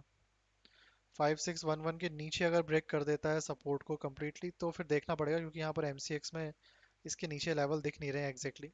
प्राइस गया तो है नीचे यहाँ पर, बट यहाँ पर कोई ऐसा एग्जैक्ट सपोर्ट नहीं है प्राइस के पास।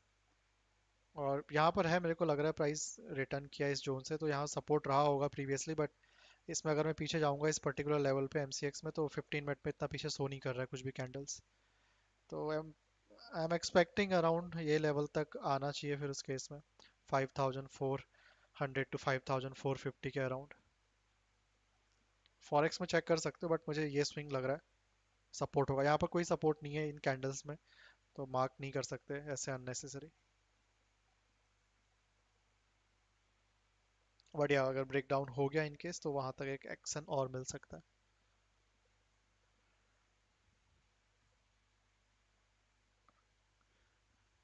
$26 नहीं, $26 नहीं कह रहा हूँ, $26 कहाँ जाएगा?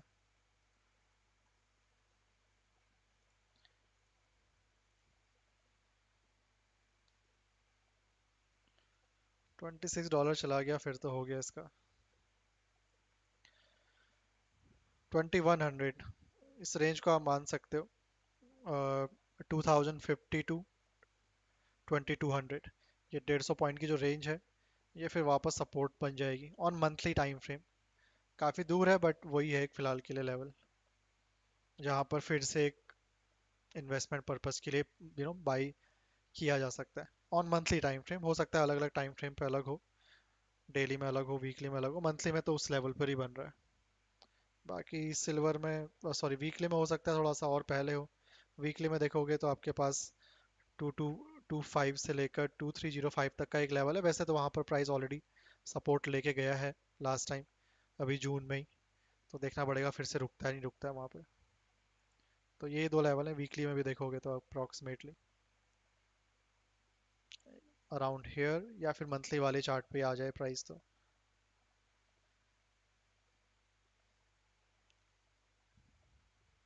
ओके,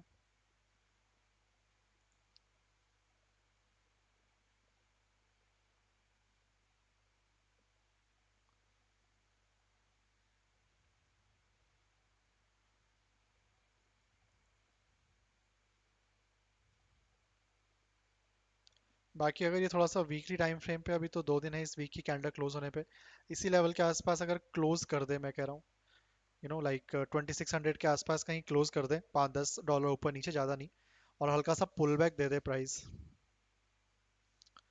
तो वो भी एक बेटर रहेगा कि 2600 के नीचे मंथली वीकली टाइम फ्रेम की कैंडल क्लोज करता है और पुल बैक में जाता है, तो भी वापस एक सेलिंग अच्छी बन सकती है उस केस में।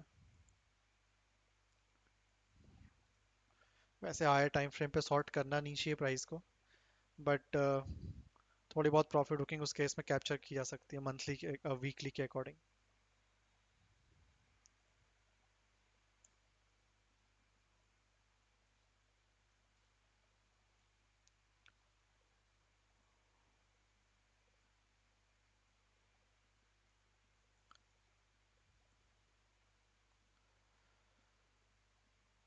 सिल्वर का पता नहीं, सिल्वर में देखना पड़ेगा मंथली में कहाँ तक जा सकता है, लेट्स सी।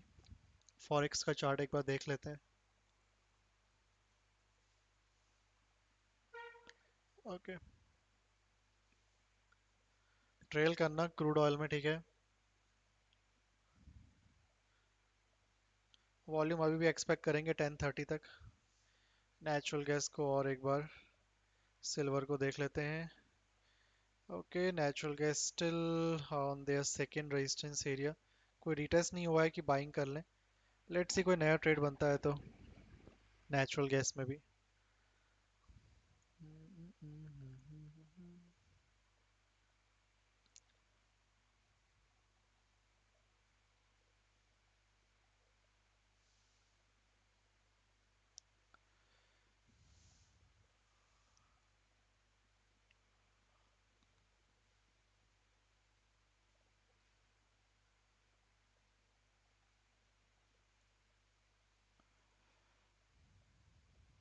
नाइन मिनट है अभी, वेट कर सकते हैं।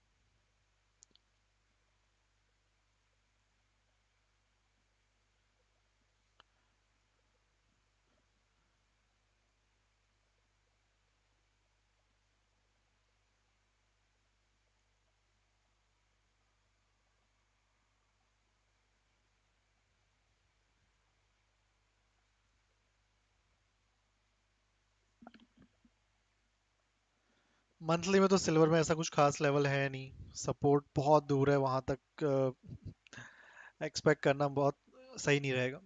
मंथली टाइम फ्रेम पे नॉट गुड लेवल, काफी दूर है। वीकली में चेक कर सकते हो, वो ज़्यादा मुझे लग रहा है सेफ रहेगा। मंथली में लेवल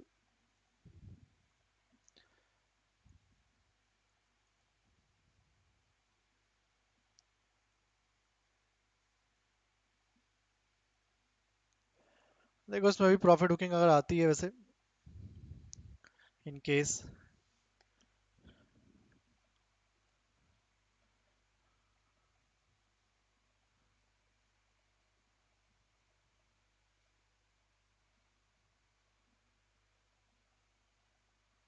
तो फिर वही लेवल बनेगा 24.75 से $24 के अराउंड, बट वो काफ़ी दूर है।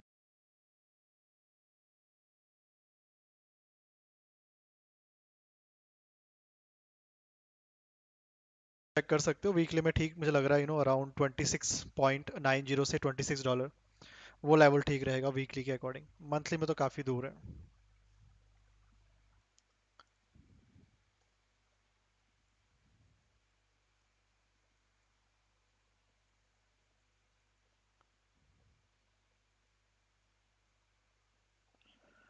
अगर देखो, नेचुरल गैस में भी एक ट्रेड प्लान कर सकते हैं। अभी एक क्लोज होने दो कैंडल, कहाँ क्लोज होती है फिर देखते हैं, उसके बेसिस पर एक ट्रेड और प्लान करेंगे।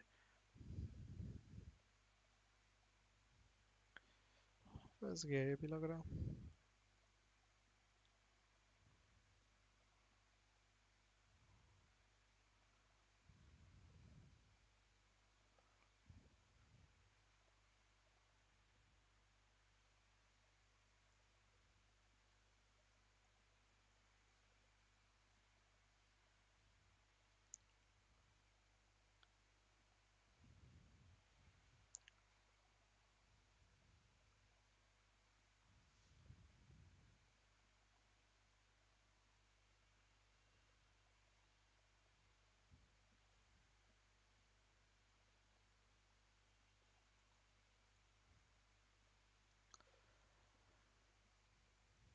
कौन गाइस, लाइक करते रहो सभी लोग। ये कैंडल क्लोज होने देना इन नेचुरल गैस, फिर देखते हैं इसमें सेलिंग का अगर ट्रेड फिर से प्लान होता है तो क्रूड में ट्रेल जरूर करना। वो टारगेट 120 पॉइंट का है, थोड़ा सा बड़ा टारगेट है।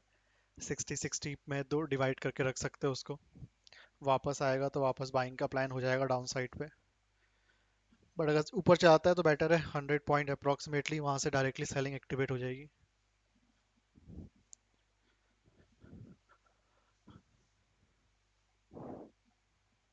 Okay.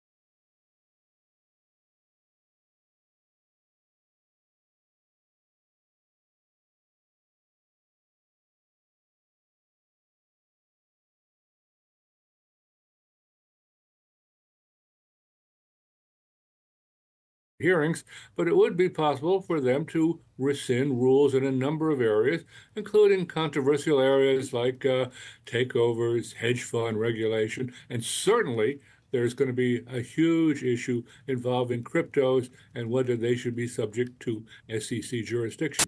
I expect that one of the first things you'll see after inauguration is legislation being proposed in the House and Senate to take the SEC's authority away from it. This won't require government agencies. This would be legislation transferring authority over cryptos from the SEC to the CFTC, the Commodities Future Trading Commission. And that's been proposed for some time by the industry, but the industry is probably the biggest winner in all of this. The crypto industry gave an awful lot of money, and they have very high expectations, and I suspect they're going to get a lot of what they want. All right, John Coffey, always great to have you. Thanks so much for taking the time to join us here this morning. Thank you. Coming up, we're taking a look at Cava. Take a look at shares here this morning, hitting a record high. The company boosting its outlook for the third quarter in a row. We will speak with the CEO next on Catalysts.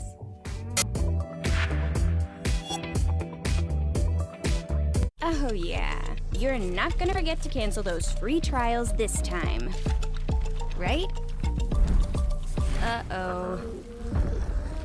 Free trial alerts to the rescue, so you cancel on time from Yahoo Mail. Oh yeah, you're not gonna forget to cancel those free trials this time, right?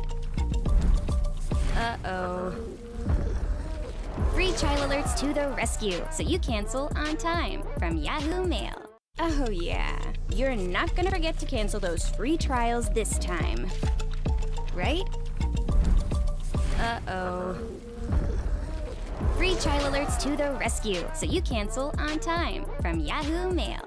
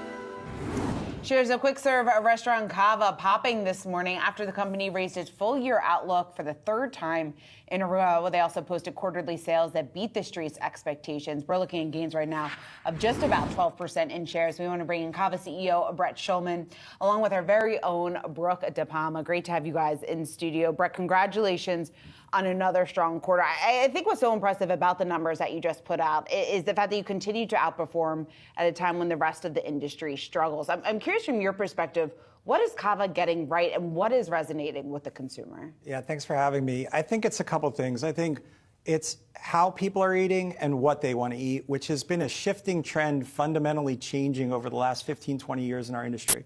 I think when you take our Mediterranean cuisine, that unique cuisine where taste and health unites, it's meeting. Hey guys, natural gas में देखो एक trade बन सकता है वापस से यहाँ पर कैंडल दूसरे रेजिस्टेंस एरिया पे रुक गया है हल्का सा पुल बैक सेल कर दो ठीक है वापस से हल्का सा पुल बैक दे एक सेल कर सकते हैं यहाँ पर टारगेट वही है ये फर्स्ट और इसके नीचे जाएगा तो अपना ये सेकंड ठीक है पुल बैक हल्का सा देने का वेट करना ही तो एसएल बड़ा हो जाएगा ये फर्स्ट टारगेट रहेगा this one and this is the second target got या सेकंड टारगेट बहुत बड़ा है ऑब्वियसली मुझे नहीं लगता 10 पॉइंट डायरेक्टली गिरेगा तो ये फर्स्ट टारगेट के तौर पे रखना टाइम है अभी काफ़ी 9:15 ही हुआ है अभी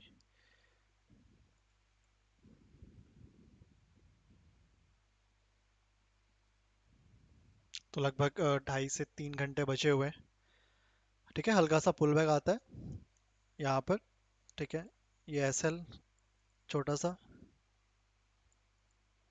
और सेल कर देना। ये टारगेट, दोनों टारगेट रखना, पहला और दूसरा। मान लो दूसरा टारगेट आज हिट नहीं हुआ, कल इसी लेवल के आसपास कहीं मिलता है तो वापस सेल कर सकते हो। SL स्ट्रिक्ट रखना, क्योंकि अगर इस बार SL गया दूसरे रेजिस्टेंस का भी तो फिर सीधा ब्रेकआउट रिटेस्ट पे बाइंग ही बनेगी, फिर 252 तक का एक टारगेट एक्सपेक्ट करेंगे।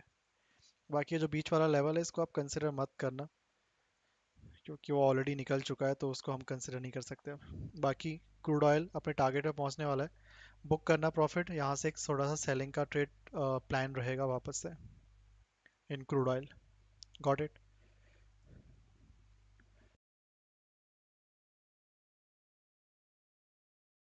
सेलिंग का जो ट्रेड यहाँ पे प्लान करोगे ना क्रूड ऑयल में, उसका टारगेट ऐसा नहीं कि फिर से डेलो रख लिया। यहाँ पर जो पहला एफईजी बना होगा, जो भी बना होगा अगर बनेगा तो that is the first target you can expect. Got you.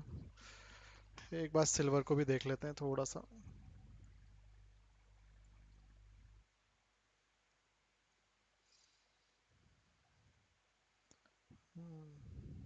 बाकी सिल्वर भी देखो, अगर अपसाइड पे मिलता है थोड़ा सा अराउंड $30.95 के अराउंड इस एरिया पे, वापस सेल कर सकते हो अगर ऊपर ही आ गया तो। बाकी नीचे आता है तो फिर $30 पे है नेक्स्ट सपोर्ट एरिया बाइंग के लिए। किसने यहाँ बाई करके रखा हुआ है तो SL स्टिक रखना।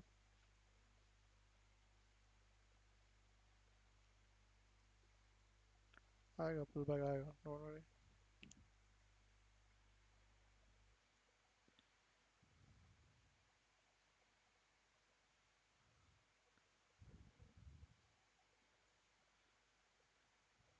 या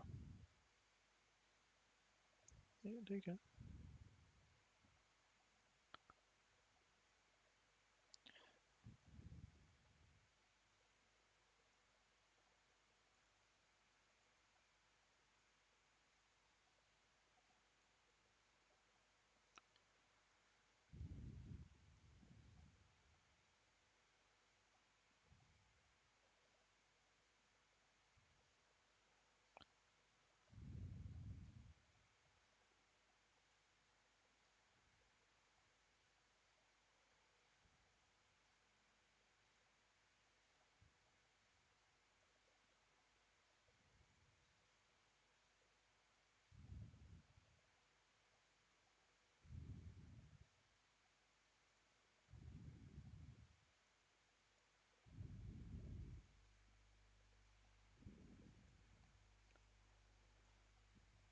कौन गाइस, 100 लाइक्स होने वाले हैं, लाइक करते रहो सभी लोग।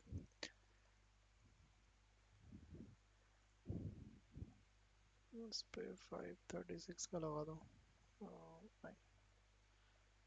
ठीक है, 536 के पास लगा सकता हूँ।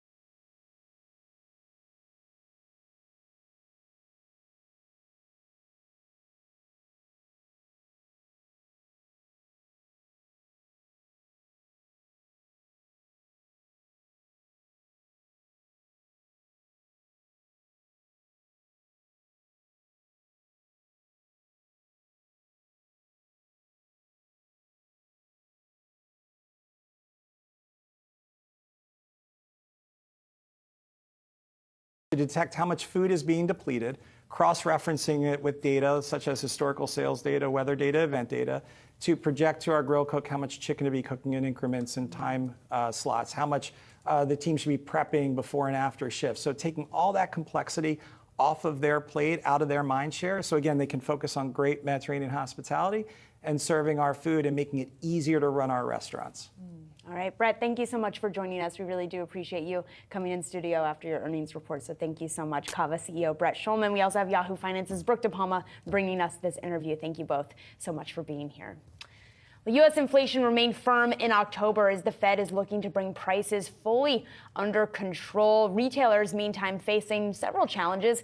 Consumers still stretched after years of rising prices and pulling back on spending. So how could higher materials costs continue to impact the future of home improvement?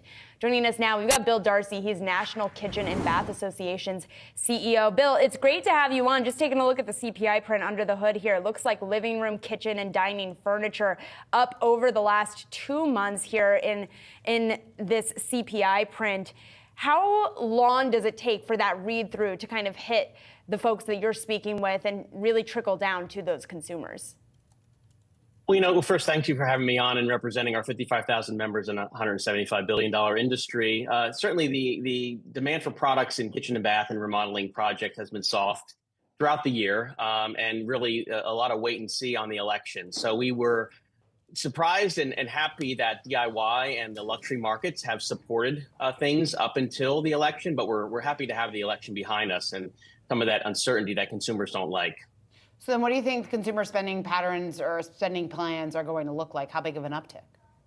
Yeah, we're looking at 8% growth. Our members are telling us 8% growth in 2025 compared to 1% only in 2024. So a lot of optimism. I think, the home is really still the place where people focus their monies.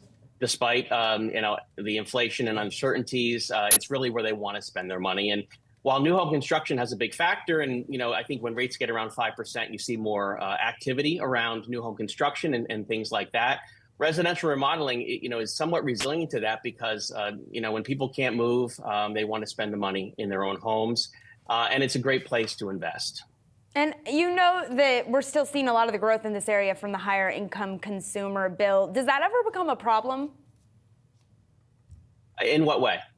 That growth is really coming from one income group, or is that something that the industry is kind of used to at this point? No, actually, the middle disappeared a bit throughout this with the high inflation. I mean, we saw fine, the luxury market was doing fine and the DIY was doing fine, but we see that recovery happening in a strong way in the middle market in 2025. So yes, I think it's a problem if it's long term, but in the short term, we see that recovery happening with the optimism that our members are telling us. Bill, what do you think the biggest challenge or biggest overhang then is for your business, for your industry, given the new administration and some of those uncertainties? Yeah, I think for manufacturing, it's those who have offshore manufacturing is watching the tariffs. I mean, historically, Trump has had the impact on the tariffs. So I think that's something our manufacturing sector is watching. But I think the optimism for the U.S. consumer has driven this interest, and we've obviously seen the stock market react to that. We think, again, people that want to make investments in their home are excited to have some stability and the election behind us. And I think we're going to see that activity really ramp up in Q1. All right, Bill Darcy, National Kitchen and Bath Association CEO. Thanks so much. Thank you. We'll have all your markets action ahead right here on Yahoo Finance. So stick around for more. You're watching Catalysts. Oh yeah, you're not gonna forget to cancel those free trials this time, right? Uh-oh. Free trial alerts to the rescue, so you cancel on time from Yahoo Mail.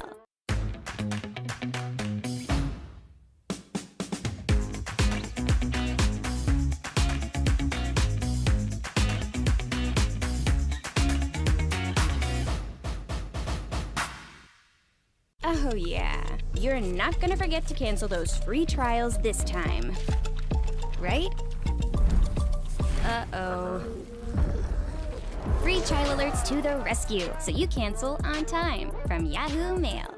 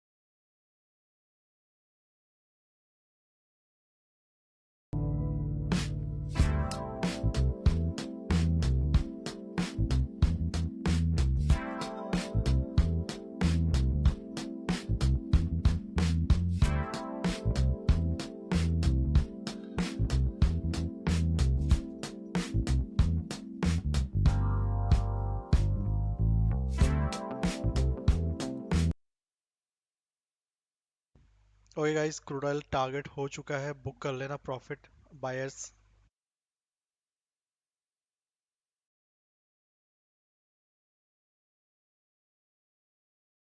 Rate point move कर चुका है, book कर सकते हैं profit. Okay, crude oil book the profit on buyers.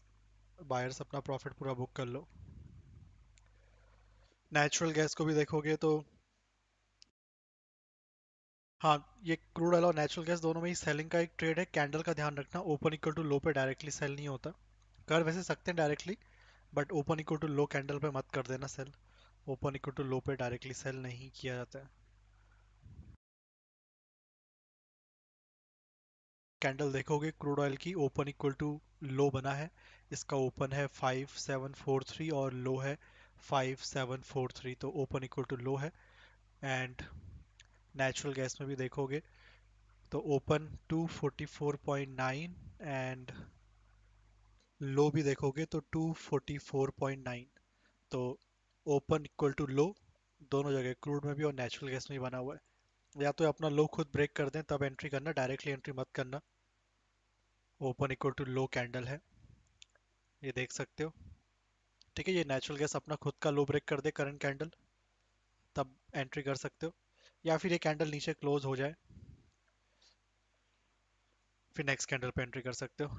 Directly ध्यान रखना, open equal to low पे या तो कैंडल खुद लो ब्रेक करे या फिर नेक्स्ट कैंडल पे एंट्री होती है। एसएल स्ट्रिक्ट रखना, एसएल जाएगा, निकलना भी है, होल्ड नहीं करे रखना है। टारगेट आपके सामने लगा रखें। बाकी क्रूड ऑयल में देखो टारगेट नीचे जो एफईजी बना है वहीं तक होगा पहला, उससे ज़्यादा बड़ा टारगेट फिलहाल मत रखना। एफईजी ब्रेक करेगा तो और नीचे जाएगा, नहीं तो फिर रुक सकता है वहीं पर। See the silver as well, silver का क्या हाल चल रहा है। सिल्वर गया क्या ऊपर टारगेट तक, थोड़ा बहुत रिकवर तो कर गया है।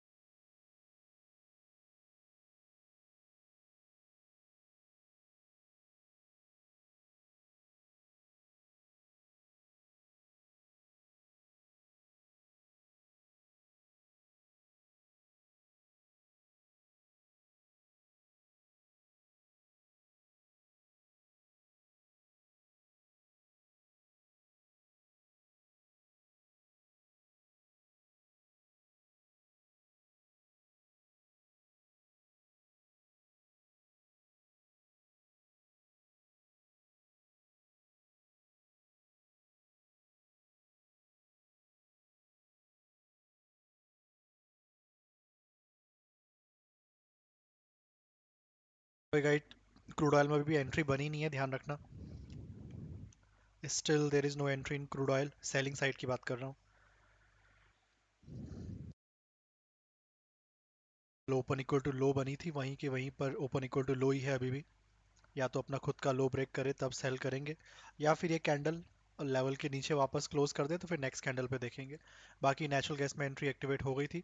नेचुरल गैस में भी ओपन इक्वल टू लो ही कैंडल बना था, बट उसने अपना लो खुद ब्रेक कर दिया. तो इसमें सेलिंग की एंट्री स्टार्ट हो चुकी थी 245 से.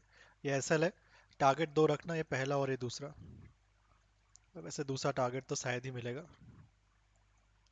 एसएल स्ट्रिक्ट होना चाहिए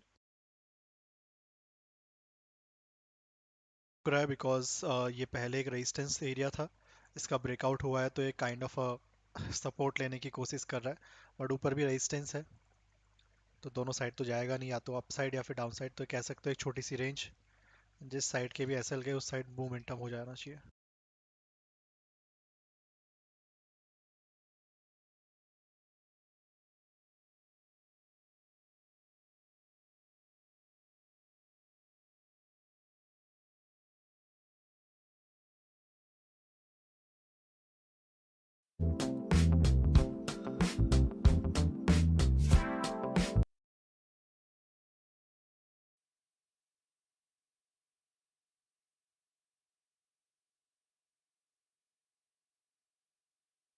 So I think, of course, Mark, Orange, it's good to see you. Thanks for coming down here to the conference.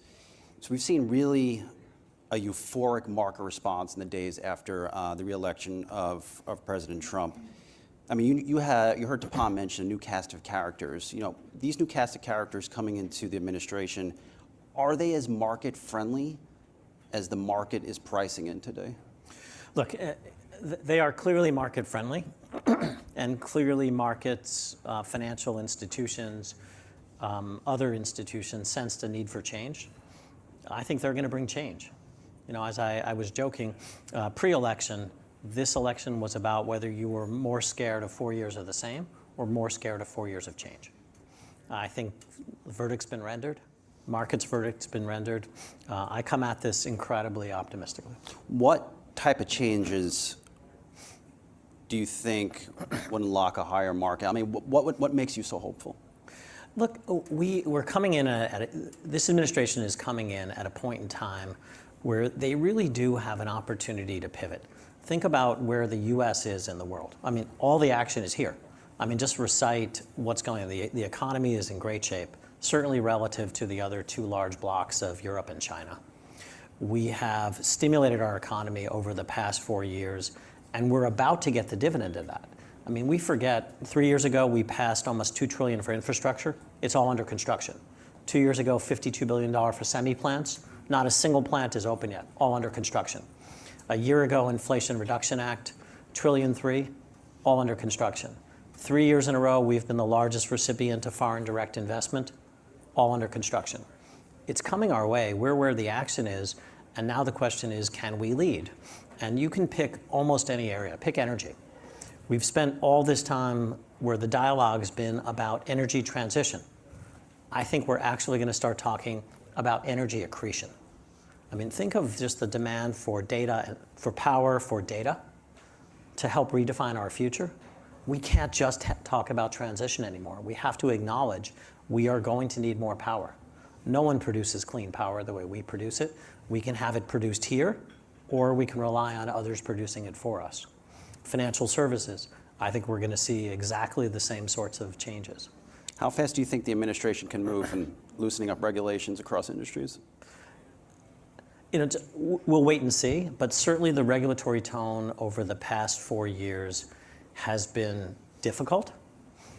I expect that the tone will be much more constructive to allow financial systems, financial markets, corporate markets to evolve to where the world is, not where the world was. How much of a transformation will it be for the business of Apollo and others in the financial services community to get new regulators into the mix to make perhaps doing what you do easier? Look, I don't think it's going to be massively different for firms like Apollo. I think certainly our industry has prospered over the last 4 years, just as we've prospered over the last 8 years. But I do think that there are really interesting opportunities, particularly in retirement, which is a conversation you and I have had previously. I mean, think about what we do. The largest pool of capital anywhere in the world is our 401k market, $12 to $13 trillion. What do these people invest in? Well, generally, they're in daily liquid index funds for 50 years. Why? We have no idea. That's just always the way it's been done. Every place else in the world where the addition of private assets, the addition of other types of assets to retirement plans has been tried, it has resulted in better outcomes, and not slightly better outcomes. Natural gas SL gone guys, exit कर लेना इसमें से. इसका हो गया SL. देखते हैं breakout करता है तो ब्रेकआउट रीटेस्ट एक ऑप्शन है, साइडवेज ना जाए. Crude oil still holding the level. इसमें सेलिंग एक्टिवेट हुई नहीं है डायरेक्टली. लेट्स सी लेवल के नीचे क्लोज करता है, अपना खुद का लो ब्रेक करता है तो एक एंट्री बनेगी.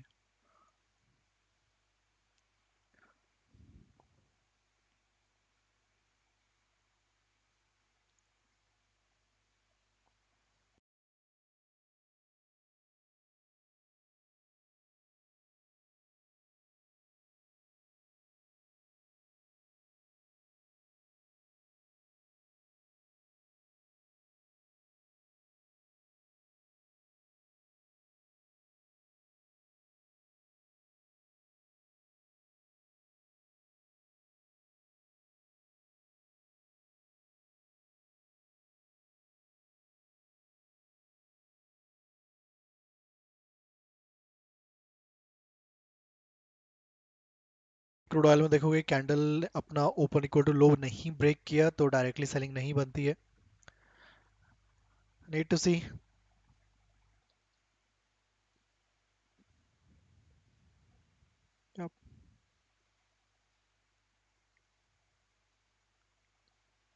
ठीक है, लास्ट कैंडल ने ब्रेक नहीं किया अपना open equal to low.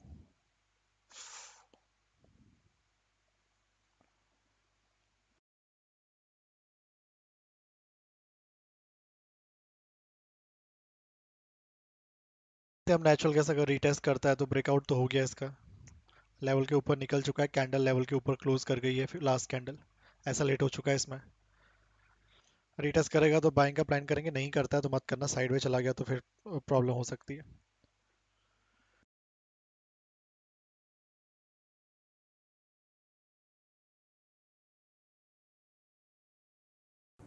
Does geopolitical risk pick up with this administration if we enact a trade war, for example? Look, again, I don't want to veer out of my lane, but let's acknowledge, you look at markets, markets are at the moment not pricing in much for geopolitical risk. There's very little risk premium. Valuations are high. Credit spreads are low. The thing we've learned is geopolitics is unpredictable. I don't see any reason, and this is a personal comment, not one from vast experience, I don't see any reason why this administration would have any greater geopolitical risk. Historically, geopolitical risk has come from U.S. weakness. Mm-hmm. The absence of a strong U.S. presence has resulted in more risk. So let's wait and see. What did the current administration get wrong? Because I think a lot of investors have seen an infrastructure plan, those things have started to move. Is it the regulatory environment that got too restrictive? Well, let's look at it this way. We are, at the moment, running circa a $2 trillion deficit during relatively or record low unemployment and in peacetime. And so have we unleashed market forces to build for the future? Let's face it, our energy grid is changing. The need to get, yes, we can subsidize it, we can incent it, but the need for more power is evident. Those countries that build power, that support data, that support advanced data, advanced AI, advanced power are going to win. Those that don't are going to be left behind. This is going to be table stakes. Do we have a policy that allows us to do that currently? We don't. Look, think about employment. Employment has changed. People are no longer working for the same company, other than Apollo, of course, for the entirety of their career. Have we set up a healthcare system, a retirement system, and other systems that allow for mobility. And you go on, and you can be critical, but you can also say that we've waited too long to fix underlying problems, so that small amounts of tinkering are unlikely to result in directional change. I think what the market likes about what they're hearing is they're hearing directional change. The kinds of people that the president-elect has been able to surround himself with, I think, have been captivating for the market, and whether it's the Elon Musks or the others, bringing people who have a new way of thinking is likely to lead to different outcomes. Can the administration cut taxes at the same time as the deficit continues to rise? Yes, up to a point, but this is all about balancing act. Our financial situation is fixable. It is fixable in a way that is positive for the base that President-elect has said that he wants to help, but it is not fixable by small amounts of tinkering. It is about wholesale change, and we as humans, we are sometimes scared of wholesale change. Oh, does Elon represent wholesale change? $2 trillion in potential cuts he's floated. I think Elon Musk represents wholesale change, and I think we actually need wholesale change. Interesting. So I know Apollo's focused, and you brought this up at your recent Investor Day, global infrastructure. How is Apollo playing in that arena to help support that build out? I imagine AI is a big area of focus for the team. Look, we call it a global industrial renaissance. Think about what we're doing in the world. Almost everywhere in the world, we're building infrastructure. Today's article, there was an article today talking about. Volume is good in crude oil, but selling is not activated. Direct selling is not activated in crude oil. Last candle open equal to low बना था, so direct selling नहीं बना इसमें. ऊपर ही जाते जा रहा है continuously. अपना low break कर देता last candle तो सही रहता.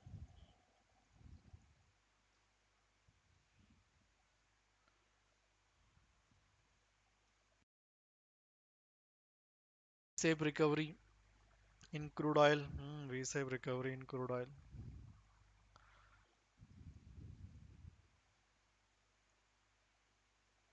ये नीचे भी आता है तो नीचे FEG बहुत पास में है, ये देख रहे होगे. प्राइस नीचे भी आता है तो this is FEG area over here.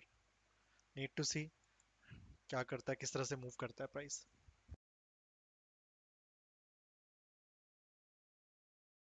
Megatrends, this global industrial renaissance, are long duration, complex, and are generally ill-suited to shorter-term bank balance sheets or plain vanilla bond market. The amount of credit, the amount of hybrid equity, and the amount of equity that is going to be needed dwarfs anything we've ever seen from an investment point of view. Oh, by the way, the government's still running a $2 trillion deficit at the same time, and we have massive change in our financial marketplace. This growth in the need for credit, particularly complex, long-dated credit, is one of the primary drivers of our business. And I think that is going to power not just Apollo, that's going to power our whole industry.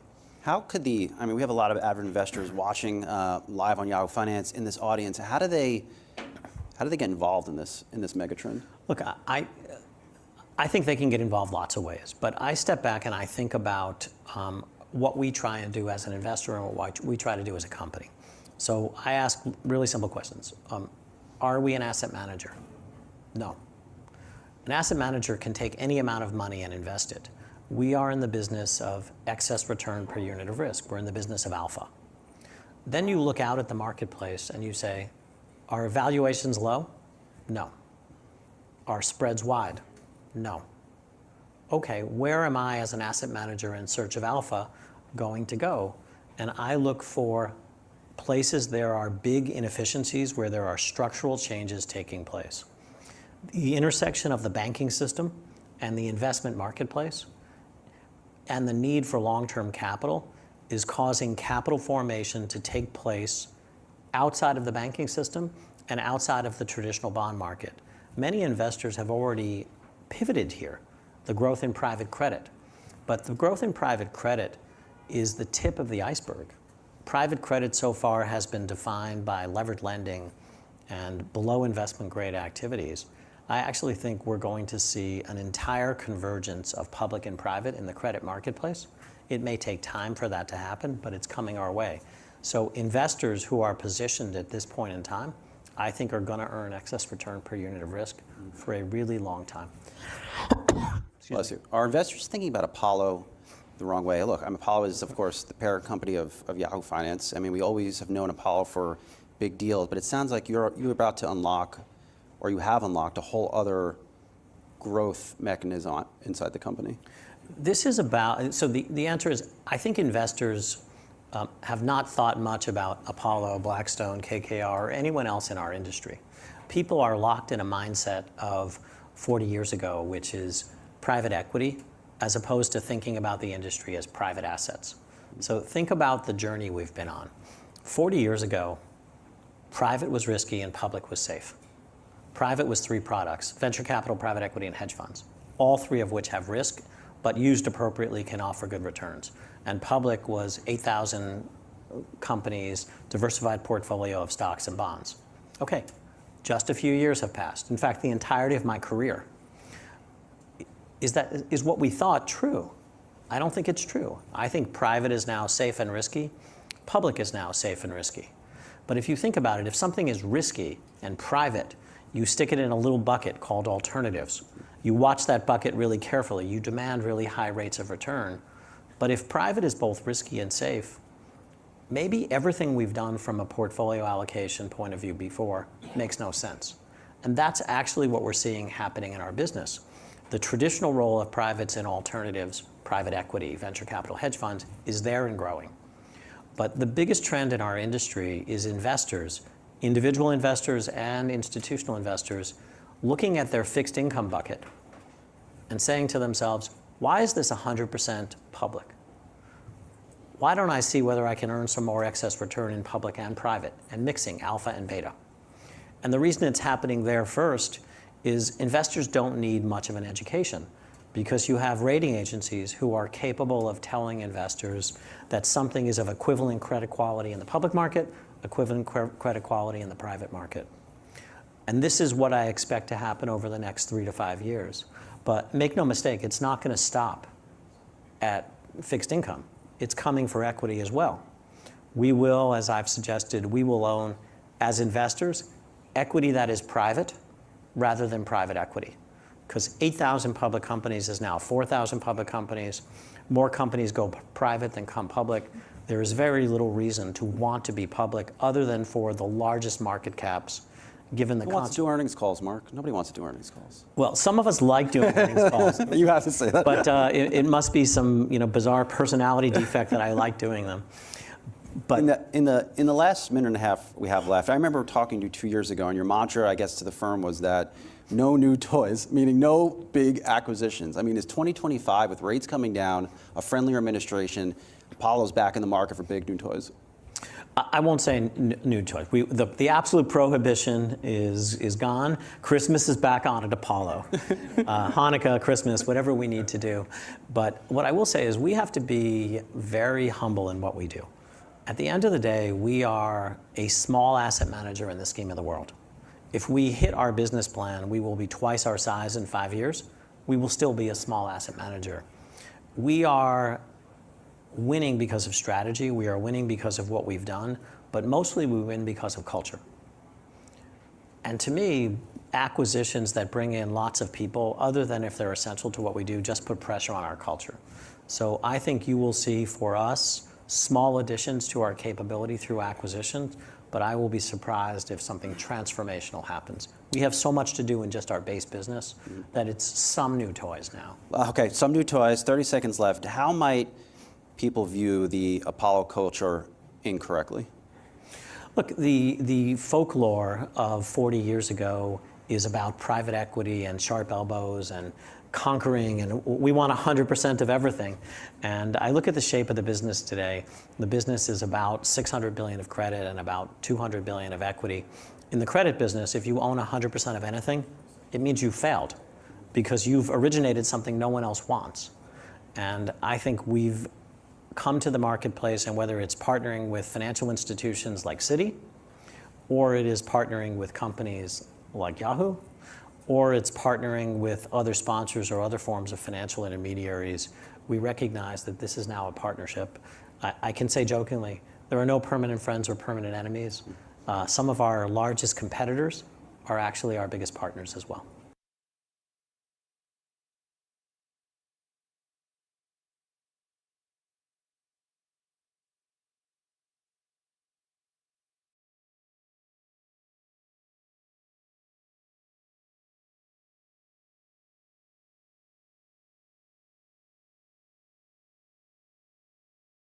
Free trials this time, right?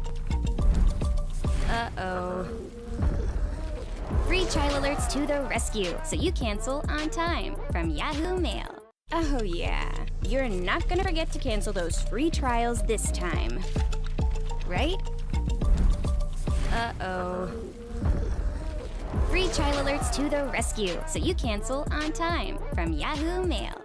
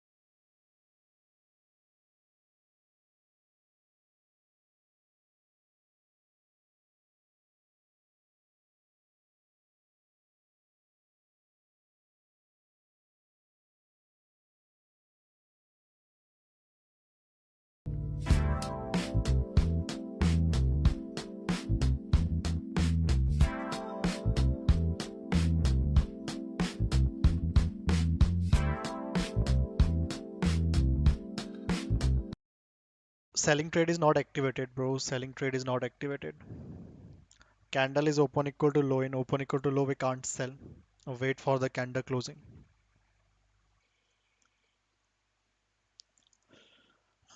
No.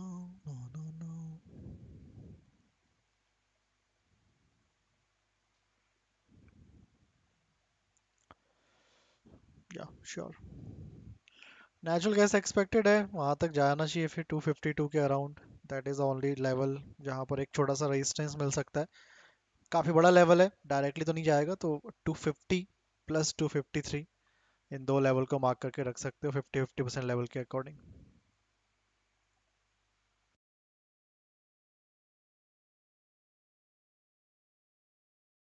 बहुत हो सकता है यहाँ पर भी रुके.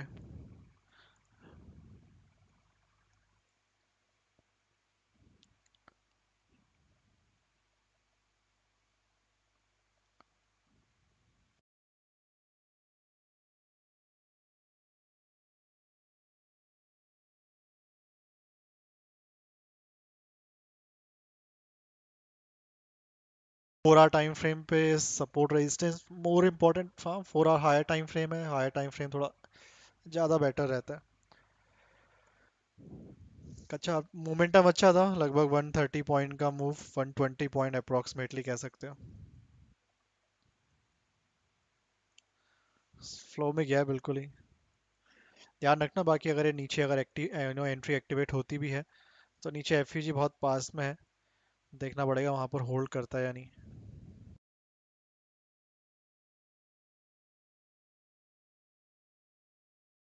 $21 million. And that is your Yahoo Finance Market Update. To keep you on track with the news, you need to make smart decisions about your investments. For more on what's trending on Yahoo Finance, scan the QR code below to track the best and worst performing stocks of the session with Yahoo Finance's Trending Tickers page. Much more on Wealth when we return. Oh yeah, you're not gonna forget to cancel those free trials this time, right? Uh-oh. Free child alerts to the rescue, so you cancel on time from Yahoo Mail. Oh yeah, you're not gonna forget to cancel those free trials this time, right? Uh-oh. Free child alerts to the rescue, so you cancel on time from Yahoo Mail. Oh yeah, you're not gonna forget to cancel those free trials this time, right? Uh-oh. Free child alerts to the rescue, so you cancel on time from Yahoo Mail.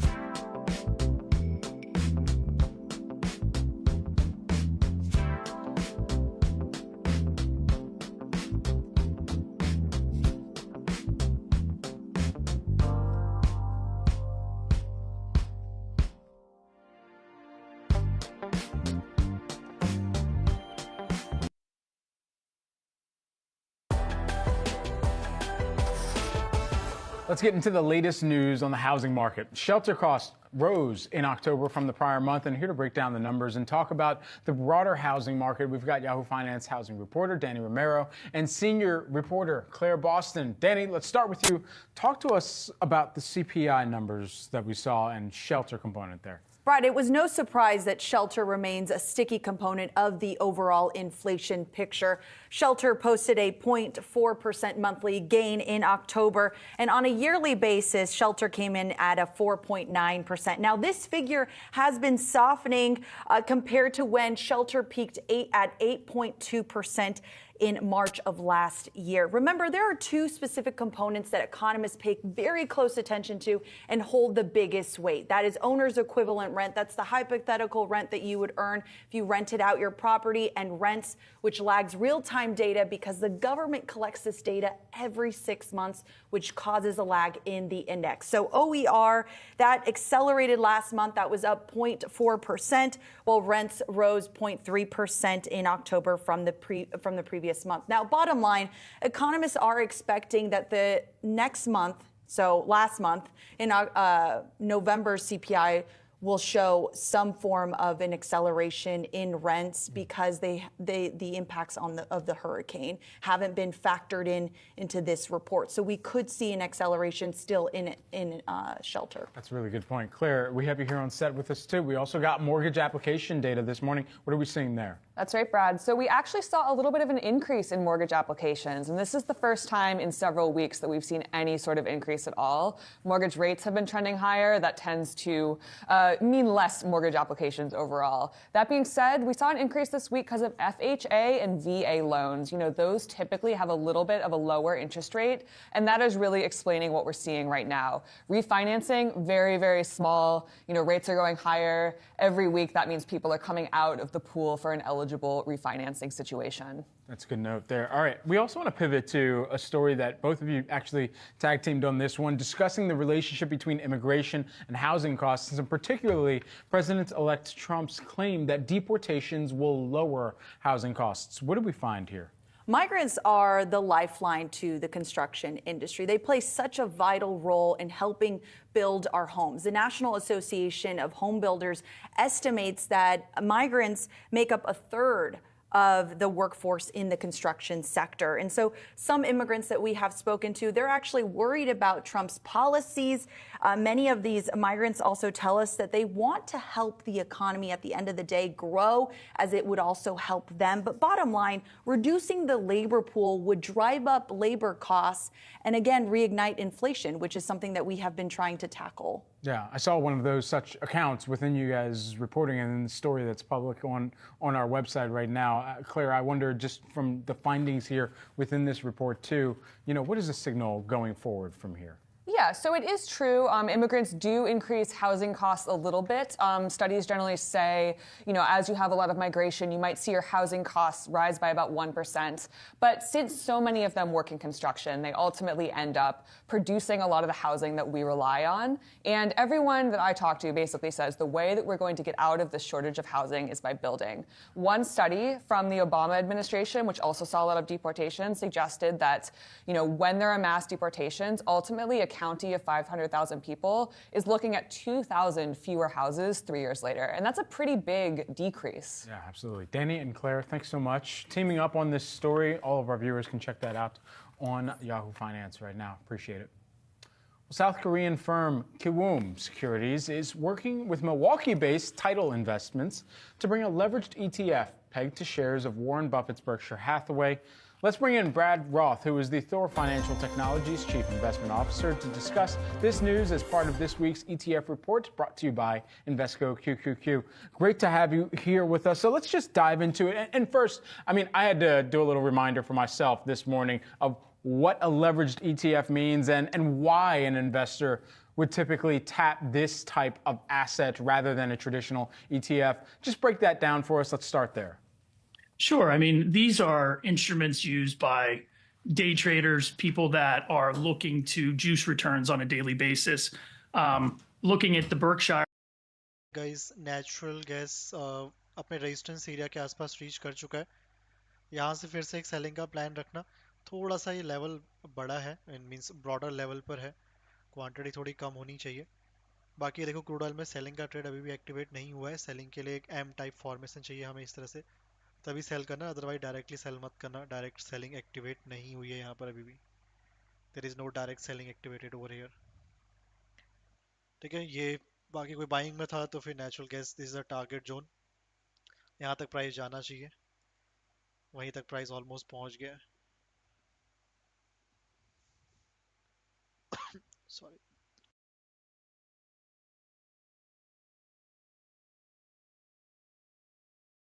वापस नीचे आएगा तो वापस buying कर सकते हैं जिन्होंने नहीं किया लाइक इस तरह से.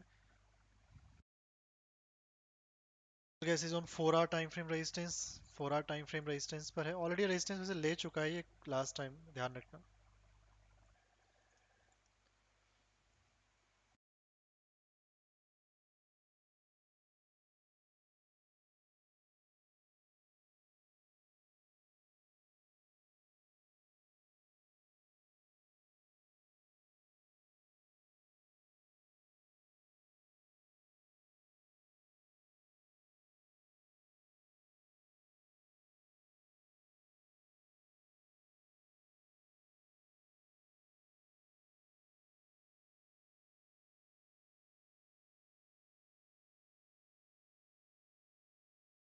आई थिंक फाइनल टारगेट तक पहुंच गया है.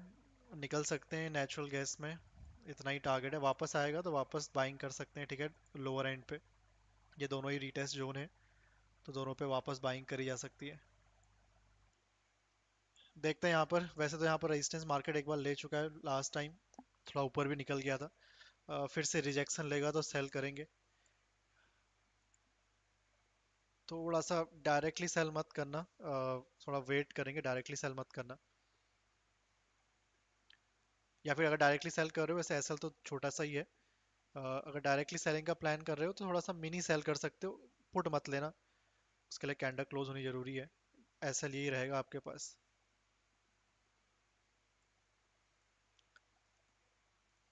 ठीक है, this is the SL we have.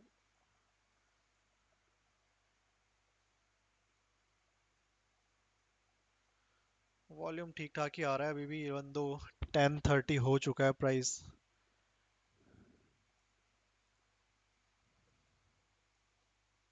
थोड़ा बड़ा एसएल है, इसलिए पुट मत लेना डायरेक्टली, बेटर रहेगा।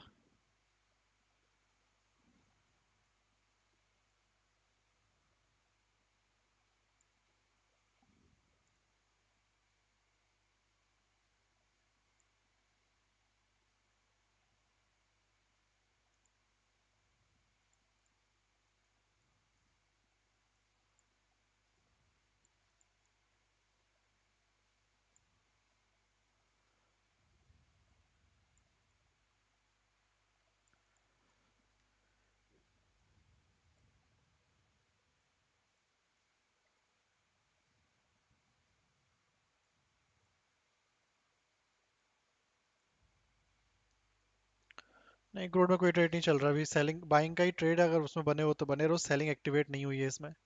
सेलिंग के लिए मुझे एम टाइप फॉर्मेशन चाहिए था, वो बना नहीं है। जब तो ऐसा कुछ फॉर्मेशन बनेगा नहीं, सेल नहीं कर सकते।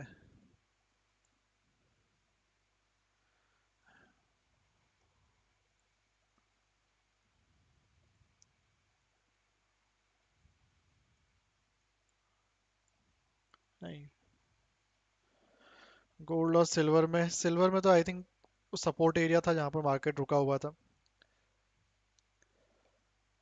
उस सपोर्ट एरिया से थोड़ा बहुत बाइंग आई थी, मार्केट वापस नीचे आ गया। सेलिंग में बने हो तो बने रहो, नीचे बाइंग वही $30 का लेवल है, $30 के आसपास बाइंग फिर से कर सकते हो। ठीक है, इसमें सेलिंग ऑलरेडी थोड़ी बहुत बाइंग आई थी सपोर्ट एरिया से, उसके बाद ऊपर मैंने बताया था पुल बैक आएगा, लेवल के आसपास सेल कर सकते हो। एग्जैक्ट नहीं आया, कोई इशू नहीं है। तो $30 के आसपास देखते हैं, वहां पर आएगा तो वहां बाइंग प्लान करना, नहीं तो यहाँ पर फिर से सपोर्ट लेगा तो देखेंगे। डायरेक्टली मत लेना इस बार, हायर हाई फॉर्मेशन पे नहीं गया।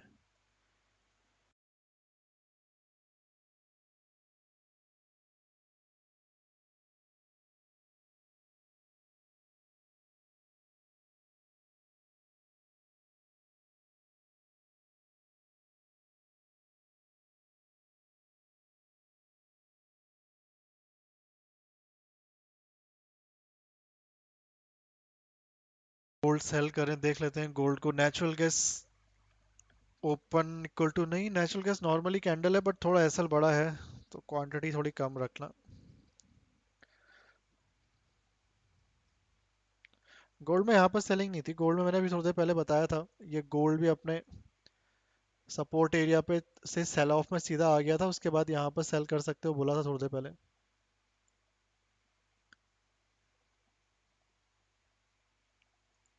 फिफ्टीन मिनट का ही चार्ट है ना ये।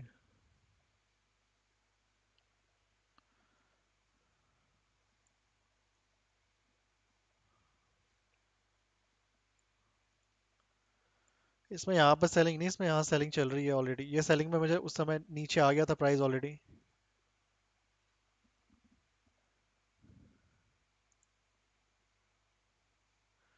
मैंने कहा था पुल बैक में सेल कर सकते हो, सेम सिल्वर की तरह पुल बैक में ही सेलिंग आई थी उसमें, यहाँ पर कोई सेलिंग नहीं है। या तो रेजिस्टेंस पे या फिर वो पुल बैक में सेल करना चाहिए था। सपोर्ट ब्रेक हो चुका था, बिकॉज यहाँ पर छोटा सा जो है सपोर्ट एरिया था।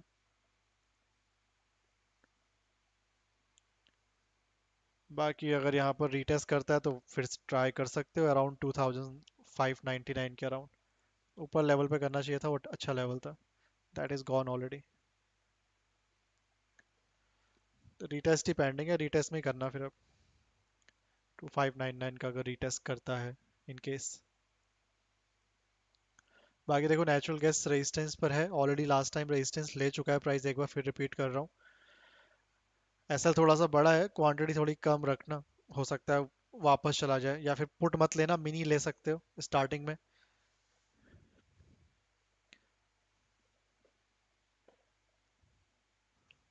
क्योंकि ये लास्ट टाइम अपने रेजिस्टेंस के ऊपर निकल गई थी कैंडल, ये देख सकते हो ना, एक कैंडल अपने रेजिस्टेंस के ऊपर निकल गई थी। लेवल के नीचे रहती तो ज़्यादा बेटर रहता, बट ये लेवल को ही ब्रेक करके निकल गया price actually.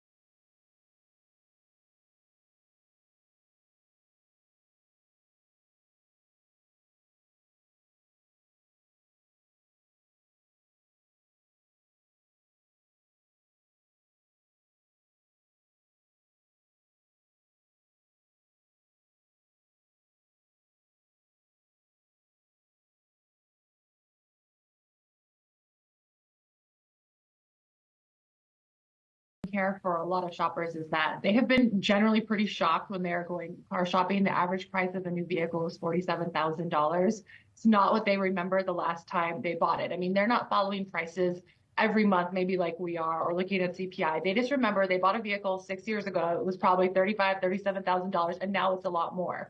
So where these prices have gone has been quite significant. But what I think is even more significant is that when you think about the actual buyer who's consuming them, it is a big shock because there's a long period of time. It's not like other things like food or gas where you're noticing those prices constantly.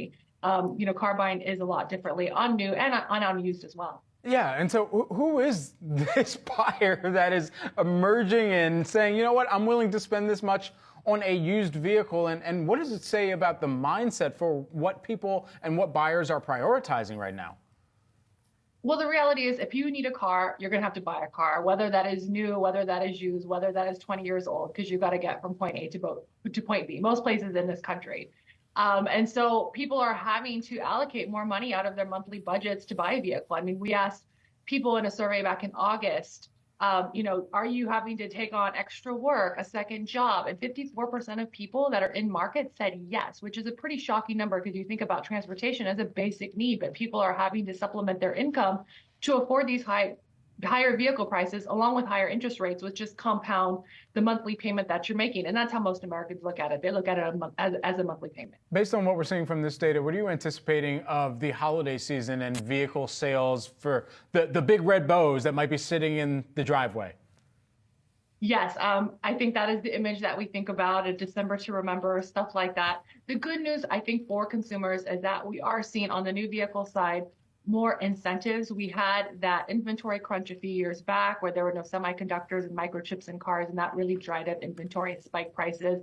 That has largely been settled. So we are seeing a reintroduction of incentives into the marketplace, and that is definitely welcome for consumers. So I think prices are, they're still high. They're still going to grow. You look at vehicles, they're bigger, more technology, but when you look at the incentives as well, that makes them a bit more friendlier. And we're going to see a lot of deal advertising probably as we go into Black Friday and the end of the year. You'll see a lot of advertisements thinking that now is a great time to buy a vehicle. Jessica, just lastly while we have you here, and I'm going a little bit off memory, so forgive me, but I believe it was Dan Ives of Wedbush who had published a note right after the election and ultimately had said, hey, if Elon Musk is able to have the ear of the president, that is good for Tesla, but not necessarily all EVs. I wonder from your perspective and how, given that you've been looking across all of the consumer interactions within the vehicle landscape, and if you were to filter down or layer on the EV analysis there,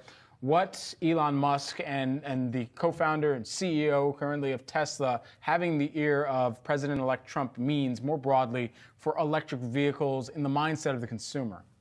Yeah.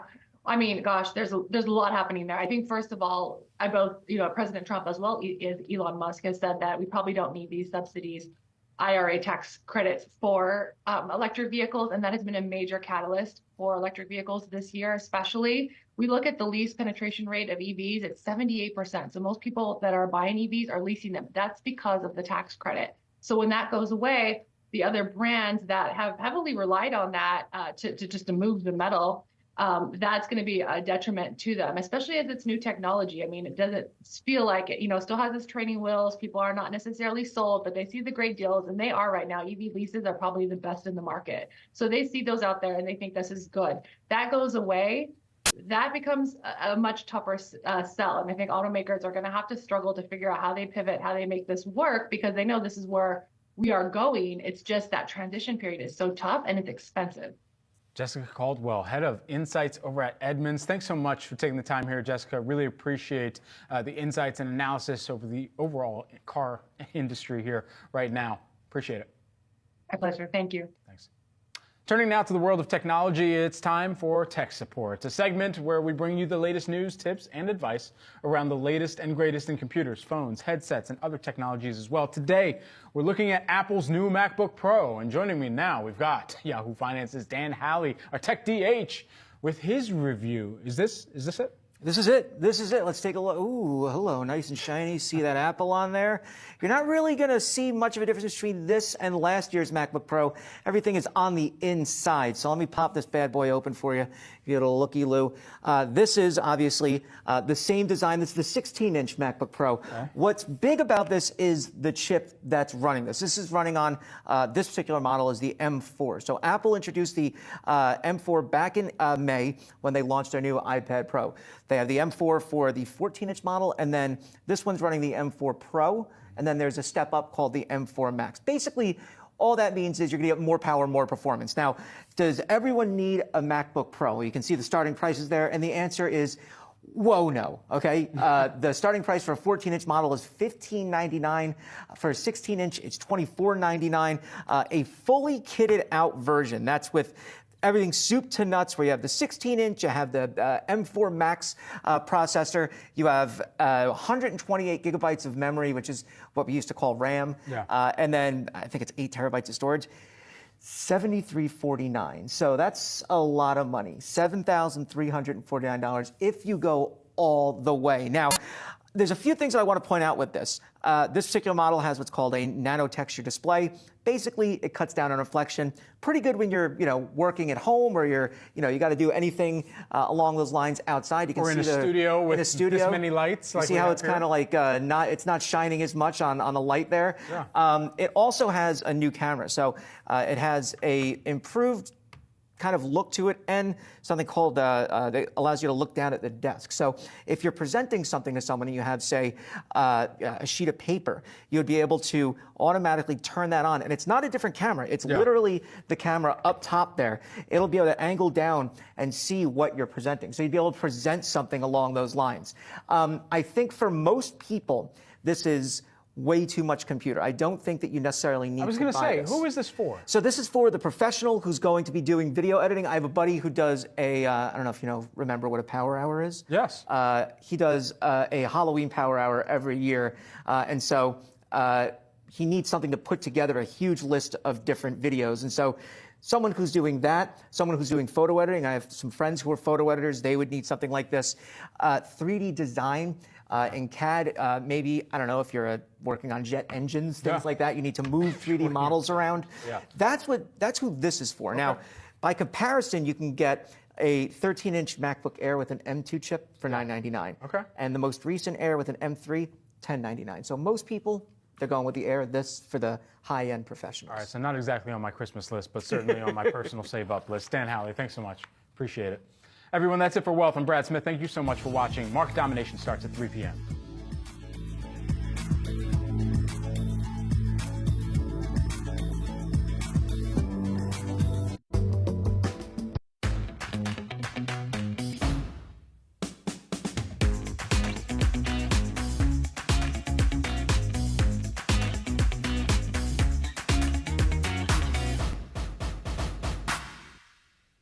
Oh yeah, you're not gonna forget to cancel those free trials this time, right? Uh-oh. Free child alerts to the rescue, so you cancel on time from Yahoo Mail. Oh yeah, you're not gonna forget to cancel those free trials this time, right? Uh-oh. Free child alerts to the rescue, so you cancel on time from Yahoo Mail.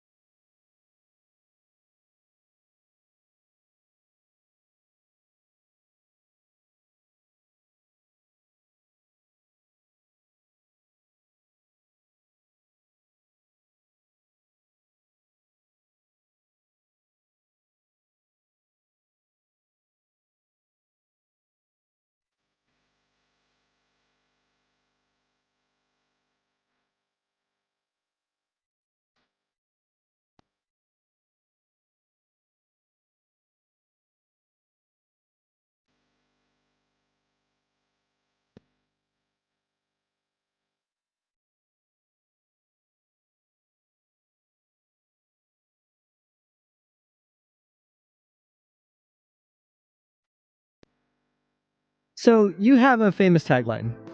Make it work. Where did that come from? Teaching my Yeah. classrooms. I even remember when I first said it because I was mad as hell at the students.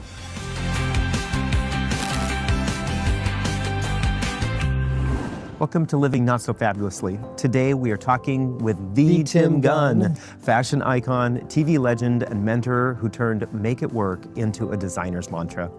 From his days as associate dean at Parsons, a mentor on Project Runway, and author of many books including The Natty Professor, Tim's eye for style and knack for helping others shine is unmatched. And get this, Tim shares how he wasn't paid for the first 2 years of Project Runway, and then shares what he did to make that work. So let's hear Tim in his own fabulous words share his wisdom. For those of our listeners and viewers who don't know, you weren't always a rock star celebrity. I'm still not. And shame on them for not knowing. Exactly. You had a whole life prior to Project Runway. Can you tell us a little bit about that, please? Well, I was a career educator, 29 years in the classroom. And that's actually where the Project Runway producers found me. They were looking for a consultant for this new show about fashion. And a lot of people in the industry had said, well, you should talk to Tim. And the reason for that was because I made huge sweeping changes in the fashion department at Parsons because it had been moribund for, 50 years. I arrived in the department in 2001. I'd been at Parsons since 1983. I arrived in 2001, or 2000 rather. And the curriculum had not changed since 1951. Wow. Yeah. Jeez, It was 50 years. Including no fashion history, no technology, computers were forbidden. I thought, this is so 19th century. Where are we? What was your financial state of mind at that time? What was your financial condition? Desperation. I was a pauper educator. Living in New York, an expensive city, living paycheck to paycheck to paycheck. And I really did think, if I lose my job, what am I going to do? Move in with my sister? And I thought about that quite frequently. Yeah. But it was good training for me financially, because I was then, and I still am, a spendthrift. I'm very cautious about how I spend my money. You're surrounded by all this high-end fashion, and you can control your spending. John, I have to tell you, I find spending a lot of money on an item of apparel or an accessory to be really nauseating. It bugs the living daylights out of me. Really? There's that $2,500 handbag that you want. How about spending $1,000 and giving the balance to a charity? You know, $1,000 is still a really great bag. Yes. And then when it comes to Birkins, spending $25,000, $30,000 on a handbag, are you out of your mind? So, I mean, I believe in clothes that will hold up, that have quality, but I don't believe in spending a lot of money. It makes me feel really sick, including you may laugh, you may not. My vacation budget, and it's not that I take a budget vacation. It's that I only vacation once every 15 years. I've read that somewhere. How do you even do that? Once every 15 years, I get wanderlust. Are you you staycation all the time? I then? staycation. Well, you live in New York City. Yeah. Right? Not the worst place in the world, exactly. right? And if I really feel a need to travel, I go to the Met. Metropolitan Museum, that is. Yeah, absolutely. Yeah. Absolutely. Exactly. So I'm curious, having been what did you say, a pauper's educator, what is your thought on teacher salaries and what they're being paid and how that affects the quality of their work? Well, I think it's abhorrent. I mean, being a teacher is a bit like being a member of the clergy. It's a calling, and you're going to do it no matter what. It's not as though, I can't do anything else, I'll teach. Mm-hmm. And the portions are small and the food is bad. I mean, the rewarding part is the students, and that's what always kept me in. So when I'm in a classroom, I'm 1,000% there. Mm-hmm. It's at other times when my mind will wander. And I didn't dwell on having to move in with my sister because, quite frankly, I wouldn't have. But Is she going to watch or hear this? But I thought, I'll be living in a cardboard box in the park. Yeah. So it just, you feel very vulnerable. Right. Yeah. One of the reasons why John and I were, in a sense, enamored with your story is because we did hear you on Farnoosh Torabi's podcast, So Money. And on that podcast episode, you told the story about starting your career in TV. And I'm just kind of curious, you mentioned a little bit there about pay. Do you mind sharing a little bit about what happened during that story? Oh, I'm happy to share. It was January 2004, and I received a call from the Project Runway producers, and I knew nothing about this show. And they told me what they were going to do, and my response was, fashion reality? This industry has enough trouble without that. They said, well, we just need 10 minutes of your time. Let us come in. So we met, and I learned that they were the Project Greenlight producers. So I thought, well, they have a seriousness of purpose and integrity, and this could be really interesting. And they were looking for a consultant. They weren't looking for the role I ended up having on the show at that time. At least in our discussion, that role didn't exist. You were going to be behind the scenes, yes, so to speak. Okay. It was 24 to 48 hours before the designers were arriving when the producers came to me and asked, would you be willing to go into the workroom and ask them what they're doing? Oh, really? And I said, well, that's how I have spent my life. Yeah. So, yeah, I can do that. But I was very aware of camera placement, and I thought as long as they have the designer responding to me, no one needs to see me, no one needs to hear my voice. Mm-hmm. And we did the season, and I thought, I'll never end up in the cut of the show, and it didn't bother me. I honestly have no ego about these things. Sure. But I also learned very quickly how different the role of a mentor is from the role of a teacher. Mm. So it sounds like your role kind of crept, and you're taking on more and more responsibility. You're actually adding value to the show. You're helping more than just being a part-time consultant, right? When did the money conversation actually come up? Quite frankly, and I mean this with all sincerity, it didn't bother me not to be paid. I have a full-time job. I thought, well, if they pay me, then I'm kind of double dipping because I have a 12-month job at Parsons and I'm taking a month and doing the show. So in some ways, I didn't even want to get paid. But then we went into season 2, again, unpaid, and we did all of season 2, and the money conversation never came up again. And I should add, the producers weren't the ones who would be paying me. It would have been Miramax. Right. Miramax owned the show. So I was at a GLAAD fundraising gala in Los Angeles at a Bravo table between or after season 2. Season 3 hadn't been picked up yet. And at the table was this charming gentleman I didn't know. And he asked me, who represents you? And I responded, who represents me for what? He said, your contracts, your deals. Contracts? Deals? I said, well, I have a book contract at the moment, but it's not as though I'm getting paid anything. Right. And he was incredulous. What? You're not getting paid anything. So the Bravo executives are shouting at him, get away from Tim. Get away from him. You don't need to talk to him. Stop that. Oh, wow. So Jonathan said, his name is Jonathan Swayden. He's still my agent 18 years later. Loyalty. Oh, I love that man. He said, when I come to New York next, we need to talk. So in preparation for that, he asked me to get together all the paperwork that I had about everything that I was doing. And I assembled it, including the book contract. And he said to me afterwards, these are the worst contracts I have ever seen in my entire professional career. Wow. You just sign these things? And I said, well, what am I supposed to do? I don't know. I mean, I assume that they're boilerplate, what people sign. He said, not anymore. So he connected me with a fantastic lawyer, my love, and business people. And at any rate, thanks to Jonathan, I started getting paid. It wasn't a lot by any means, but it grew. Right. Yeah. I think that you bring up a very good point.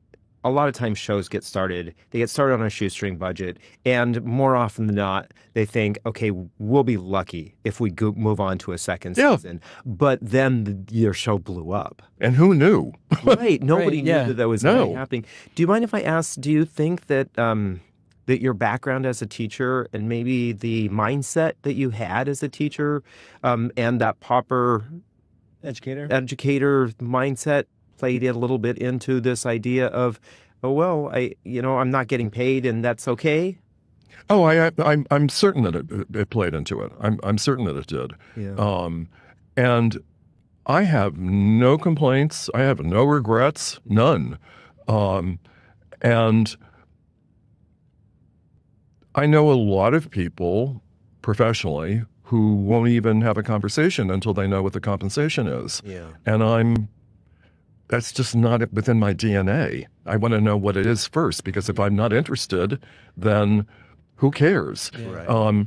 There was a time in the whole fervor of Project Runway when I was being asked to represent certain products. And the company would say, we'll send it to you in advance and see what you think about it. Sure. And I always responded the same way. Thank you. I will go out and buy it. Mm-hmm. Because then I feel I'm unencumbered. I don't have an obligation. I'm not being influenced by this free thing. Sure. I think it speaks to the way in which our culture and society has really changed and tried to make individuals the spokesperson of products that they aren't or don't want to be. Yeah, it's very true. And so I will only stand up for something if I really and truly believe in it. Yeah, it sounds like you have that constitution, but on top of that, it also sounds like you like to use your success and the financial security that's come with that to help others. Oh, I do. Yes. Thank you very much. And how are you using that opportunity to give back? Well, last semester, the spring semester, I taught at Emerson College in Boston for nothing and paid for my travel and expenses. And it was expensive, which is why I'm not back this semester. I just said, I can't keep doing this. Yeah. And I give to a lot of charitable causes. And in the case of Emerson, it was a course in entrepreneurship, and students had wonderful ideas. And I co-taught with a fabulous person by the name of Sharon Topper. And we arranged for some of these presentations to be made to the Board of Governors, the Board of Trustees of Emerson. And Sharon and I both sort of, in hindsight, foolishly thought, oh, the board members will help invest in this. They didn't. Not a single solitary dime. And we're talking about $2,000 or $2,500 to start up these wonderful projects. So I ended up doing it. And I said, I'm partially it's because I believe in you students and what you're doing, and partially it's to shame the board. You know, Nice. why else are you here? Yeah, using that financial security to be able to put some people in check, right? Yeah. I mean, there were 40 board members in this room. If they had each given $50, that student would have had $2,000. Right. So that was the first thread in our interview with Tim. You know, it always strikes me how some of us know our worth and stand up for ourselves from the very beginning, and other of us can struggle for years to try to get paid what we're worth. You know, it reminds me of that time when we had one of the largest consulting firms in the world reach out to us and ask us to do a 1-hour investing workshop for their employees. And not only did they not want to pay us for our time and expertise to give the 1-hour investing workshop, but they wanted us to use our own money to fly from Philadelphia to Denver and pay for our own hotel. And as Tim shared, there is a time and a place to do work for free. It's not for billion-dollar companies. No, but at some point we need to know what our worth is and stand up for ourselves. And that is a hard balance. Yeah, so let's take a pin in it and we'll be right back.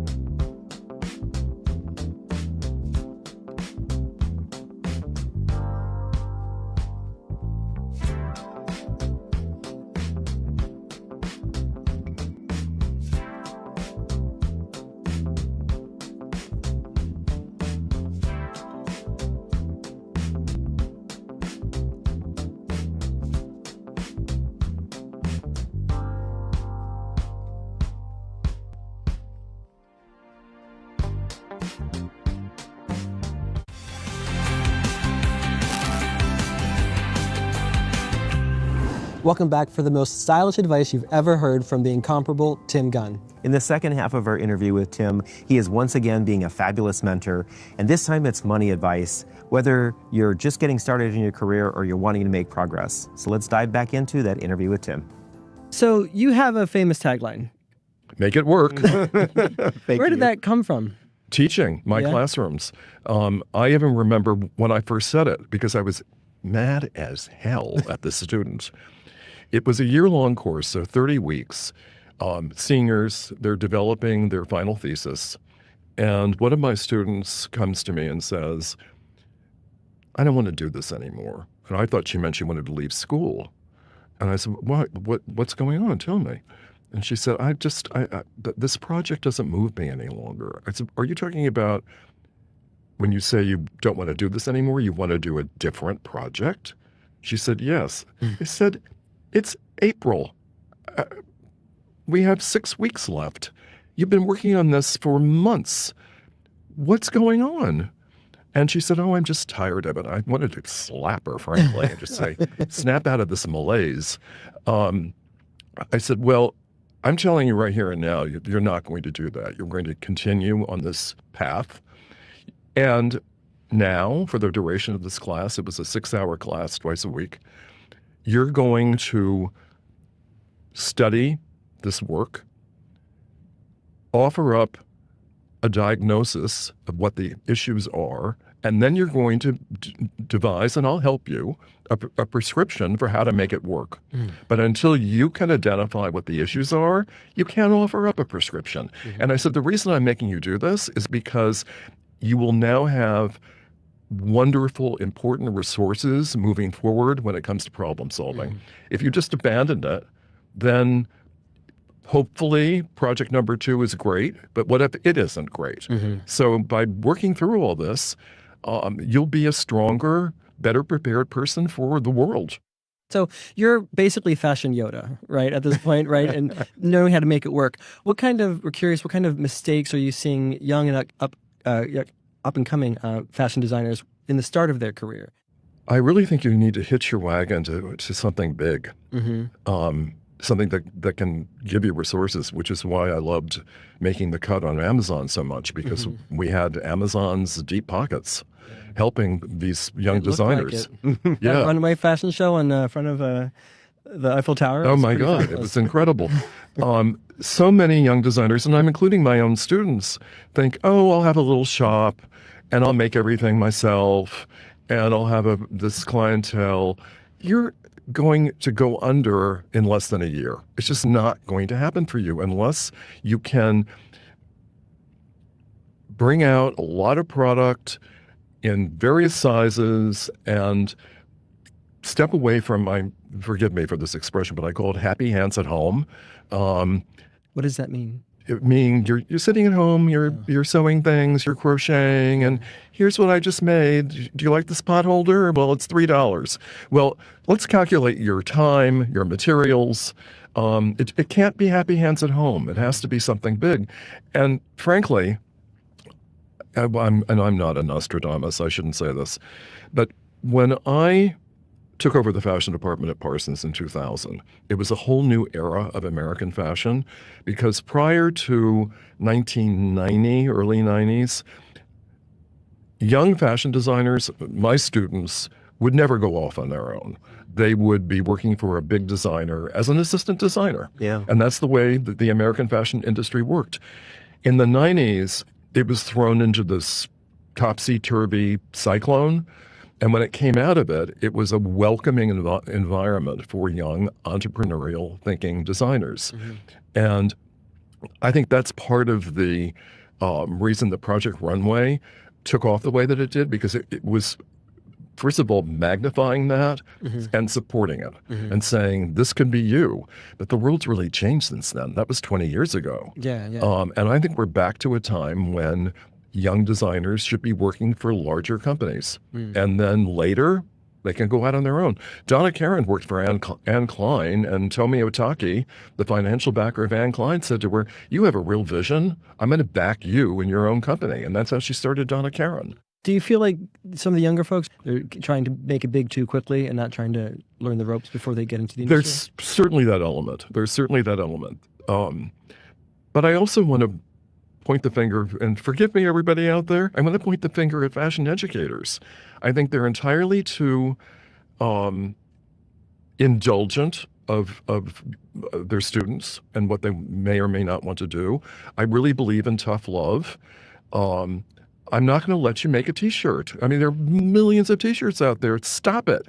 So what would you say to some of the younger designers who are struggling financially to make it work? Any suggestions or motivation you can give to them? Well, live and work within your means. It's very important. Set a budget. Follow it. If you're uneasy about any of those things, meet with someone who does this for a living. I always said to my students, and we had business classes at Parsons, but I always said to my students, you're not a business person. You need one. Yes. You cannot do all of this. So know what you don't know and seek help. And there are a lot of people in the industry, and I know this from my own students, who are willing to give their time to help a young person. And if, in fact, it's determined that the relationship should continue, then you can start talking about a payment plan or something or other, some compensation. But know what you don't know and seek help, because there may be someone who says, this whole thing is completely out of whack and just unsustainable, and you need to recalibrate all of your thinking. Right. Or you just need to tweak this and that. Yeah. And also within fashion or any creative industry, unless you have something new to say, why bother? There's just as Heidi would say, there's too much noise out there. Yeah. How do you cut through it? Unless you have something that's really special, you're not going to, and you'll just be part of the noise. Yeah, absolutely. It's almost like you're saying that every single one of us, or especially these individuals, needs somebody else to say, make it work. Yeah, right? I do. I always say life is a big collaboration. We are not solos. We need other people. Yeah. With that in mind, with all the wisdom that you've gained over the years, what would you say to the regular person, those inside and outside the fashion industry, if they're struggling financially and they're struggling to kind of cross that make it work moment? Well, since I was one of those people for quite a long time, you really have to discipline yourself. You just have to practice a lot of self-discipline about what you're spending, how you're spending it. I mean, today, and a lot of it has to do with the fact that there's just so much stuff out there and there's so much waste. And I think a lot of people spend money impulsively. And part of it is a high, wanting to achieve a high. Oh, I'll feel great if I buy that. Right. But then think of the consequences when the credit card bill comes. And as someone who lived with credit card debt for decades, what a relief it is to not have any. Yeah. And to have paid off a mortgage. And it's a huge relief. And would I want to go back to those days where I'm full of debt? Never in a million years. Never. Ergo, the once every 15 years vacation. Once every 15 years vacation. You have so much wisdom to share, and thank you so much for sharing it with us, with the general population. It's a treasure. Well, you're enormously kind and generous to say that, and anything that I can offer to anyone, I'm happy to. And that's a wrap on our interview with the natty, bespoke professor himself, Tim Gunn. I think the big takeaway from Tim's interview, him having spent his entire career helping people, is to know when to ask for help.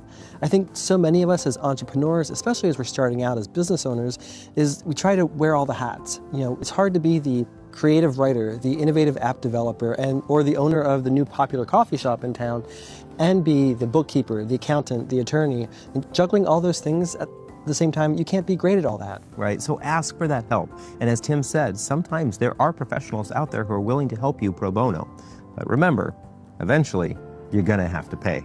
Thanks for tuning in. Keep making it work by catching new episodes of Living Not So Fabulously every Wednesday at noon Eastern Time at yahoofinance.com, your favorite podcast player, and YouTube. Like, subscribe where possible, set notifications, and until next time, stay fabulous.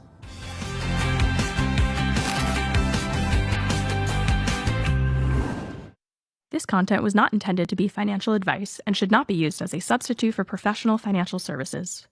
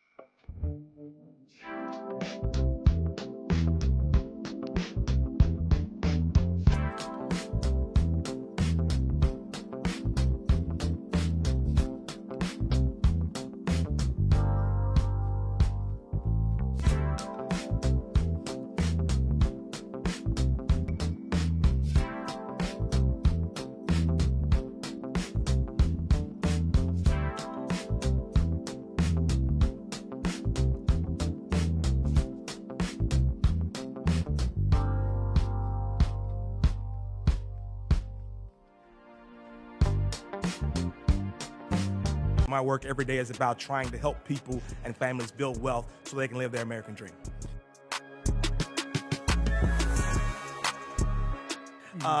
You know, compounded interest is fascinating, right? It's a great thing. It works for you or against you. When it's an asset and it's an investment or a stock, it works for you. If it's dead, it works against you, and they're equally as powerful.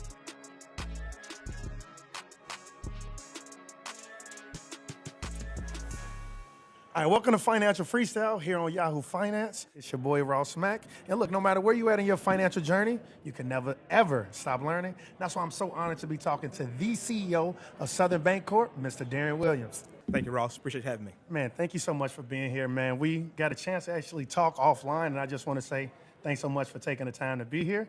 But to the audience, to the people that are watching, who is Darren Williams? Wow, so Darren Williams is a passionate advocate for financial inclusion. I believe in a capitalistic society, if you don't have access to capital and credit, it's hard to make it. And so my work every day is about trying to help people and families build wealth so they can live their American dream. Now, you obviously got a unconventional way to becoming the CEO of a bank. Right. Former legislator, former lawyer. I remember one of your quotes was that I went from suing banks to actually running a bank. So let's actually talk about your history and actually becoming the CEO. Except you can't beat them, join them, right? No, so like a lot of things that I've done well in my life, my wife has been the guide. So my wife and I, we taught a financial principles class at church. And we helped families who were struggling financially just because they didn't have education. We're all ignorant of something. They did not have the financial education to make good decisions. And so we did this financial class, and I was amazed at how well it was received and how much it was needed. And I told my wife at one point in time, man, if I could do what I wanted to do, this is what I would do in my life. I would help people. And my church is a predominantly African-American church, and I was helping mostly African-Americans access capital, change their financial health, and thrive and prosper.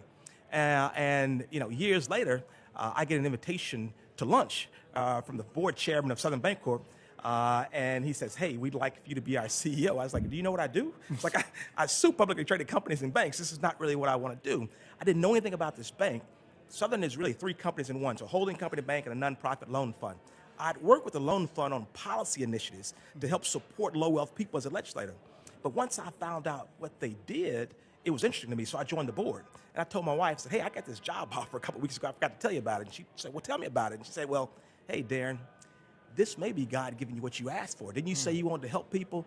You know, nothing like your wife throw your words back in your face, right? And so we prayed about it, and that was 2013. I took the leap, and it's been wonderful. That's amazing. So one, right, I want to definitely, guys, he literally got the offer to be the CEO and actually turned it down. So that, I don't think a lot of people do that. But I actually want to go back to the church, because I think when the average person is thinking about, you know, access to financial literacy, it's a taboo topic. And so actually having that conversation in the church, what are a lot of the myths that you help dispel for a lot of the people there? Wow, there are a lot of them. First of all, you know, even in America today, about 13 million people don't have a bank account, unbanked. You know, another 33 million are underbanked. So they may have a bank account, but they still get this predatory financial products. So many folks think, I don't have enough money to even worry about banking. It's not for me. I can't borrow money. Just a number of myths. And so we actually just broke this down. Now in church, we broke down with biblical financial principles about being a good steward.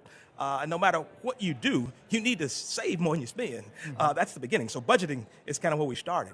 But you know, with information, people can succeed. And that's what happened. It was just rewarding to do that. That's awesome, man. I think the average person, right, when they look at financial literacy, it's like, well, I don't have assets. I don't need life insurance. I don't need estate planning, or I can't afford a house, right? I don't have 20% down payment. So that's why I do this podcast. It's very fulfilling to actually help dispel a lot of these myths. And but now let's actually get to Southern Bancorp. What is a CDFI? I think not that many people understand, how you differentiate yourself. Yeah, so thanks for that question. So a Community Development Financial Institution, or CDFI, that's what Southern is. All three of our companies are CDFIs, and proud that we are one of the first, among the first CDFIs ever certified. Is a designation by the Department of Treasury. 60% of our activity must be in what you would characterize as low and moderate income communities. So we focus on serving communities that have been underserved, banking deserts, minority communities, even urban and rural communities that don't have access to banking. So our focus is on folks who just have not had traditional access to capital and credit. And as a CDFI, we're supported by the federal government with grant funding to help us do the work. It's a public-private partnership. So if we help people succeed financially, that's less government dollars that have to come to those communities. And so we really focus on helping people build wealth. We call ourselves wealth builders. And so everything we do focuses on helping people obtain and sustain wealth for their families. And obviously, we all just came out of the banking crisis of last year, 2023, where we saw 5 banks unfortunately fail. And at that time, everybody thought it was going to be a bank run. And so speaking from a person that, has a pretty large bank, but relative to the other banks, it would be deemed, small regional bank due to asset class. What would you say that 2023 did for your business? How have you guys came out of that on top? Yeah. Just talk to us about that. Yeah, so the banks that fell and community banks like Southern, we're $2.7 billion in assets, physical locations across Arkansas and Mississippi Delta, mortgage company in Tennessee, Alabama, Georgia, in addition to Arkansas and Mississippi. But our deposit base are local folks. Okay. And we don't have many depositors that have more than FDIC insurance limits. And those that do have more than $250,000 in assets, they're backed by bonds or they are reciprocated in some type of product that gives them insurance. So we have very few deposits that are above the insurance limit, so that concern around the bank, you just don't see it. We just don't have those types of deposits. Now, I will say that the crisis scared a few people. And I had some folks call and say, hey, should I be worried? And we explained to them, their assets, their deposits were back fully, even those above 250, many of them, and it was fine. What it has done regulatorily, the regulators have a bigger target, and they look at our assets. There's much more focus on what the bank's core deposits, but most community banks are safe and solid. That's awesome. That's great to hear. When I was doing a little research on you, I think it was fascinating because, one of the things you talked about was by serving that core audience, right, that traditionally underbanked community, you're actually being the change that you always wanted to see. Let's actually talk about why that's so important, right? I think one of the first things you said was in a capitalist society, those without access to capital, unfortunately, don't get to live the American dream. So let's talk about how you're actually serving that underserved community. Yeah, so thanks for that question. So we are a legally organized as a public benefit corporation. So legally, we're required not just to make a profitable return, but also make a difference, make an impact. We also have a designation of a B Corp. So our focus is, unlike some banks, it's not just on profits, but we say it's profits with purpose. Now, no margin, no mission. If I don't make any money, if I don't have a good net interest margin, it doesn't matter what my mission is. I say we're riding a bicycle, right? The front wheel is a mission wheel, which guides and directs us. The back wheel is a margin wheel, which sustains us. And we've got to keep those wheels balanced, going in the same direction. Everything we do focuses on 3 verticals. Things that have been proven to build net worth in families. Pew has a study that says 70% of the people who are born into poverty never make it out. So if your grandmother was poor, there's a 7% chance your mother and you will both grow up in poverty. Wow. But Pew looked at 30% of people who made it out of poverty. So what's unique about that 30%? Why could they make it out and others didn't? One common denominator that Pew found was that they all had some form of net worth. Maybe it was ownership of a home. Mm-hmm. How many people took equity out of the house, started a small business, or syndicated to college to break the cycle of poverty for that family? So everything we do focuses on 3 verticals that have been proven to build net worth. We focus on helping people obtain and sustain home ownership. Mm-hmm. We focus on supporting entrepreneurs who create jobs and make a better life for their families. And we support people in their wealth building journey in helping to save and accumulate assets. Everything we do focuses on those 3 verticals. I love it. We actually had the CEO of Bank of America speak earlier. We had a few other people talk, but one of the key things they talked about was home ownership. And obviously, I'll be curious to see what you think. Is it a shortage of homes? not a lot being built? Is it a function of affordability? Like, what do you think the true reason why Americans feel as though they can't participate in the American dream of becoming a homeowner? Well, first of all, let me give a shout out to Brian Moynihan, Bank of America CEO, because Bank of America, JP Morgan Chase, others, they've invested in us. They're shareholders. They support the work that we're doing across our footprint. And without them, we couldn't do the work, without all of our shareholders. But we really appreciate them. But it's all the things you just mentioned. So yes, there is a supply problem. There are not enough homes in the country. There's also an affordability problem.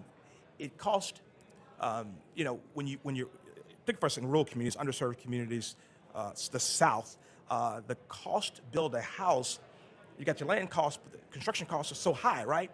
These developers, they want to make profit, they want to make margin. There's more margin in a larger house that may not be affordable. But we have inside our organization, we have HUD certified home buyer counselors. Okay. They teach pre and post home buying counseling to folks before they buy homes. So it's not just about getting them in a mortgage. So once we can find the house, once you're ready to get it, we want to make sure you can sustain that house, which is important for us. So if you've been renting all your life and your hot water heater goes out, that's the landlord's problem. If you own the house and the hot water heater goes out, that's your problem. That's a lot of money. And so that impacts the affordability. So we make sure that you ready to buy a house, let's put a little money aside. Let's give you a home savings account. Let's let you make those repairs. And so it's a lot of reasons why we don't have, housing supply. It's supply, it's affordability. But then some people are just not ready. And we're willing to tell folks, you're not ready. You're not ready to buy a house where you can sustain. A house can be a forced savings account and can support you, but also can be an albatross around your neck if it doesn't work. So one thing that you do as a CEO that's a little different is you are really invested in your constituents, your clients actually being financially literate, right? You tell the story of a young lady, Miss Williams. Yeah, Jennifer. Jennifer Williams, right? And prior to coming to you, she had a portfolio of just payday loans. So, and now you're talking about helping people become homeowners. So let's talk about why, you're invested in helping your clients actually become financially literate. Yeah, so again, in a capitalistic society without capital, it's hard to succeed. And so if you look at a number of problems, health problems, they stem from a lack of access to being financially healthy. And we're actually in Clarksdale, Mississippi, we got a partnership with the Aaron E. Henry Health Clinic and Southern Bank Corp and a couple of medical schools and a business school. We have embedded financial counselors inside of this healthcare clinic. It's a federally qualified healthcare clinic, so healthcare clinic for low-income families. And their intake process, they ask financial questions. And when they find that these people are struggling financially, then we take them down the hall to a financial counselor. And we are doing a longitudinal study over a number of years to see if improving their financial health will not also have an impact on their physical health. I believe there's a strong correlation between that. So it's physical health, but it's also so families and people can thrive financially, economically, and live their version of the American dream. Yeah, physical health, mental health, I think it is a direct correlation. Absolutely. So that's amazing. One thing you talked about, I read also, is obviously he's a CEO, but I think you like to call yourself the Chief Cultural Officer. What does that mean? Well, I think culture trumps strategy, right? And for us, we are a product of about 15 acquisitions. We've grown really from an asset standpoint by acquiring smaller community banks across our footprint. Every deal looks good on paper. Accountants and investment bankers can make all of them look good. If you don't have the right cultural fit, it doesn't work. So I spend a lot of time focused on helping to build the right culture. Our team, I tell them, we're not bankers. We're wealth builders. Our goal is not just to make a profit, it's to make a difference. And when people have purpose in their work, it's much more meaningful for them. It's much more rewarding for them. And have a stickiness, and they stay, and they're excited about doing the work. So the culture, in my mind, is so important. That's why we focus so much on culture. Everything that we provide for our customers, we provide for our employees. Our employees live in the markets that we serve, so we provide a discounted home loan for them. We provide access to market rate salaries and great benefits, great health care, because that's what people need to survive and thrive.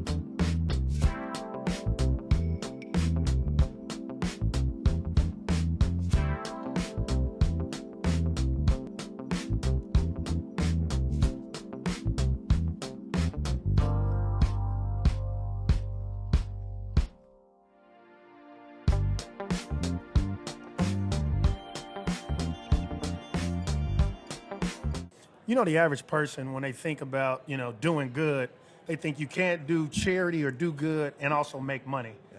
And obviously, you're a bank. You're serving that. So how are you actually able to do both? Yeah, so I said that's the biggest myth, right? So we are a FDIC, we are a state member of the Federal Reserve, and then, of course, FDIC insurance. We are regulated like any other bank. Mm-hmm. If we don't have sufficient earnings, we're going to be shut down. Mm-hmm. So being safe and sound and being profitable, that's a given. You've got to do that. I believe in the long run, I believe in this kind of view of stakeholder capitalism. For us to do well, our communities have to do well. If you got a bank that sits inside a community that's not doing well economically, that bank's not going to be around long. So it's really selfish, right? So I need the communities I serve to do well as well, because I need them to need us. And it's a symbiotic relationship. And so I really believe that this higher purpose, us being a B Corp, us focused on profits and purpose, is what makes a difference for us. I love it. So now let's kind of, start thinking about the future, right? Yeah. You obviously been at Southern Bancorp for, since 2013? 2013. So it's at 11 years now. So how are you, and obviously you've seen the bank go through different cycles, but this new iteration, right? How is your bank actually utilizing AI? Wow, so we are very, very technology forward. Mm-hmm. One of the things about Southern Bancorp that's unique is we have our own research and development arm. We've built inside our bank our own fintech department, and we have built a cloud-based core processing we call System 61. So we are actually building apps. And our apps, what we try to do is solve problems for customers. So we ask customers who have problems to come in and work with our development team to be a part of the team and help us build apps to help solve problems. For us, we're learning and iterating and trying to figure out how can we serve people better. And so AI is built into that. I think all banks are trying to figure out how better to use AI. Can we use that for better models of underwriting? Can we use that for more efficiency in back office? And so we're trying to figure it out as well. We're struggling through that and trying to work it out, but it's a game changer, and you got to embrace it. If you're not going to be around. So I want to go back to one thing you said, right? And I think obviously the average American, probably 90% of average Americans don't have this problem, and that is having your bank account, your balance being more than what's FDIC insured. Yeah. And so for the person that you had that has $4 million at your bank, can you actually just walk us through, like, FDIC insurance up to $250,000, but you were still able to appease them and say, oh, actually, you're in these different securities. So how does that actually work? Yes, a couple of ways. So for large investors, particularly municipal investors, we hold deposits from school districts, from cities, counties. They typically require you to pledge a bond to back that. But for your average individual who wants FDIC insurance on all their deposits, we take part in reciprocation products. Mm-hmm. So I might take in $4 million. I take those dollars in, and then I reciprocate it to a number of banks, and it's all done through a couple of companies, Intraday, a couple other companies, and they're reciprocated across a number of banks up to about $250,000. So the money actually is sitting in those other banks at the FDIC insurance limits, but I'm their relationship lender and the relationship bank, and they work with me. So it's just a reciprocal relationship that we have with other institutions. That makes sense. So one of the things you talked about earlier was, one, when it comes to actually becoming financially free, the knowledge starts with budgeting. What would you say the next layer is for helping people, dispel their myths and actually becoming financially free? Well, I'll tell you what, budgeting uncovers a lot. Mm-hmm. And this is what I do with my friends and students, classmates, or whoever, when I'm teaching budgeting. I give them I'm old school, I give them a steno pad, a little bit of steno pad, and I said, for the next month, I want you to write down everything you spend. Mm-hmm. Everything. Now, that's a discipline. I mean, when you go to the gas station and you get gas and you go inside and get a Coke, write it down. Chewing gum, write it down. People don't realize how much they spend. Let's look at how many folks are automatically hitting your account from whatever it may be that you're not aware of. So that knowledge of what you're spending your money, that's what budgeting is. And so once you find that, what people realize is, man, I don't have to buy a $3 Coke every time I go to the gas station. Maybe I go and buy a liter for $3 that'll last me 5 trips to the gas station, and I save. Now let's take that and let's put that into a savings vehicle, and let's take your debts and let's rank them. Let's take the smallest one and let's pay it off, and let's roll that up until you finish. And people are surprised how quickly they can get out of debt if they have the discipline to do that. And so budgeting is number one. Then clearly understanding where you spend your money, and then really working on reducing that debt. And all those things will help you. And then we start going to your credit score, right? So I want you to know, do you know pull your credit report. Everybody at Southern Bank Corp knows how to pull their credit report, sit down with the customer and go through it. Because, listen, one of our retail leaders, she pulled her credit report. So if I'm going to ask everybody, I've got to do it. She pulled her credit report and she looked at it and she had a second husband. She said, well, I remember one of them, but I don't know about the second one. But credit, they make mistakes, right? Yeah. And so we teach you how to dispute and challenge things on your credit to just improve your credit score just simply that way. So there's a lot of things you can do that are simple that it doesn't matter how much money you have, doesn't take a lot of time, but you got to be disciplined to do it.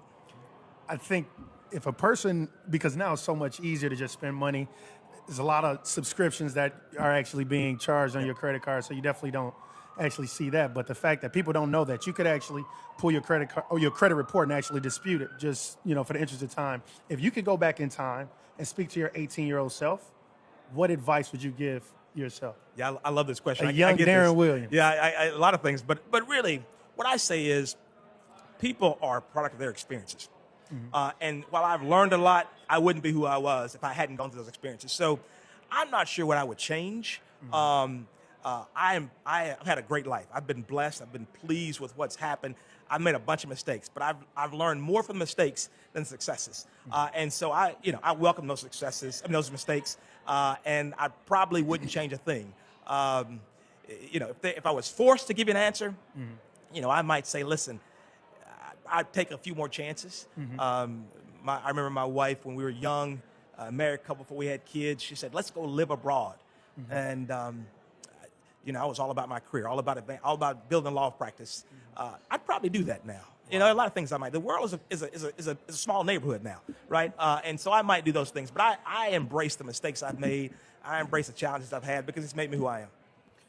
As we live in this world that's obviously changing, the one thing that's also staying constant is the gap between the haves and the have-nots, the rich and the have-nots, right? Now, the reason I bring that up is because the wealth gap continues to get larger and larger. We saw the stock market make highs with Democratic, president, Republican president. And so how important is owning assets in this world to getting closer to the American dream? Well, I think it's extremely important, right? So, I don't prescribe for someone what their version of the American dream is. It's whatever they choose it to be.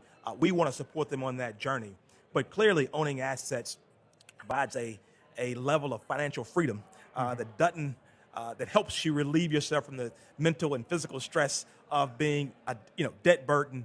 And so I think owning assets is extremely important. At least when we talk about our folks, we talk to our customers about that wealth journey. But it's probably more important to reduce debt. Compounded interest is fascinating, right? It's a great thing. It works for you or against you. When it's an asset and it's an investment or a stock, it works for you. If it's debt, it works against you, and they're equally as powerful. And so we try to tell people, listen, we got to get out of debt. Yeah. It was Einstein that said the eighth one of the world is compound interest. He who gets it earns it, who doesn't pays it. And so I feel like for the interest of time, I'm going to ask maybe one more question. And that is, and I think you get different answers from different people in your seat. What's your view on cryptocurrency, and is your bank at all open to embracing that in the future? Yes, listen, we're a small community bank, and we're pretty conservative. I've got a nephew who's all in. He's all in. YOLO? He's all in. And I continue to tell him, just diversify your investments. Listen, it's funny. Years ago, we bought crypto for our board members.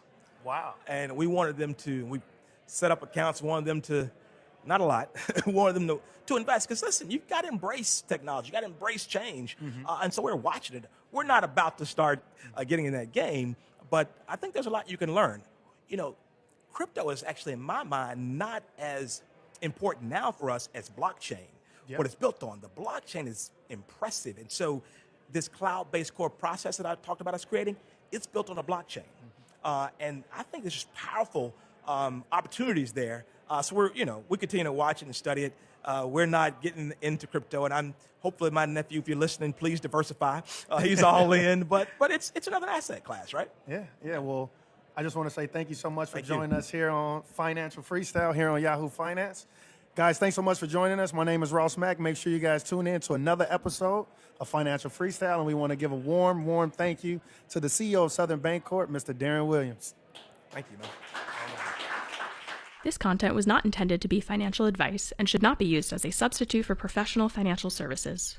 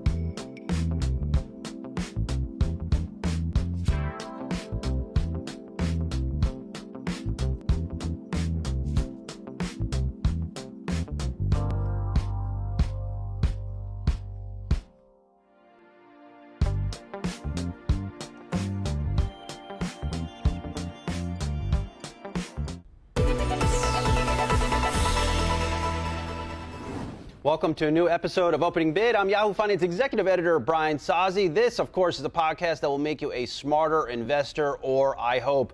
I have to start out with my stock of the day. I am still very much thinking about the big Yahoo Finance Invest Conference we held in New York City.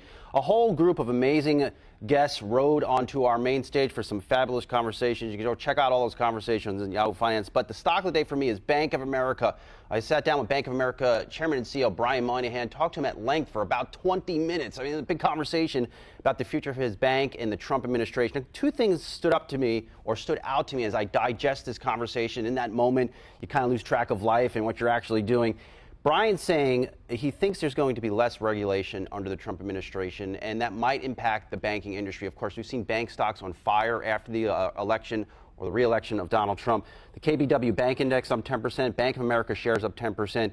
Brian is specifically looking at Basel III capital requirements. Now, Brian has been talking about this at length. I've talked about this with him in the past, how restrictive these regulations could require banks to hold more capital on their financial statements or their balance sheet. That means maybe they return less capital to shareholders. If those regulations are dialed back, could be good for bank stocks. They could give more capital back to shareholders. Also, I'm also reflecting a bit on what Brian told me about the impact of lower interest rates. He's looking for one more rate cut this year, 4 rate cuts next year, and how that might impact consumer spending. Brian, I think, struck a bullish tone on the state of the consumer as it pertains to the holiday shopping season, in part because of those lower interest rates. But of course, you can check out more of that interview with Brian Moynihan on the Yahoo Finance platform. And of course, you can check out the statistics and the valuations of that Bank of America company, one of the world's largest banks, on the Yahoo Finance ticker page. All right, let's get to our interview of the day. One of my favorite economists, Chief U.S. Economist at Deutsche Bank, Matthew Lazzetti. Good to see you, man. It's good to see you too. Welcome to the pod. Be back. Appreciate it. Yeah, good to see you. So we, look, our conference it's just in my head. Like I have a lot going on. One of the guests was Neil Kashkari, heads up the Minneapolis Fed. And I think Neil had a really great comment to our Fed correspondent, Jen Schonberger, saying it might take an inflation surprise for them not to cut rates or take a pause before year end. I mean, what do you think about that? Yeah, I saw those comments. I was honestly modestly surprised, I think. They leaned a little dovish to me relative to what I was anticipating. And maybe just to kind of set the backdrop for the Fed heading into that December meeting, and we have a CPI print later today, which will be important. But when you look back to September, the Fed was kind of finally balanced on delivering one more 25 basis point cut this year. There was 9 officials that didn't expect to cut in December, essentially. And then you look at the data flow since then. We've had a very strong jobs report, then a mixed one given the hurricane and strike effects. You had upside inflation surprises. Financial conditions have eased considerably with stocks near record high levels. And so that backdrop is one in which the incoming data flow, I think make that decision in December more marginal. I think it is not necessarily a low bar for them not to cut in December. You overlay on top of that the election outcome, so prospects for tax cuts, trade policy that could be inflationary, financial conditions easing even further. And so while I do think it makes some sense that you need to get higher inflation to not cut in December, I'm not sure that the bar is all that high for them to skip that meeting. Out of all the data that you study, are you seeing any signs that inflation is coming back? So, when we get inflation later today, a few things we'll be watching. Used car prices, we think pick up. Now, that's not this... They're never cheap, man. Someone who buys used cars, they're never cheap. Absolutely never cheap. From our perspective, you typically look at wholesale prices, and that feeds through into to the consumer prices. So that should pick up. We're always focused on rental price inflation. That has remained sticky at elevated levels. Outside of that, there's not much evidence that inflation is remaining too high or too hot. But two things that concern me at the moment, and this is a little wonky, but there's something called residual seasonality in the data. And it's just the fact that early in the year we get higher inflation prints, later in the year we get lower inflation prints.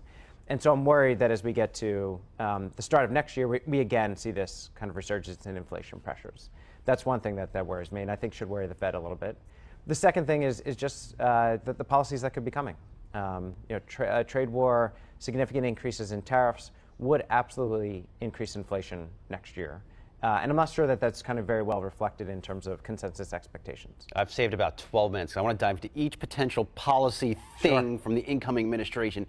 But on the consumer, you heard some of my comments. I was talking to Brian Moynihan about the state of the consumer. News when you want it with Bloomberg News Now. I'm Dan Schwartzman. South Dakota Senator John Thune, a longtime deputy of Mitch McConnell and an advocate of free trade, has won the election to lead the Republican Senate majority next year, setting up potential conflicts with President-elect Donald Trump over tariffs and Ukraine aid.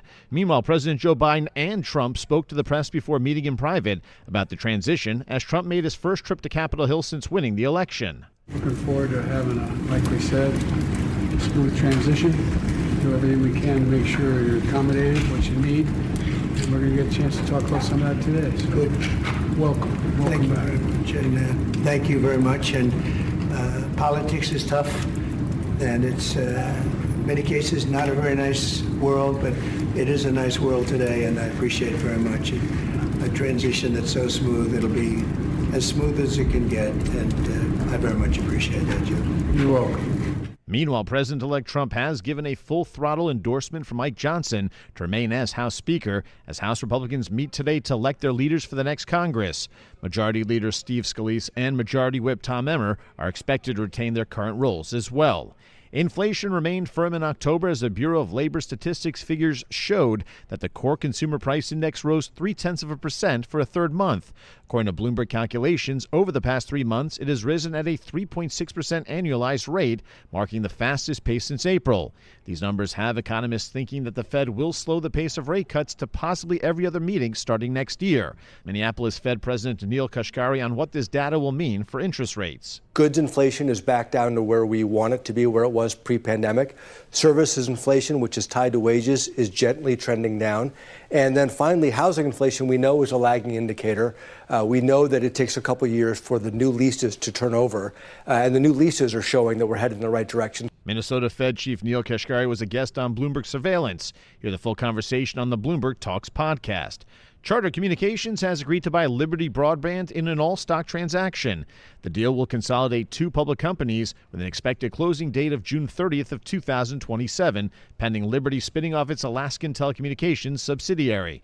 Bitcoin rising above $90,000 for the first time and has now gained more than 30% since Donald Trump's presidential election victory.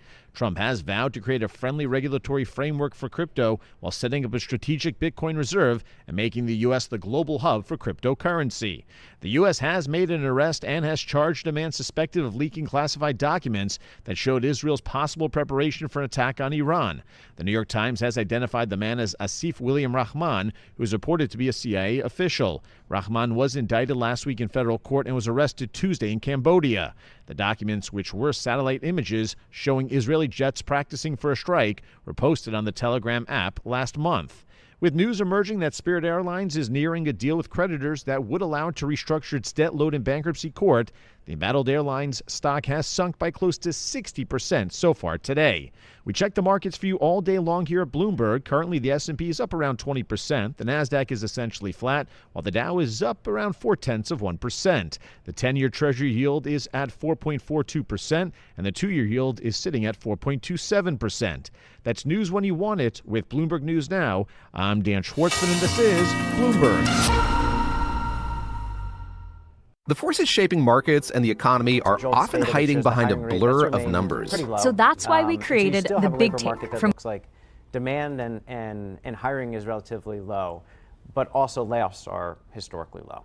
And so with that dynamic, you kind of have decent job gains that are taking place, a stable labor market backdrop, but not one that's necessarily reaccelerating, which you would have concluded from that September jobs report. We've talked to you a lot this year. You know, as we are now approaching year end, as you look back, what has surprised you about the economy? So there's been a number of things over the past several years. I mean, if you go way back to 2022, we thought that the aggressive rate hikes that we were going to need from the Fed, I think we were good in anticipating how aggressive the Fed would be, but we thought that it was going to have much more negative effects on the economy. Ultimately, it didn't. You know, the economy has just powered through higher interest rates to an extent that we didn't anticipate. You know, that's due to a few things. I think fiscal policy has been looser than we thought, and there's been some lagged effects of that. Savings have just been higher. You've had supply side developments that have been really positive. So productivity growth is really accelerating in the U.S. Plus, you had a big pickup in immigration, which helped to kind of ease labor market strains. So those things together, I think, have been delivered very, very good outcomes for the economy relative to what we were anticipating in 2022. You know, as we look ahead, I think that there's just kind of comfort around the disinflationary trend that is there. And as I mentioned, that's one. That's one area that I'm just a little bit more worried about. That you know, particularly with an economy that does look so robust and resilient, a labor market that is resilient. If you overlay tax cuts on top of that, plus trade policies that are going to be inflationary, do we find ourselves in a little bit more of an uncomfortable environment next year? Before we go to break, I mentioned the shout out on greater productivity. Is that the first sign AI is having a real, it's embedding itself in companies, and this is going to be a bigger thing that maybe people don't realize? I don't think it's AI yet. I mean, we are beginning to see it in some elements of the data. You can see that you know, orders for computer and related equipment have picked up. Imports of chips have absolutely exploded. Thank you, NVIDIA. Imports of chips have kind of absolutely exploded. When you look at private investment in the U.S. versus other economies, the U.S. is on a completely different scale than other economies. But I don't think what we're seeing in the productivity growth data is reflecting that yet. I think that's to come. What I think productivity growth is reflecting is just a historically tight labor market tends to incentivize businesses to undertake CapEx, capital deepening, productivity enhancing environments, and then it follows through. So we're kind of following that typical trend that you would have from a tight labor market, high wage growth, incentivizing firms to invest. So next year we all lose our job because of AI bots. I'm hopeful that as an economist, I'm especially hopeful that we don't. All right, hang with us. We'll be right back here on Opening Bid.